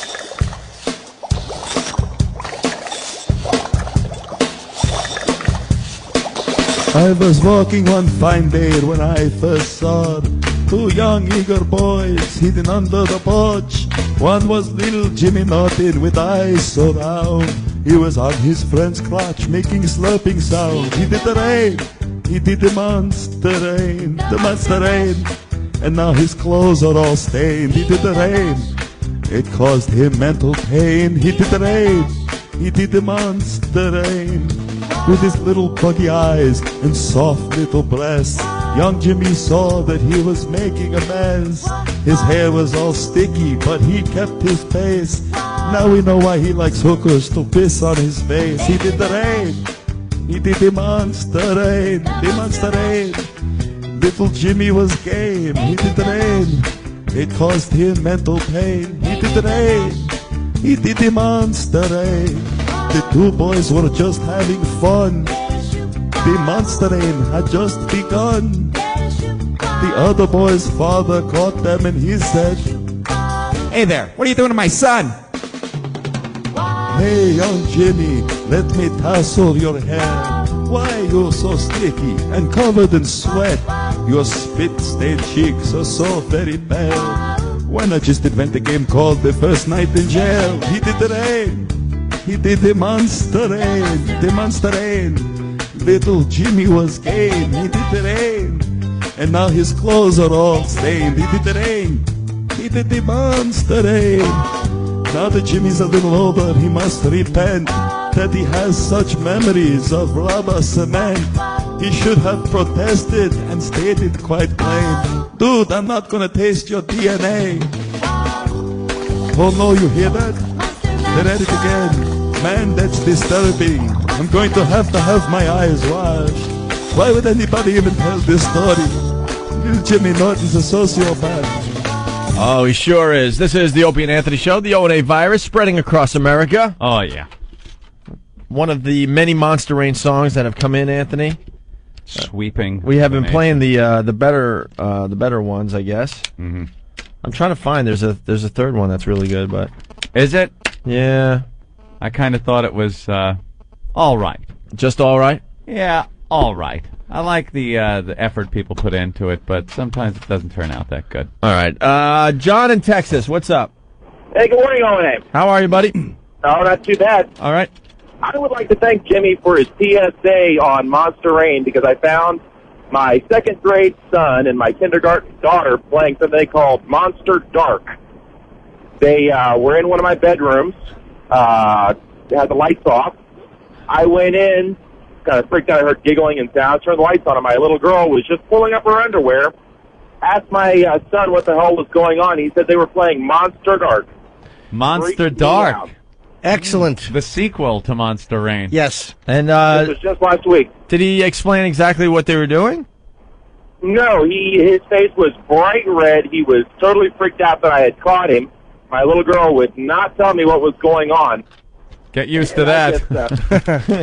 Yeah. Don't be such a C blocker, sir. Let the kids enjoy themselves. Thanks, I love you guys. All right, thank you, bro. This is the third woman to call the show today. Jenny in Jersey. What's up, Jenny? Nothing. When I was younger, I had two playmates, and we played boyfriend-girlfriend, we used to call it. Boyfriend and girlfriend was the game? And we did everything with each other all the way up until 7th grade. 7th grade, really? Mm-hmm. Were they girls or guys? Both girls. They were girls, and one of you would be the boy and one would be the girl? Yeah, most of the time I think it was at separate times. Like, we never all did it together. Yeah. So. And what type of stuff would you do together? We'd go down on each other, we'd finger each other. First grade, my friend she showed me my first porno. You saw your first porno in the first grade? Yeah, she had her brothers. They were both in their 20s. Ooh. What's your story now? My story or hers? Slut? No, not really. I like that. Kind of slut. I have my moments. Where are you from? Jersey. Ah. Whereabouts? The predator that he is circling. He's always on the lookout, Anthony. He's lifted his nose in the air and he's sniffing in what direction the game is. Yeah, what exit? He's a great lookout. Are you at work or at home? I'm actually supposed to be in class right now. Oh, how old are you? I'm 25. I'm going for my doctorate. Oh, now you want to play doctor for a living. Yeah. Very cool. You're a big fan of the show? Yes, I bought XM Radio as soon as I heard you guys coming back. Oh, thank you. And you're a big fan of that game, What's in My Pants? Yes, I am. Well, what are you waiting for? You want to play? Do we have time to play I don't What's in know. My Pants? Just it. All right, hold on the line. All right. Well, are you driving, though? No, I'm actually in the parking lot at my university. You know, I would love to play with Jenny, but the problem is the phone is a little bad. Yeah, the phone is a little off. Can you call us back from a better location? Maybe tomorrow or something? I'll call back tomorrow. Okay, good. No, because the phone isn't that great. Please. That's Jimmy wants honestly to the only spark reason. up a relationship here. Anthony, Caddyshack 2. Really fast. I got some examples of Dan Aykroyd's fine acting in Caddyshack 2. Fine acting? You think this is one of his better moments in film? It's called sarcasm. I'm amazed every time this movie's on TV. I do take a peek. I barely ever see it. Trying to figure out why they would ever release this in the first place. To try to get money that they wound up getting from Caddyshack. It's the worst sequel ever. But more of a tragedy is the fact that Dan Aykroyd tried to act like Bill Murray in this movie instead of coming up, instead of them giving him another character or something. Yeah. They had that one guy from Unsolved Mysteries. What the hell's his name? Jack Palance? Stack. No, Robert Stack. He was in it. Chevy Chase reprising his role as Ty Webb and just doing an awful job, just stumbling through this one.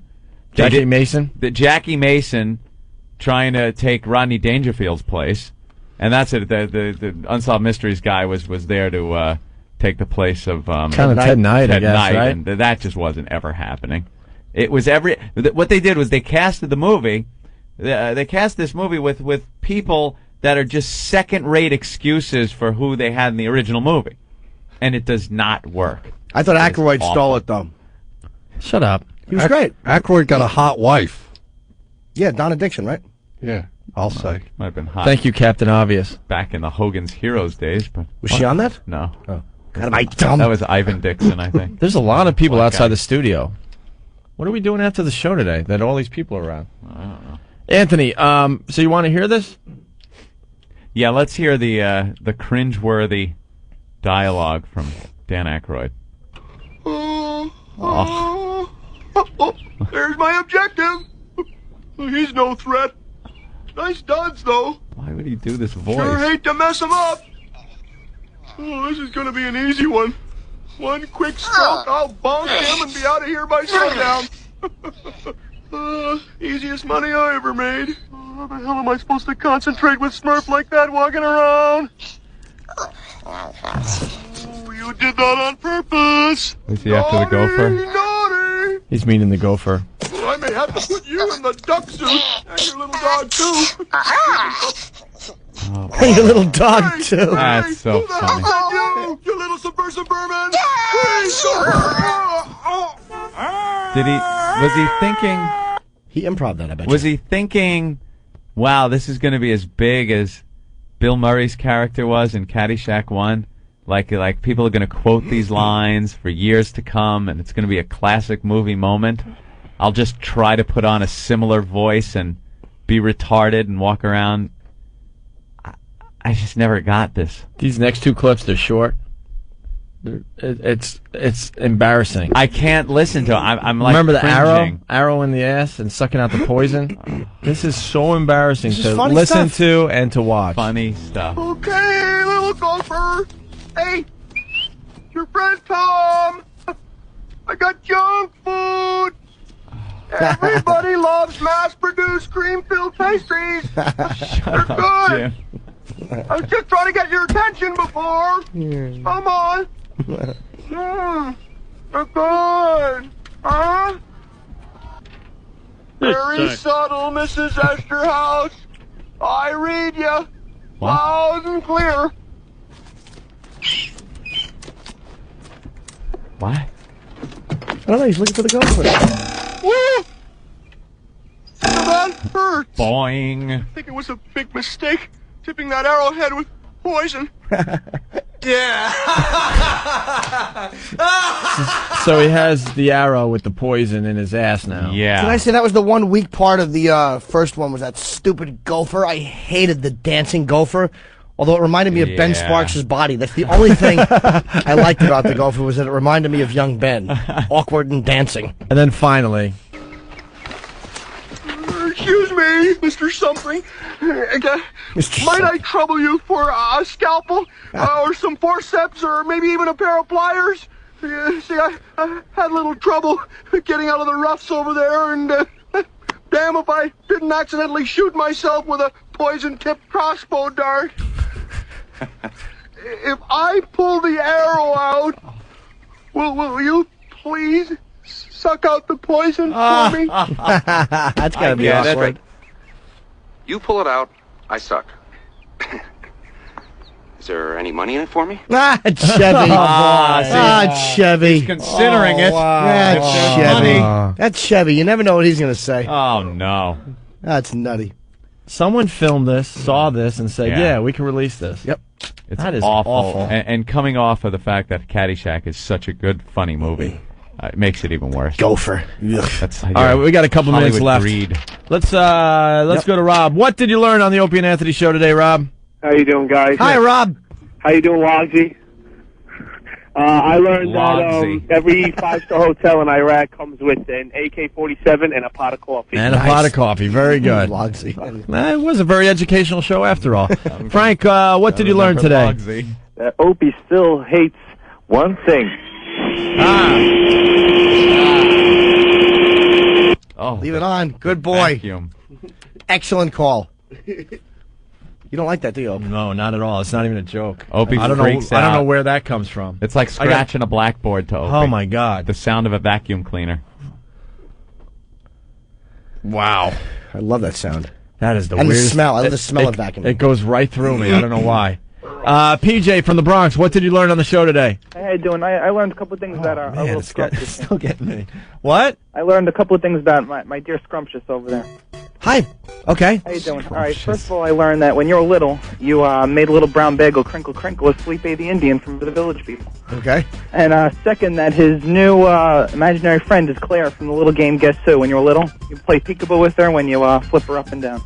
All right, I'm going to punch you out. He knew. Steve, what did you learn on the show today? Hey, boys. I learned that Anthony's imaginary friends were the KKK. I also learned that Opie prefers to fist. Very good. did say that. I said I like a little fist. Just a little. Cage learned Jim Norton is the coffee diva. Cody from Buffalo. I learned today Lisa Lampanelli equals Triumph the insult moose. Detective David in Jersey. I learned today way too effing much about Norton.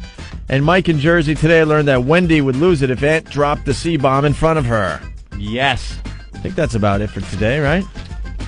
We're winding down. Guido learned black Japanese bees are called honets. That was pretty good. All right, let's go to Tampa. Adam, what's going on? Hey, guys, I learned that Hulu is having people rub phones up against their boobs. Oh, really? Yeah. And he's describing them as veiny. He's stealing the what's in my pants and putting the what's in my blouse. Oh, yeah? There you go. All right. Thank you. Punch it out. Bye, sir. Rob in Illinois, what did you learn on the show today? I learned that Norton likes his women like he likes his coffee. Hell yeah. Under 18. Very good. All right. Want to thank Francine for stopping in with her comedy tape. I think we went to dead air during that segment. I think they got it fixed for the replay, hopefully. And Jaime, if you're, will be up tomorrow, and I think Jaime will be doing a little reading for that dead air. Oh. All right. Also, Jeffrey Ross. Thanks for him stopping by. He's going to be at Caroline's all this weekend, and I think that's all we got for today. Oh, But we're right going to after go the to show, the... you guys can I come would down. propose we get an entire nation to sit through a massive dick show. The Opie and Anthony Show.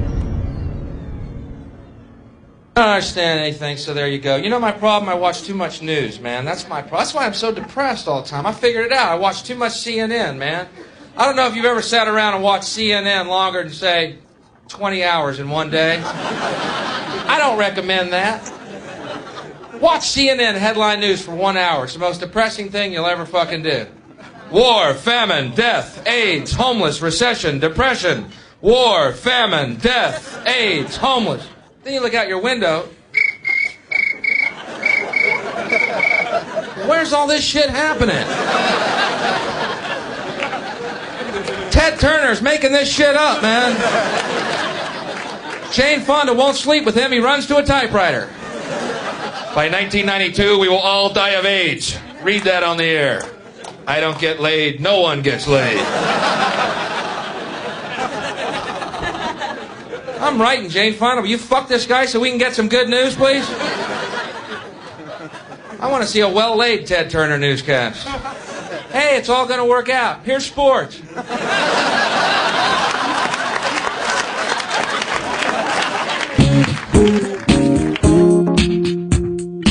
This is the nicest part of the South. This is like the only part of the South you go, like when I go there, nobody goes, man, I wish you could take me back to New York with you.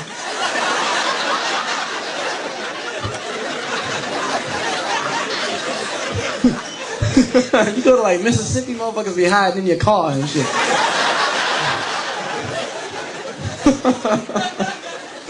Shit, boy. It's nice here, too hot though.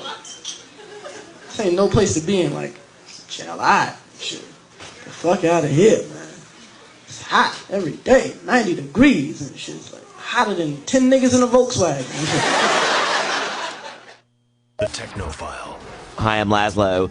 Microsoft is getting into the watch business. The company has struck deals with several watch manufacturers, including Swatch, to produce watches that use Microsoft's smart personal object technology. The wireless format allows you to receive news, sports, weather, horoscopes, and stock quotes on your watch. Owners can personalize their watch at the MSN Direct website, and like everything else these days, you get to pay a subscription fee. It's $40 a year so you can read news and sports scores on your wrist.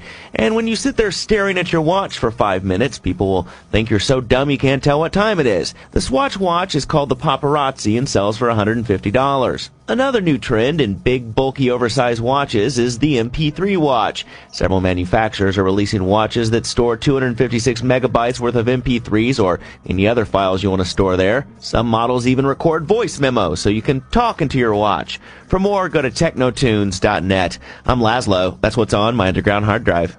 100 channels of crystal clear digital audio. XM satellite radio.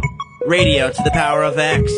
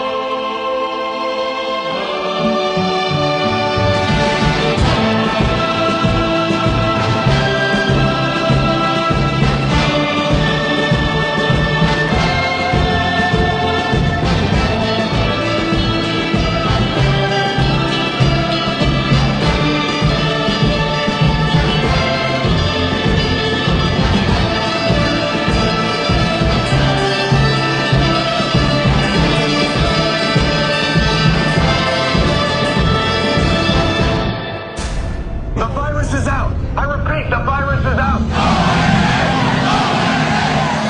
Throw the first switch.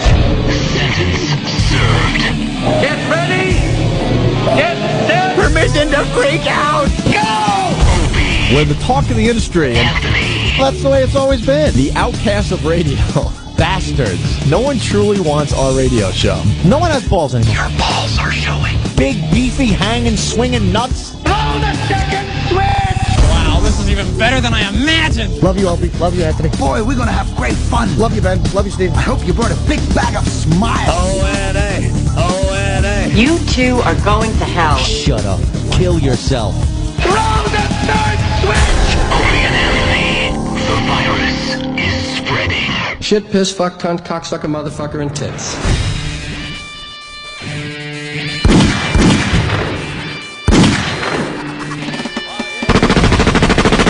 The first shots have been fired.